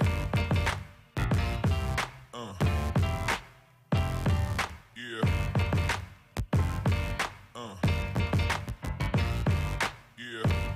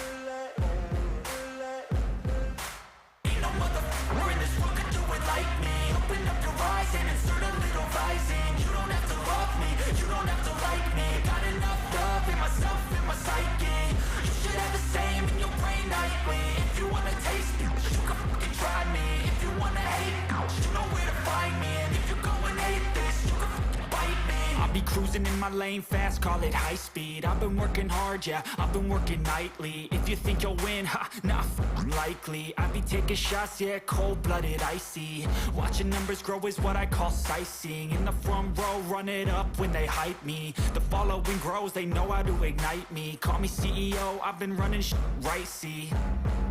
And I ain't playing games, I create my own lane, making pleasure out of pain, turning losses into gains, I'm the boss, I'm making change, I've been rocking this exchange, popping off and risking things, gonna make a f***ing name, I just wanna be famous, but I don't want that cheap fame, no I'm not that vain, I just wanna be greatness, I just wanna be greatness, I just wanna be greatness, I just wanna be greatness. Ain't no motherfucker in this world could do it like me. Open up your eyes and insert a little rising. You don't have to love me, you don't have to like me. Got enough love in myself, in my psyche. You should have the same in your brain nightly. If you wanna taste me, you can fucking try me. If you wanna hate me, you know where to find me. And if you go and hate this, you can fucking bite me. Okay, I'm going off every chance I get.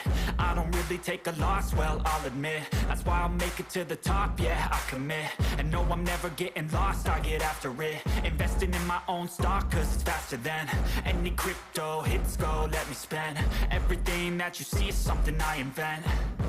And it's only a percent, I'm gonna take shots. If I miss all, forget it, I'll take a fat loss just to learn all that's in it. I'm taking snapshots, learning how to fall and get it. I'm getting back up, always stand tall, don't sweat it. I never back up, I don't miss a thing or regret it. I'm always learning, you could call me academic. I'm always working, never been apathetic. That energy is like a poison, needs some antiseptic.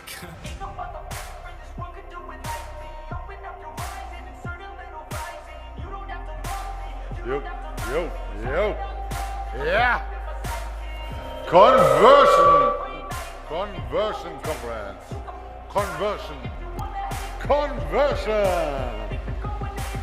Come on, everybody, have a seat.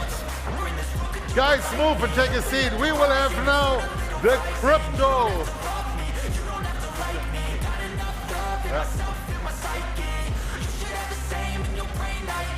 Okay.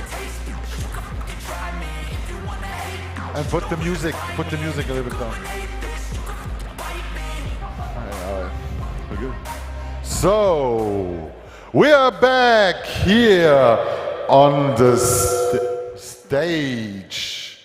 We want to have now the crypto questions and answers. So, the crypto panel is coming up. Everybody moving in the speaker area. Come on, guys. Now it's time for the cryptocurrencies. Come in. Here we see already Alexander joining us. Come on, everybody. Come to the speaker room. We want to show you how to make more money with cryptocurrencies. So come inside. Come on, everybody.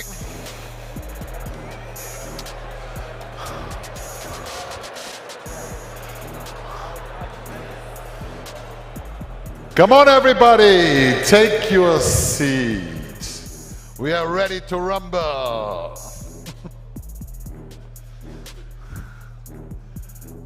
Now we learn a lot of things about the cryptocurrencies, how the click cash makes you more rich, trying to get rich or dying. Come on, everybody, we have now the crypto panel. Come inside to hear the latest trends. Come on, people, move inside. You want to learn. Come on, everybody. Oh, it's not working.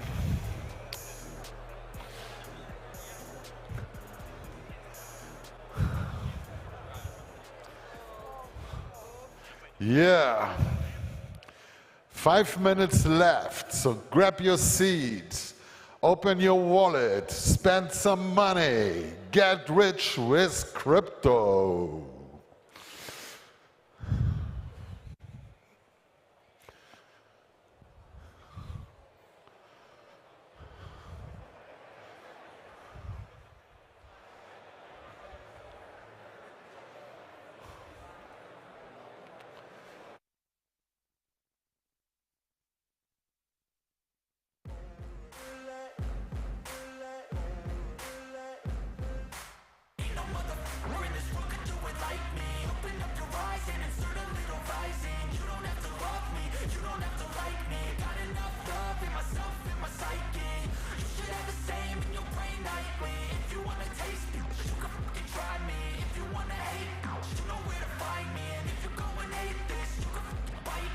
be cruising in my lane fast, call it high speed. I've been working hard, yeah, I've been working nightly. If you think you'll win, ha, not likely. I be taking shots, yeah, cold-blooded, icy. Watching numbers grow is what I call sightseeing. In the front row, run it up when they hype me. The following grows, they know how to ignite me. Call me CEO, I've been running right, see.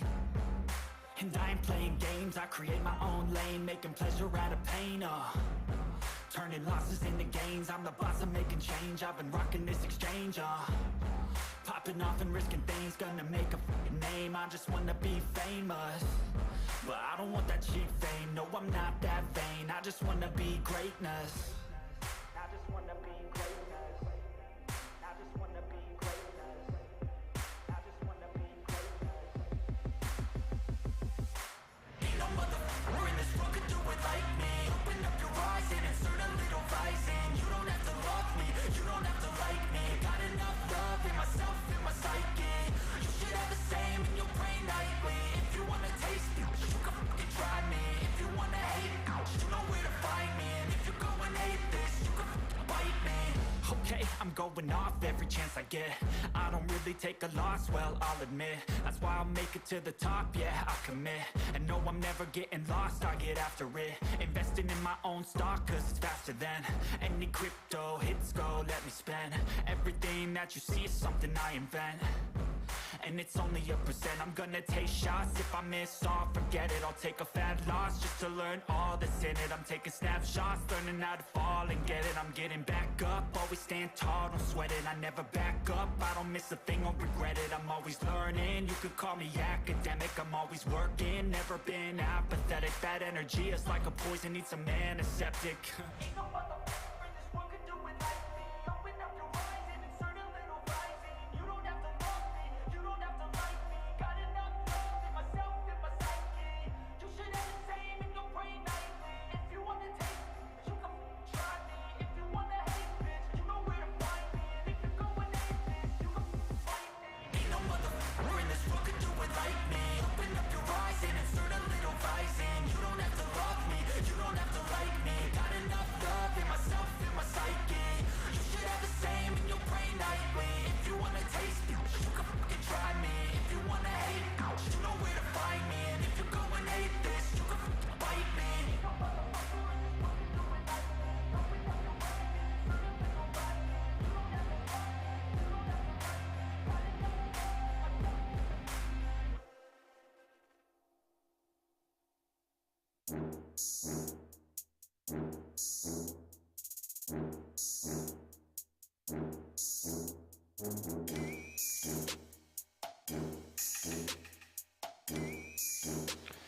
Yes. Conversion conference, welcome everybody. Come inside for the crypto panel. Everybody comes inside for the speaker right now. It's about cryptocurrencies. We have a questions and answer panel. Come on, move in, move in. Come on, don't be shy. Take your seats.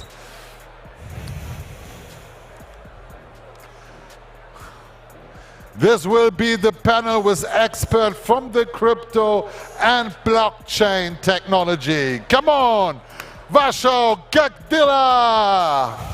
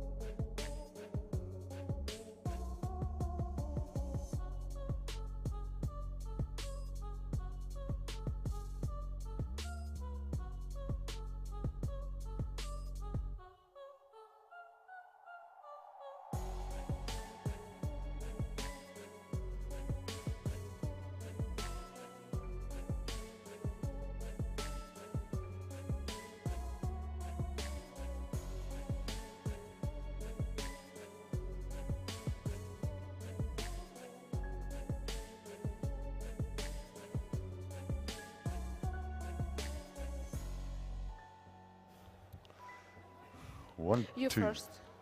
So, Okay. we are back on stage. I hope you enjoyed till now the conversion conference with all these nice speakers. Now we do a panel, and the panel is about the cryptocurrencies and blockchain technologies. We have as a speaker Anna Agu, founder and managing partner of Lex Law Office, co-organizer of the Crypto Fin Conference, former member of the EU Virtual Assets and Blockchain and Working Group. The other speaker, it's Robert. Whoa. Wojciechowski. Robert Wojciechowski. He is CNO and founder of the OAAM Consulting Limited and chairman of the Blockchain and New Technology Chamber of Commerce. And then we have Andrei Veliki, co-founder and CEO of Albridge. And we have Igor Haleta, CBDO of QMail.io. И уже пришли. И на русском сейчас представлю наших ребят, которые будут на панели у нас сегодня. Мы открываем нашу дискуссионную криптопанель. Вот, и поехали. Анна Агу, основатель и управляющий партнер Lex Law Office. И так, соорганизатор конференции CryptoFin, бывший член Blockchain Working Group ES. Роберт Войчеховский, генеральный директор и основатель OAM Consulting Ltd. И председатель торговой платы по блокчейну и новым технологиям. Андрей Великий, соучредитель и генеральный директор Albridge. И Игорь Галета, CBDO of QMail.io. So, and as we are more from the affiliate world, we are moving over into cryptocurrencies. We will have Sasha, Alexander, we will help us with the questions, and we do it in Russian and English mixed up. Like our industry, we have the East, we have the best, we are the fucking best. Thank you very much. Ребята, у нас босс сегодня на сцене будет Александр Белов. Он нам поможет провести эту панель, потому что в крипте мы не разбираемся, а он в этом разбирается. Все, ребята, всем спасибо. Вопросики будут и на английском, и на русском. Всем будет удобно, мы смиксовали все, поэтому удачи!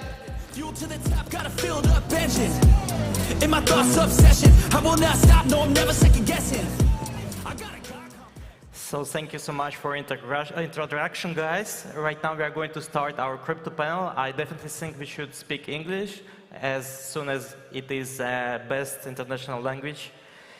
And guys, so let's start.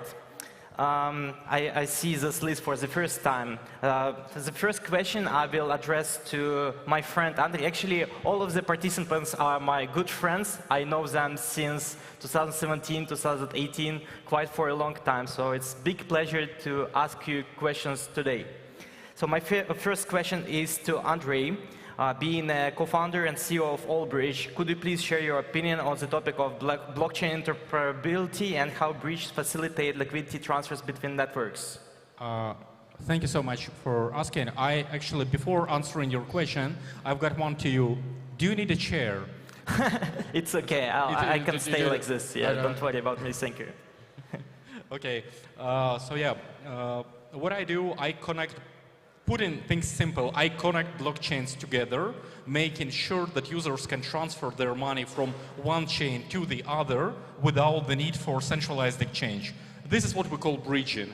And essentially, we sort of help people with not only transfers of information, not only with transfer of a variety of digital assets, but also with transferring stable coins, which currently represent the majority of the capital flowing in and out. So whenever you are interested in jumping from Ethereum or to Tron, for example, transferring your USDT, which I do assume the majority of the audience is today familiar of, and I think that the stable coins are those assets that you encounter the most.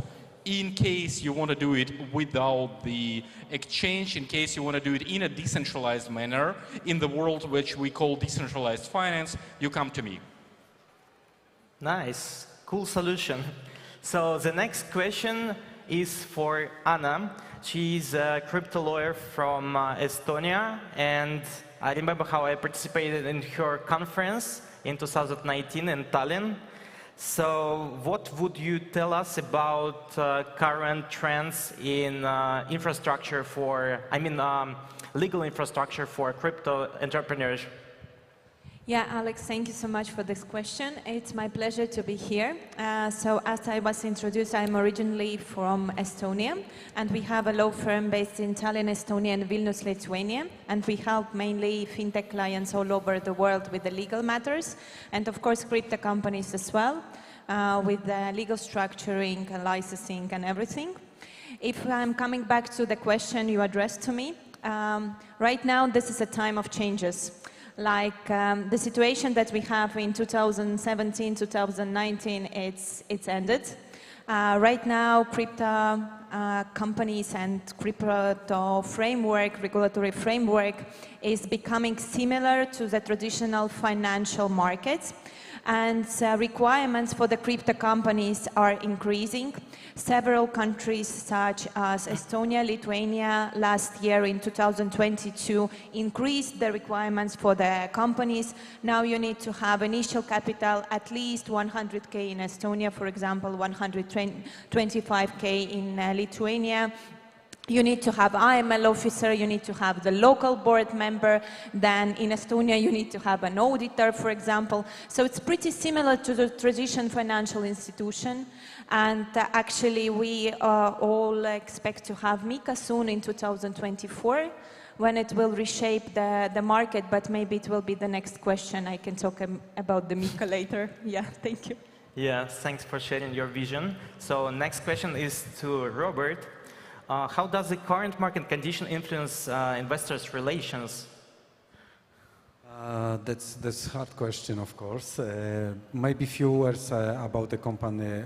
Consulting is care about incubation of projects, and the Chamber of Commerce is NGO, and we care about the regulations. As Anna said a moment ago, we also comment that for European Union, but also local government in Poland, successful or unsuccessful, unfortunately, what we can see. What the relation is on the market? The current situation is very dynamic.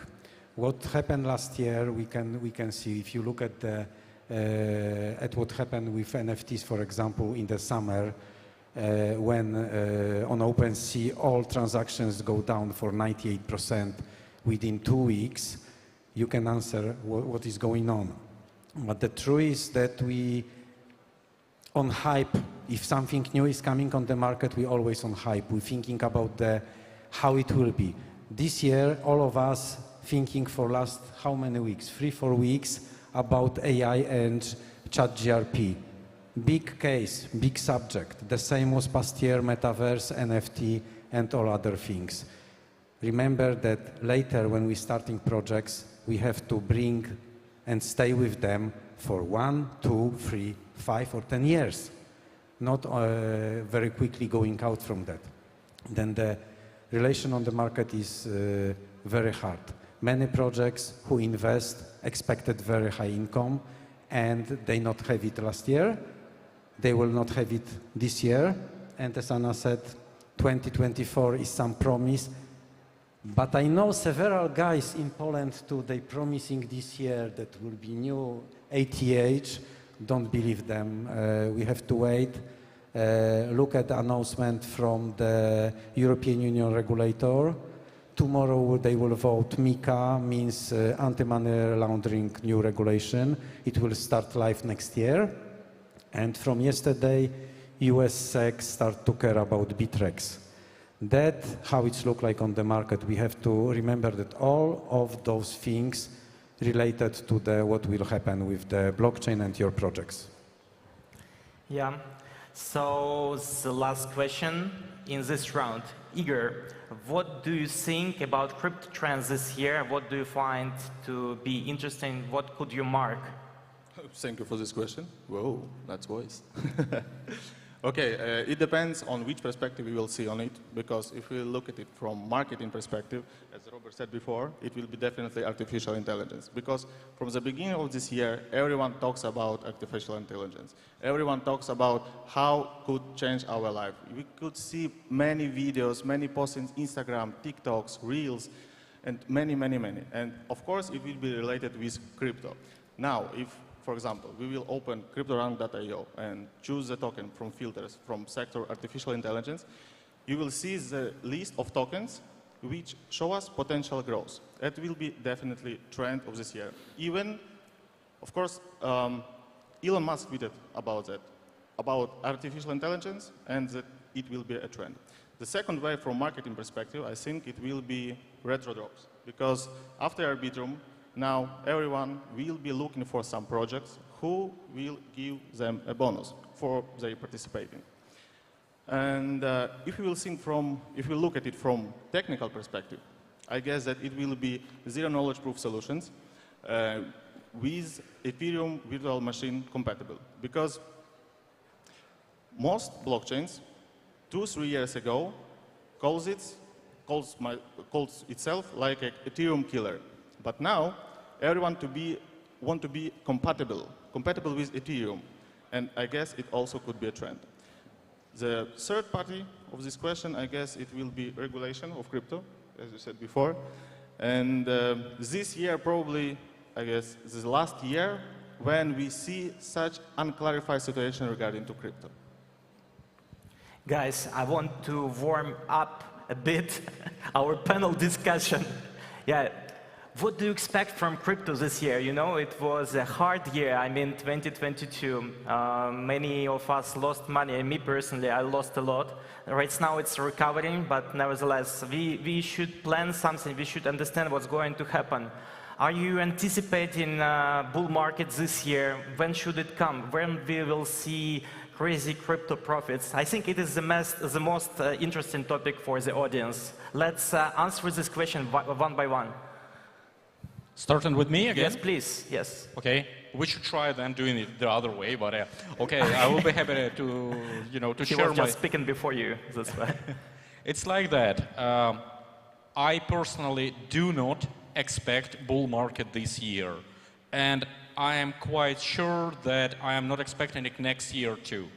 The reason for that is that I don't see any macro things on the global investment markets that would show us that we have the tide turned and now we're going up. So like everything goes down to pieces, and including crypto.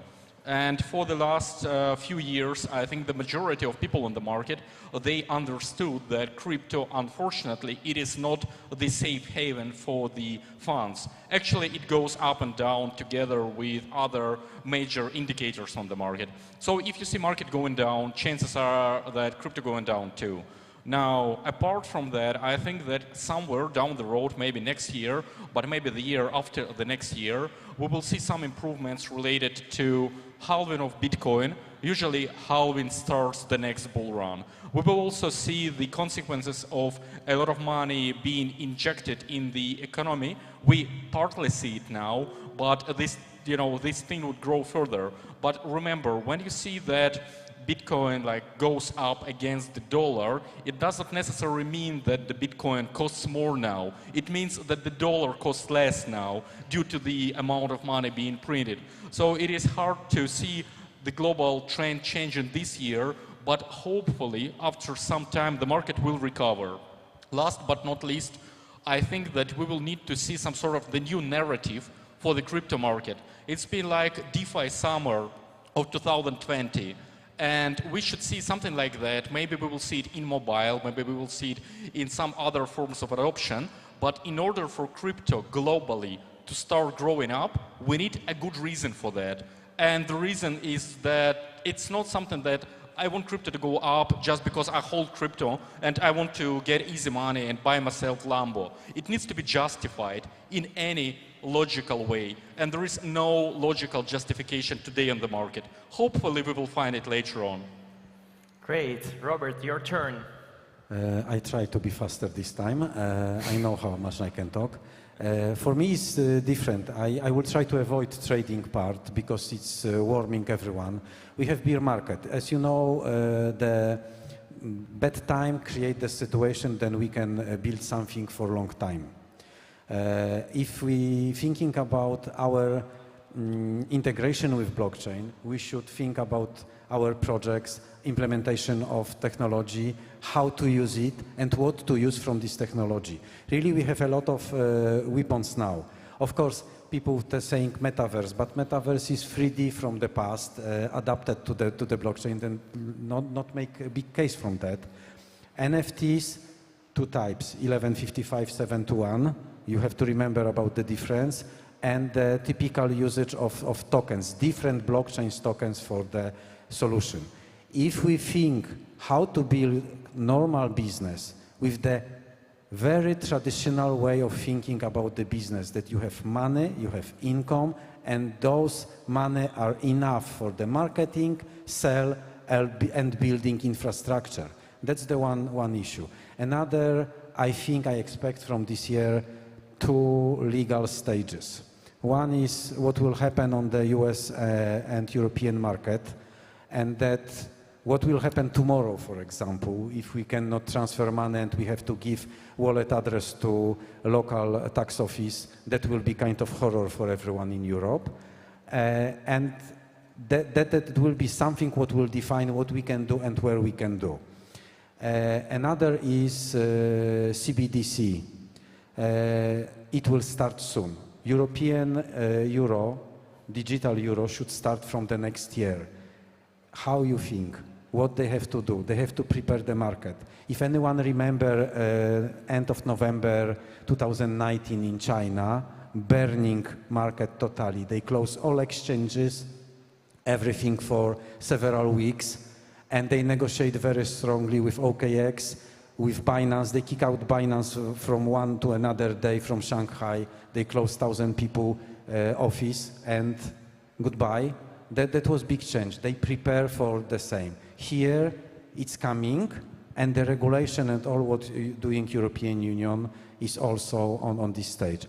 Don't think that US is far away from that. They're thinking, and they have much more separate legalization because they have in each state separate rules. I think that's all. Yeah, Anna, please go on. Yeah, I cannot comment on the market industry changes regarding the pricing because I'm not an expert in this, and I believe the first speaker answered it very well. So I will continue with a practical point of industry in general and how it will reshape because of regulation or avoiding the regulation. What we see now that a lot of companies who are decentralized start to think which country is actually suitable for the future activity. And when MiCA will be enforced, we will have absolutely the same fundamental regulatory requirements within the European Union. That means if the company gets the license from one country, they do not need to obtain for the license in another country, as it is right now with the traditional financial world. So for example, if the company is registered today in Poland and they want to serve the clients from Germany, the local regulator at the moment before MiCA is not enforced can call and say, guys, it's very nice that you are having the registration in Poland, but you need to comply with the local regulation in Germany, and please get your license within 6 months, but actually it is impossible because it would take you at least 1 year. So this is the situation right now. It's hard for the market players. So MiCA will and should bring this transparency and this fundamental framework for all market players. And of course, the problem that might arise is that actually countries start to be like competitors. Which country is more suitable for the crypto market in the European Union if the regulation is everywhere the same? Then of course, companies will pay attention on such aspects as tax system, banking access, business environment in general. So I believe in 2023, 2024, we will see a lot of relocations, and we see it already now. So countries where regulation was very poor might become more attractive when MiCA will be in force. And this is, I believe, the main change that we can expect from the regulatory perspective in the European Union. Thank you. Amazing. Igor. I think a little bit different. I will tell you from probably some trading point of sight. And I think now it's a good time for alt season because it's a local correction from Bitcoin, and probably I could expect that in 2 weeks or probably 2-3 months we will see how altcoins, different tokens, coins besides Bitcoin will grow, will show us potential growth. And also I expect that in this year we will see, as I mentioned before, too many projects which will be provide activities such as airdrops, and other activities. From the beginning of next year, probably will be some growing because, as you know, before the halving, and Bitcoin also has some cycles, and before the halving, Bitcoin will be growth maybe a little bit more. This year, I could expect some ATH because we don't see any economical situation, positive economical situation, which help Bitcoin to grow. People don't have enough money to invest in crypto. And in this case, I guess probably when, of course, situation in our country, in Ukraine, will change it, we could expect a good maybe points of entering to the market from the beginning of this year. I'll try to be shortly. It's okay? Cool, yeah, thank you so much, guys. I want to make another warm-up for you and give you a tricky question. As soon as all of the people here mostly come from affiliate marketing industry, they use USDT for payments. Yeah, and it's really important to know what's going to happen with USDT. So my question is, what are your thoughts? Is it going to collapse? It's going to be a good payment solution. What do you think about USDT? And a special question for Anna, what do you think about USDT from the legal side? Yes, thank you for this question. It's very hard, to be honest. Well, I can say, according to MiCA, we have like the classification of the tokens, and there is a special class, assets referred token, and USDT goes under this. And of course, in MiCA, there is one tricky article which said that all assets referred token issuers should be legal entities registered in the European Union. But what we will do with such currency as USDT, we do not have the legal entity registered in the Europe and who is behind, and we do not have the guy who can answer to the requests of the government authorities and be supervised. So I don't know how they will handle it, to be honest. And we should expect to have like MiCA comments in the future 2023 summer and autumn. So at the moment it's hard to say what will be the approach, but I do not believe that it is possible that such currency will be out of the market. Great. Andrei, now your opinion. Yeah, I'm sort of in the business for stable coins, so I've got a few things to say. Like, short answer is that most certainly it's gonna be fine. A longer version of this answer, because I like things to be justified, is that USDT has been on the market for so long and faced so many troubles, including legal troubles, including a lot of questions about what it has been backed by, and so on and so forth. And it's still here, and the majority of the audience use it. Now, we have seen several competitors to USDT. We've seen USDC, which was considered by a lot of people in the States like more secure, more stable coin, more official, more regulated, issued by Circle, and recently we saw that it lost its peg.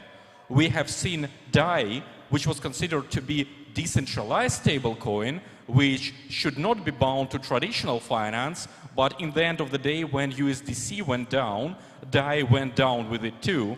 And a lot of people discovered, they were unaware of that DAI was in fact backed by USDC, which it shouldn't have been in the first place, but it is the reality. I have personally seen CZ talking a few months ago in Dubai about how profitable BUSD is for Binance. And he said, I'm quoting, that BUSD is generating more money than Binance itself, and it seemed unstoppable. Look where it is now. They stopped emitting it. And USDT, it is still here. It's almost like the saying of, if you take the cat and throw the cat outside of the window, which I'm not offering to do, but the cat usually ends on 4 legs. And this is what happening to USDT. The guys at Tether, they are true survivals, and no matter what you think about their model, backing up, centralization whatsoever, they sort of earned that respect for being out there on the market for so long. Very cool answer. Robert, please. That question is very hard because I try to be like wizard a little bit, but coming after facts, USDT is kind of token. Yes, it's stable coin, and it's against what central banks planning. Then we will have pressure on it, whatever. Not only on USDT, but also USDC. I can say what my friend said when we have 2 points, one for USDT, one for USDC, unsticking from the line. We had situation that USDC fall down to 88%, USDT fall down to 93%. That was huge case, and everyone look what will happen next minutes, hours, but at least we have stable everything. But we are not sure.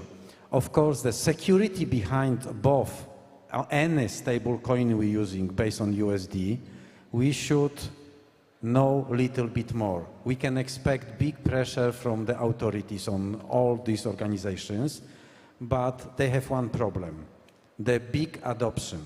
If you look how many of you using now USDT and how often you were used it past year and year before, you understand it very well. Now the usage is about 10 times higher than within 2 years. Then I don't think so they can make anything. They can say only for us that don't use blockchain. But we will laugh on them because blockchain is independent, thanks for that. Of course, the other solution is to off internet, what is not possible for now. For me, all will be okay, but with perturbation and big fight with regulators. Yeah, I want to specify a question to Igor. As soon as you are part of QMall exchange, how do you operate with stable coins and especially with USDT on your crypto trading platform? Thank you for the question. Look, we, of course, believe in USDT and believe in USDC, but your question was about if you are wondering about USDT or not. Of course, yes, because we already saw the pack of USDC, USDT, and DAI. And what we can do in this case, we just can diversify all our USDTs or our stables and not to take all the money in one stable coin. We should diversify it because for me personally, a few months ago, USDC was more trustable token. But what I saw before, a few months ago, it's not. And in my opinion, USDT now show us a better change rate instead of USDC. Regarding to BUSD, CZ told us that BUSD will be closed in the September of this year, and but they are working with Paxful, and they will create another one token, and I guess everything will be okay with them. Yeah, I feel like time is running out. Maybe we should leave some time for the questions from the audience. Do anyone want to ask a question? Any question, guys? There is a question. Yeah.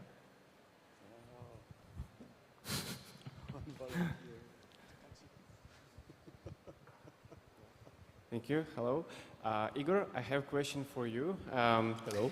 Will your exchange will create stablecoin, and when QMall token will be cost $10? Thanks.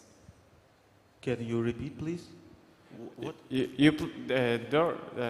Does your exchange... Можешь по-русски, нормально.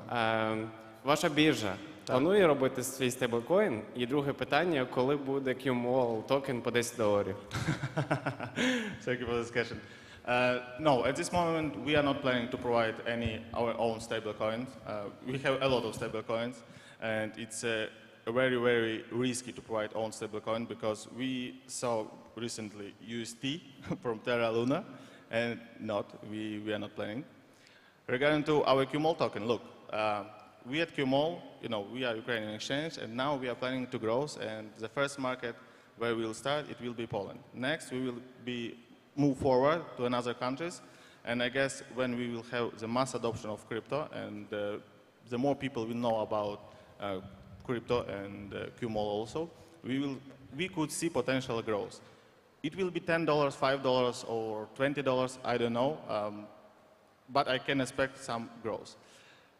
Because, look, our strategy in QMall for mass adoption. In Ukraine, we have partnered, for example, with a renting car company, where users can pay for renting a car in tokens. And we also provide some activities with traditional people who are not really involved in crypto, that they could use crypto for renting a car. They could use crypto for depositing. It's like it's staking. And in this staking, you could win, for example, 1 day for free renting a car.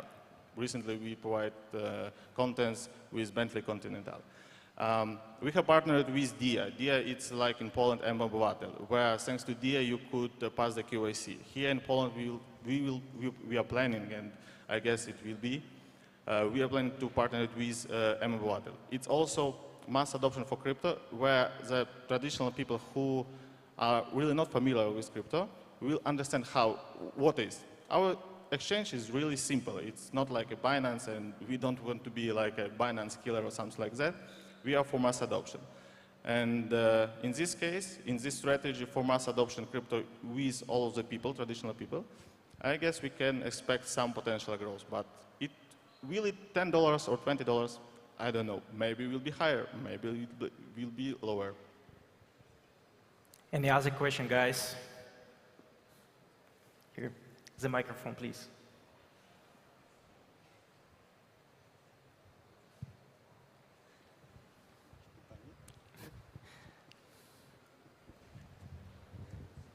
Thanks so much. So I hope I'm not bombing the conversation, but one question to Anna. Is there any specific CBDC-related initiatives in Estonia right now that should be watched and should be taken care of in terms of like monitoring? Thank you for the question. We actually had this discussion in 2019, and it was not organized by the government. It was like a private organization who pushed the idea of Estonian CBDC token. So at the moment, it is not actual question, and there are no consideration from the government authorities and from the regulators regarding the issuing CBDC from the Estonian central bank. Thank you. Great. New question, please.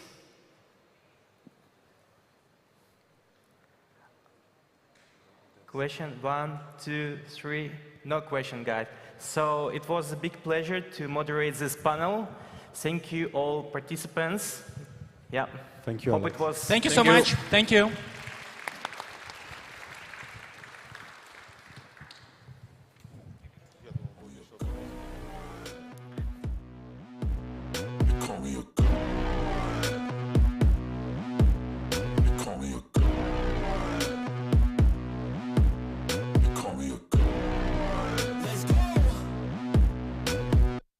I'm about to go off like a weapon. Fuel to the top, got a filled up engine. In my thoughts, obsession. I will not stop, no, I'm never second guessing. I got a God complex. Haters love to hate, but I never feel pressed. Got a lot on my plate, but I never get stressed. I'll take all the pressure like I'm acing this test.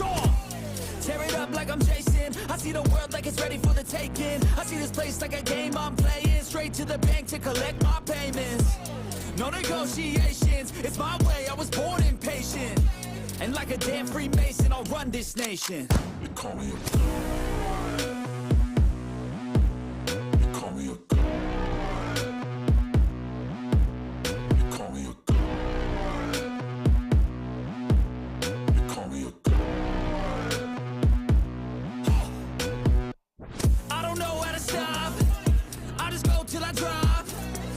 working on shots.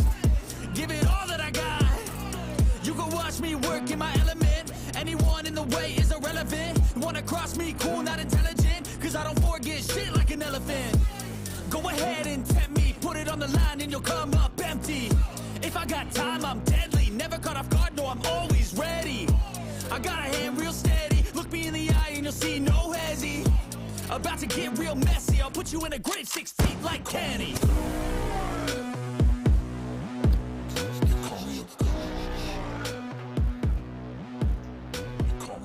Ну что, ребята, мы возвращаемся.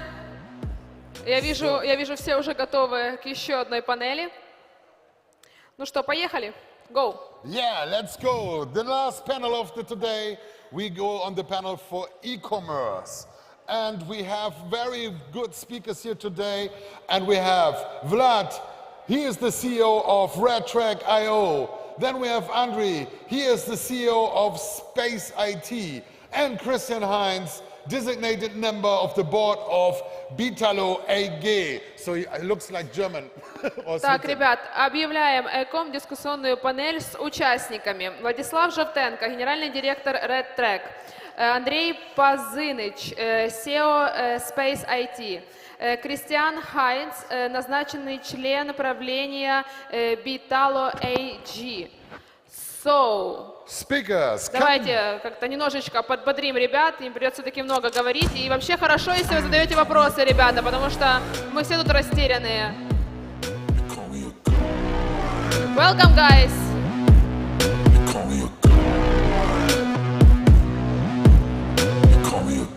Ой. I'm about to go off like a weapon. Fuel to the top, got a filled up engine. In my thoughts, obsession. I will not stop, no, I'm never second guessing.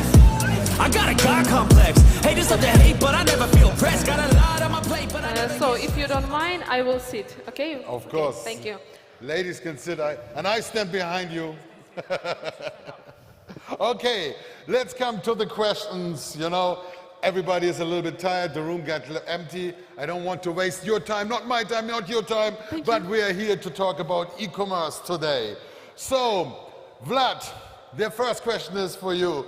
You're the CEO of RedTrack.io, so we know e-commerce, you have used, media buyers use a lot your Universal Google Analytics. With Universal Analytics sunset, you have the move from GA4 to RDAPT. So, what does it mean to somebody that never heard about it?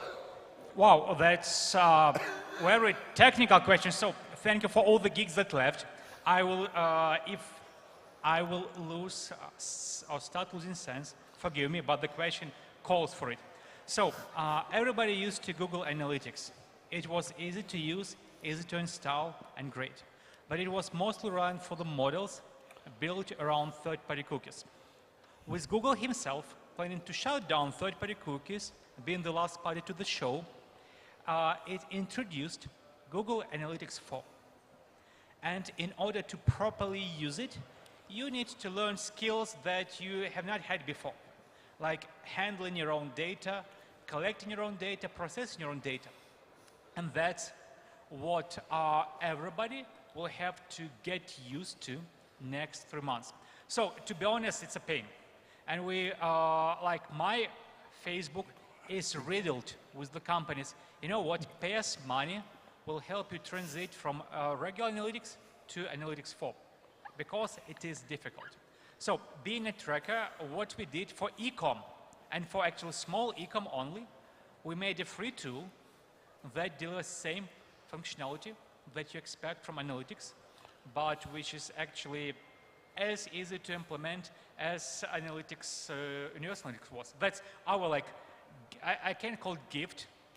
We're still interested party, but it's our like step ahead to the e-commerce industry who using Shopify, WooCommerce to help them adapt and not having to learn actually quite a complex tool that Analytics 4 will be. Well, yeah, good. I learned a lot of new things. I'm not so much in the tracking, but he's the guy for the click, click, cash. Okay. Так, у нас следующий вопрос. Мы говорили, что будем миксовать английский и русский, чтобы всем было более-менее интересно и понятно. Вот. Андрей, SEO Space IT. Какие маркетинговые активности принесли больше всего профита в 2023 году в e-commerce? В 2023, извините, я все-таки еще на английском. Да. 23-м, 22-м, наверное, больше. Потому что 23-го только сколько? 3 месяца прошло. И что, и ничего не можете сказать пока что? Не, я скажу, естественно. Вы скажите. То есть первые маркетинговые активности, которые максимально приносят профит из того, что мы как бы проанализировали и поняли, это, естественно, social media, Facebook, Instagram, TikTok, которые на сегодняшний день являются максимально лидогенерирующими штуками, если касается B2C сегмента. Большинство людей стараются лидгенить на B2B сегмент, но там не всегда релевантная аудитория. Вторая маркетинговая активность, которой люди пользуются, это SEO-оптимизация, естественно, которая помогает лучше понять компанию, лучше понять, чем компания занимается, ключевые слова и так далее. Третья маркетинговая активность, которая на сегодняшний день теряет уже свою актуальность, это пушапы через mail, email-рассылка, так сказать, уведомления по имейлу или дегенерация через mail. Ну и, естественно, инфлюенс-маркетинг, который набирает обороты в определенных сферах, таких как продажа каких-то товаров, продажа каких-то услуг, точечно, когда ты четко понимаешь ICP клиента и работаешь на конкретно сделанный продукт под нужды своего клиента. Спасибо. Спасибо вам большое. Спасибо. So first I have to apologize because the name here on the wall is not the right one. We have the famous Christian Heinz here. He's the designated board member of the Bitterlo AG. So is it Switzerland or Germany AG? Germany, so we are from the same country. The question I have for you is, what has changed in the high ticketing size lead gen in the financial industry in 2023? Okay, so first of all, one question. How many people in this room own a single Bitcoin? Please raise your hand quickly. Okay, one. Is there any others? I can't see anything with the light. 2 people, 3 people, 4 people. Okay, great. So how many people have bought that Bitcoin in an online store? Have you bought it like from your famous Bitcoin dealer on the streets? Have you bought it on an online exchange? Where have you bought it from? Well, direct transfer. All right, okay. So has anybody ever bought a digital security? Have you digital securities? No? Nobody else? Okay, you have a digital security. Can you please share, quickly, shout out loud, what exactly did you buy? Did you buy a company share, fractional ownership of real estate, a car? So, he's taking your spot, sorry. No. No, please go ahead. I have a hobby. So each time I want to spend money towards hobby, I instead buy shares of the company who supports my hobby. It helps. Yep. So each time I buy shares, so now this year alone I bought 10 more shares. Instead of So you probably did that through traditional dealerships and exchanges, right? I did this from my bank. All right. Yeah. So is that a so-called digital security? Is it a tokenized asset that you bought? No, it's Okay. regular securities. The gentleman that also raised his hand, have you bought a tokenized asset?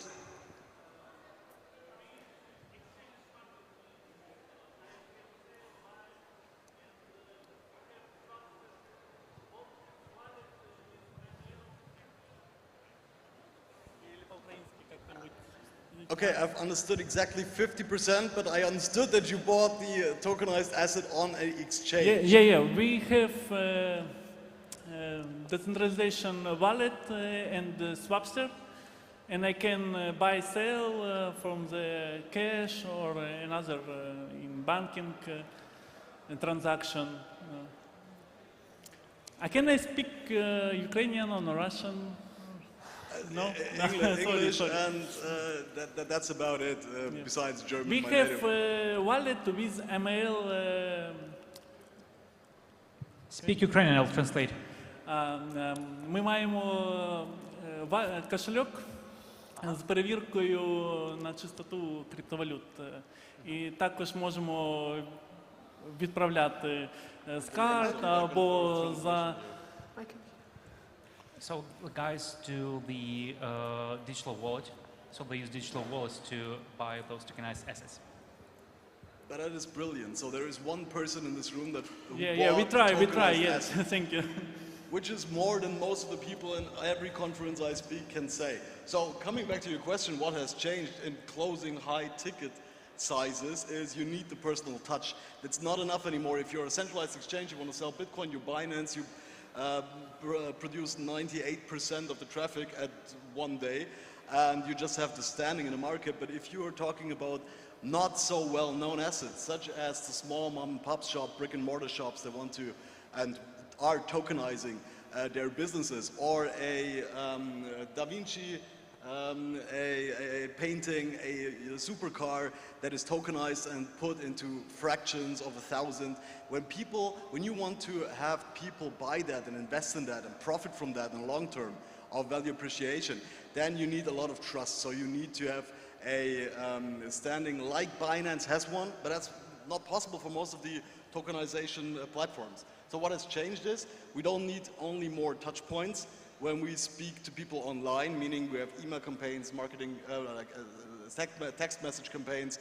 We have to produce more lead magnets where we create double opt-in, so we can then also follow up with people via email, via phone call. And typically what changed is in the last 3 years we went from 8 to 9 touch points, we went to 15 touch points on average that we needed to convert somebody to trust and actually make a sale in such an asset. So that's what we've seen. We need more touch points, more trust, and you need more broader marketing approach than before. Yeah. I can understand, and in this kind of investment you need more touch points. I'm happy I'm in the dating industry, I need 2 touch points. That's nice. Так, следующий вопрос у меня. Андрей, почему автоматизация так важна в e-commerce? В первую очередь, автоматизируя e-commerce, вы уменьшаете косты затрат на ведение бизнеса, потому что много процессов требует человеческого вмешательства, и, соответственно, автоматизации, связанные с тем же маркетингом, с тем же учетом, с интеграцией с вашим сайтом и ERP-системой, интеграцией с разными платформами для рекламы, для отправки каких-то уведомлений, даже фильмов, это все как бы делается роботом. Когда это делается роботом, вы просто об этом не задумываетесь, это делается циклично, и тогда у вас четко отрабатывает весь механизм, вы in-touch с клиентом постоянно. Соответственно, такой у нас кейс был, мы построили в Польше Foodex24, интернет-магазин, который мы in-house своей IT-компании делали для того, чтобы сделать ресерч рынка. И был момент, когда мы заходили на рынок, в каждой стране есть свои нюансы, связанные с учетом, связанные с маркетингом, связанные с телефонией и так далее и тому подобное, с многими процессами, потому что сейчас бизнес начинается с учета, и он начинается с диджитализации на самом деле, потому что если делать все вручную, то ты сегодня уже не успеешь за скоростью изменения рынка, даже банально за скоростью изменения цены своего товара, который ты продаешь и покупаешь ежедневно. Соответственно, благодаря автоматизации вы можете увеличить свой заработок в первую очередь, потому что вы трекаете все, что вы делаете. Вы благодаря автоматизации трекаете уровень работы своего работника, ревеню своей компании, показатели своего бизнеса, что является уже в конечном результате инструментом анализа своей деятельности, своей жизни. А на сегодняшний день как бы люди, наверное, которые уже родились после 2000-х, и они уже больше цифровые люди, эти люди уже понимают, когда что-то на мониторе, они уже руками не сильно это все делают. И таким образом есть возможность у любого бизнеса там, с 2-3 человек делать очень крутые показатели. Как пример, Foodex, когда зашел на рынок Польши, Мы без автоматизации делали там 20 отправок в день 4 кладовщиками. С автоматизацией мы делали этими же 4 кладовщиками больше 1200 отправок в день. Соответственно, ну, это показатель, когда мы тратили на своих работников, условно говоря, ту же сумму, но делали они x60. Вот почему автоматизация настолько важна в бизнесе. Спасибо. Спасибо большое, спасибо. Да, важно. Спасибо. Okay, Vlad, we have another question for you. Could you tell what is the difference do you see between media buying practice and affiliates on the e-commerce area? That's a good question, because we do work with affiliates, we do work with Ecom media buyers, and work with Ecom media buyers who used to be affiliates. Those are very three distinct categories. First and foremost, the Ecom media buyers without prior affiliate experience, they care about a high-level picture. If it's in the green, like they spent on ads, as returned positive investment, they're good. Affiliates, and who in the industry is from the affiliate media buying? Raise your hands, I just want to see. Okay, you guys go really deep into very granular analytics that most Ecom media buyers just don't do, because you used to analyze all these offers. Another interesting fact is that everybody actually buys a lot of prime channels like Facebook, TikTok, Google, Instagram. However, surprisingly, for Ecom media buyers from prior affiliate background, the biggest channels are native. They buy on Taboola, Outbrain, Rev Content, MJD, and they convert the traffic really good. They don't, I mean, they buy still on Facebook, TikTok, but they focus on the native. And I don't know why, but those are primarily the Ecom media buyers who used to do the affiliates. And that's how is it? First, channels that different type of media buyers use. Second, what they look for in analytics. Affiliates look for very granular details. Ecom media buyers look for more or high-level numbers. Good, thank you, Vlad. So, Christian, here's another touchpoint question. How to load up on low touchpoint opportunities?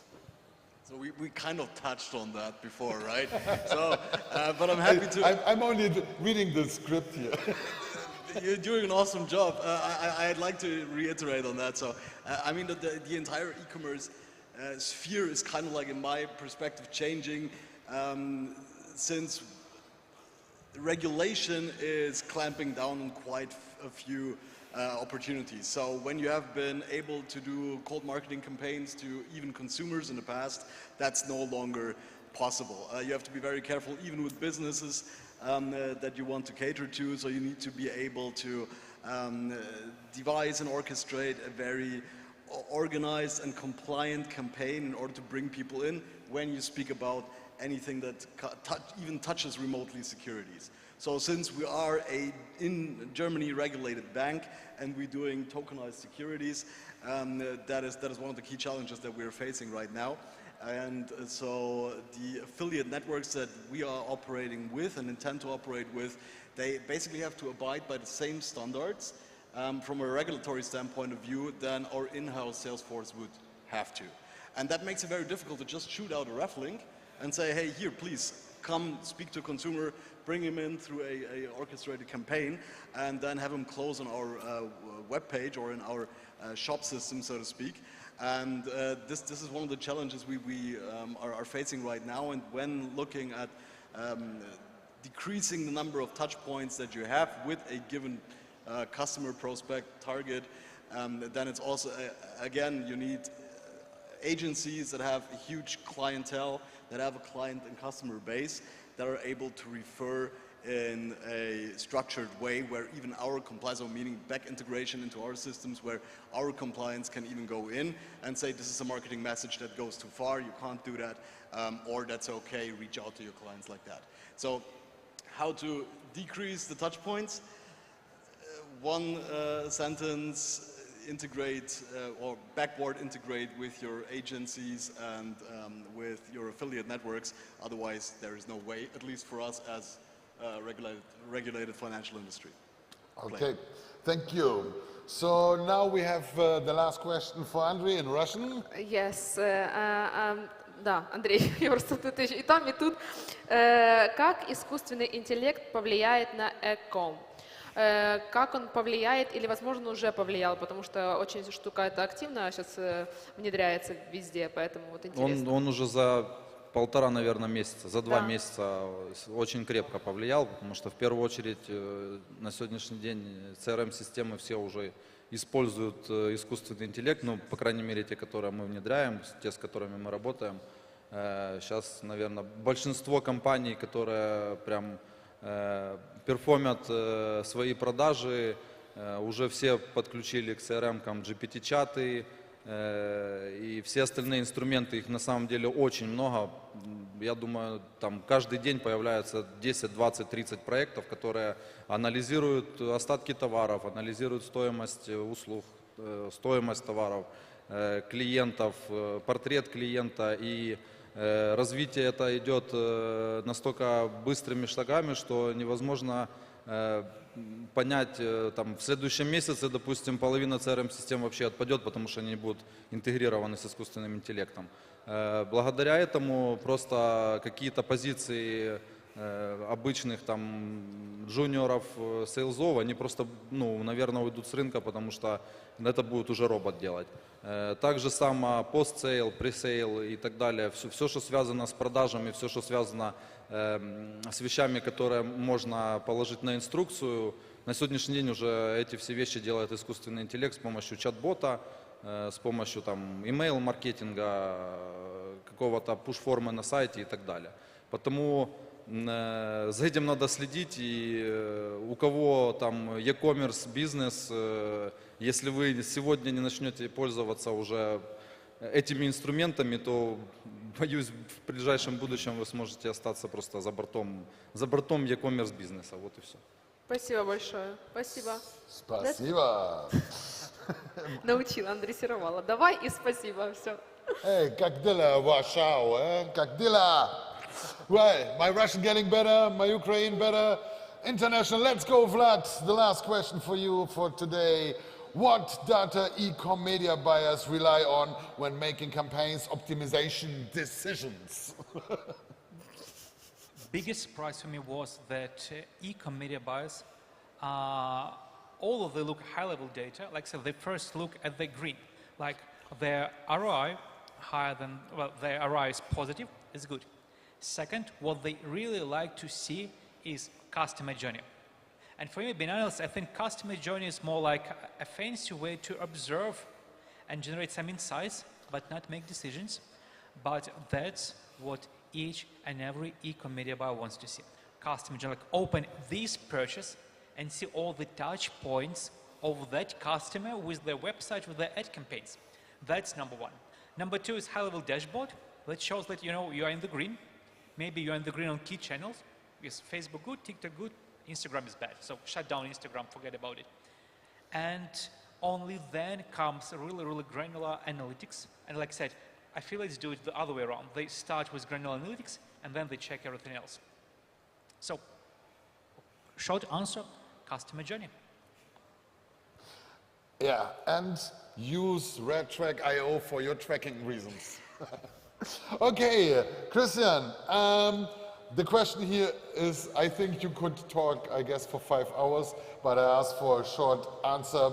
How to start an affiliate network, affiliate network for digital assets from the scratch? As you're the designated member, so I'm sure you do it right now, right? I didn't actually expect you to call me out on my questions, so that is the predicament first. But that's actually, it was a rhetorical question. Help, please. Whenever we are actually starting from scratch with affiliates in our current setup. So we need a partner that goes the extra mile and that can backwards integrate with us and really look at our compliance and then make sure that we cater towards potential customers in a compliant manner. So please reach out and Yeah, well, the name's not right, but we've somehow figured it.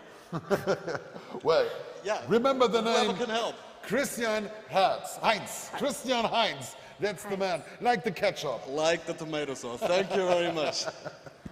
Well, if somebody wants to do a question, I give one question for the first hand I see. Ребята, ни у кого нет вопросов? Вопросики нет? У кого-то есть? Нет? Все уже спят. Okay, no questions. Then I Okay. thank you very much. Thank you, guys. Thank you so Andrei, much. Vlad, and Christian. Владислав Жовтенко, Андрей Пазыныч, Кристиан Хайнц были для вас. Спасибо вам большое, ребята. Спасибо. Thank you. Спасибо. Thank you. Выучила уже. Еще +1. No, I'm only the speaker. I'm only the face, not the brain. Ну что? Traffic planner. Ой, да потом поговорите. Yeah.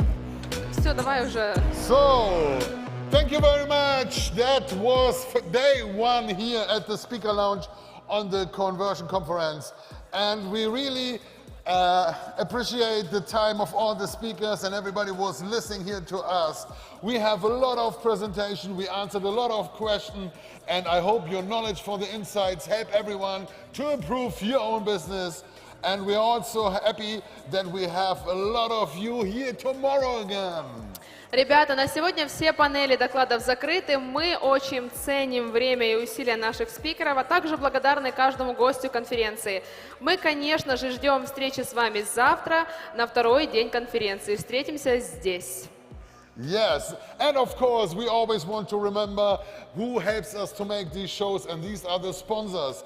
General sponsors are Click Dealer, One Win, Divis, and major sponsors are Pinup, Partners, and Evadav. So thank you for your support of the show. I want to ask a second of your attention, guys, and I want to say thank you everyone for this amazing day, and I want to thank you for our amazing host today, Victoria and Andy. They really did an amazing job. Victoria on her high heel shoes, still been sexy and clever for you. So, and now I have a small surprise. Our Conversion Club team is 100% female Ukrainian team. And today is the birthday of the girls that have been responsible of all creatives that you see. That huge banner outside, she did it. This amazing video for the stage, she also did it. Daria, welcome on the stage and Conversion Club team. Happy birthday to you. Happy birthday, happy birthday to you. Happy birthday. Поздравляем Дашу. So, this small girl, эта маленькая девочка, сделала весь видеоряд на 2 дня конфы, всю полиграфию, все, что у вас в руках, все ваши бейджики, заканчивая огромным баннером на 30 метров и каждой маленькой фишечкой, которая была у вас в руках. Давайте поаплодируем ей. Tear it up like I'm Jason. I see the world like it's ready for the taking. I see this place like a game I'm playing. Straight to the bank to collect my payments. Thank you so much, guys. Thank you, and see you tomorrow on Conversion Conf Day 2. Make some noise! Эй, до завтра, ребята!